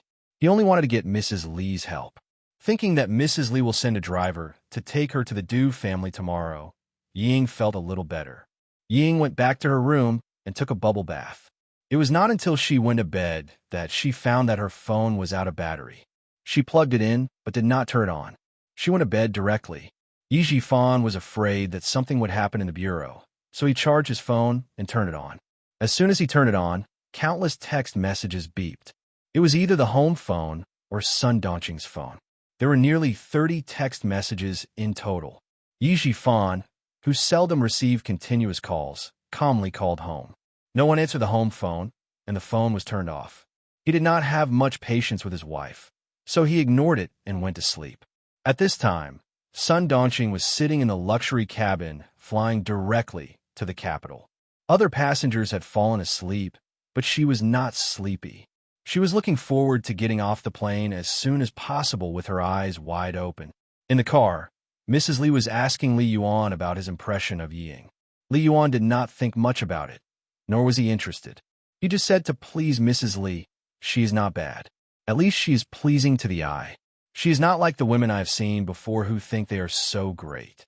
She seems to have a good personality. She doesn't look like someone who will make trouble." Mom, it is useless to ask Li Yuan. As long as a woman is beautiful, he will like her. Du Jai smiled coldly and did not hide her disdain for Ying. She is not bad-looking, but I don't see anything good about her personality. A dog that bites will not bark. People like her are like this. She's not causing trouble because she doesn't dare to cause trouble in my house. She doesn't have the guts. Madame Li had long seen that her daughter was against Ying. Although she didn't say anything, it didn't mean that she didn't know. Hearing her daughter's words, she smiled and looked at her daughter, who had always had sharp eyes. She praised, "Your eyes are indeed more accurate than Li Yuan's. Ying doesn't make trouble, but it doesn't mean that she is really weak. Her character is quite gentle. I admire her forbearance. She's also a sweet talker, just like her father. She doesn't give people the impression that she's trying to flatter them. I just feel that she's a little smart. Considering her age, she's quite tactful in dealing with things. She's much better than the girls your brother has dated before." The deputy chief of staff Du, who was sitting at the front, turned his head and said to his son and daughter, "Your mother is very satisfied with her. You two can just go along with what she says. Your opinions don't count. Dad, you've always been on Mom's side. Turn around and look straight ahead. Don't speak. Don't interrupt." Du Jai leaned over and raised her hand to cover half of the deputy chief of staff Du's face. She pushed him back and said, We'll talk about our own things. Just listen to us.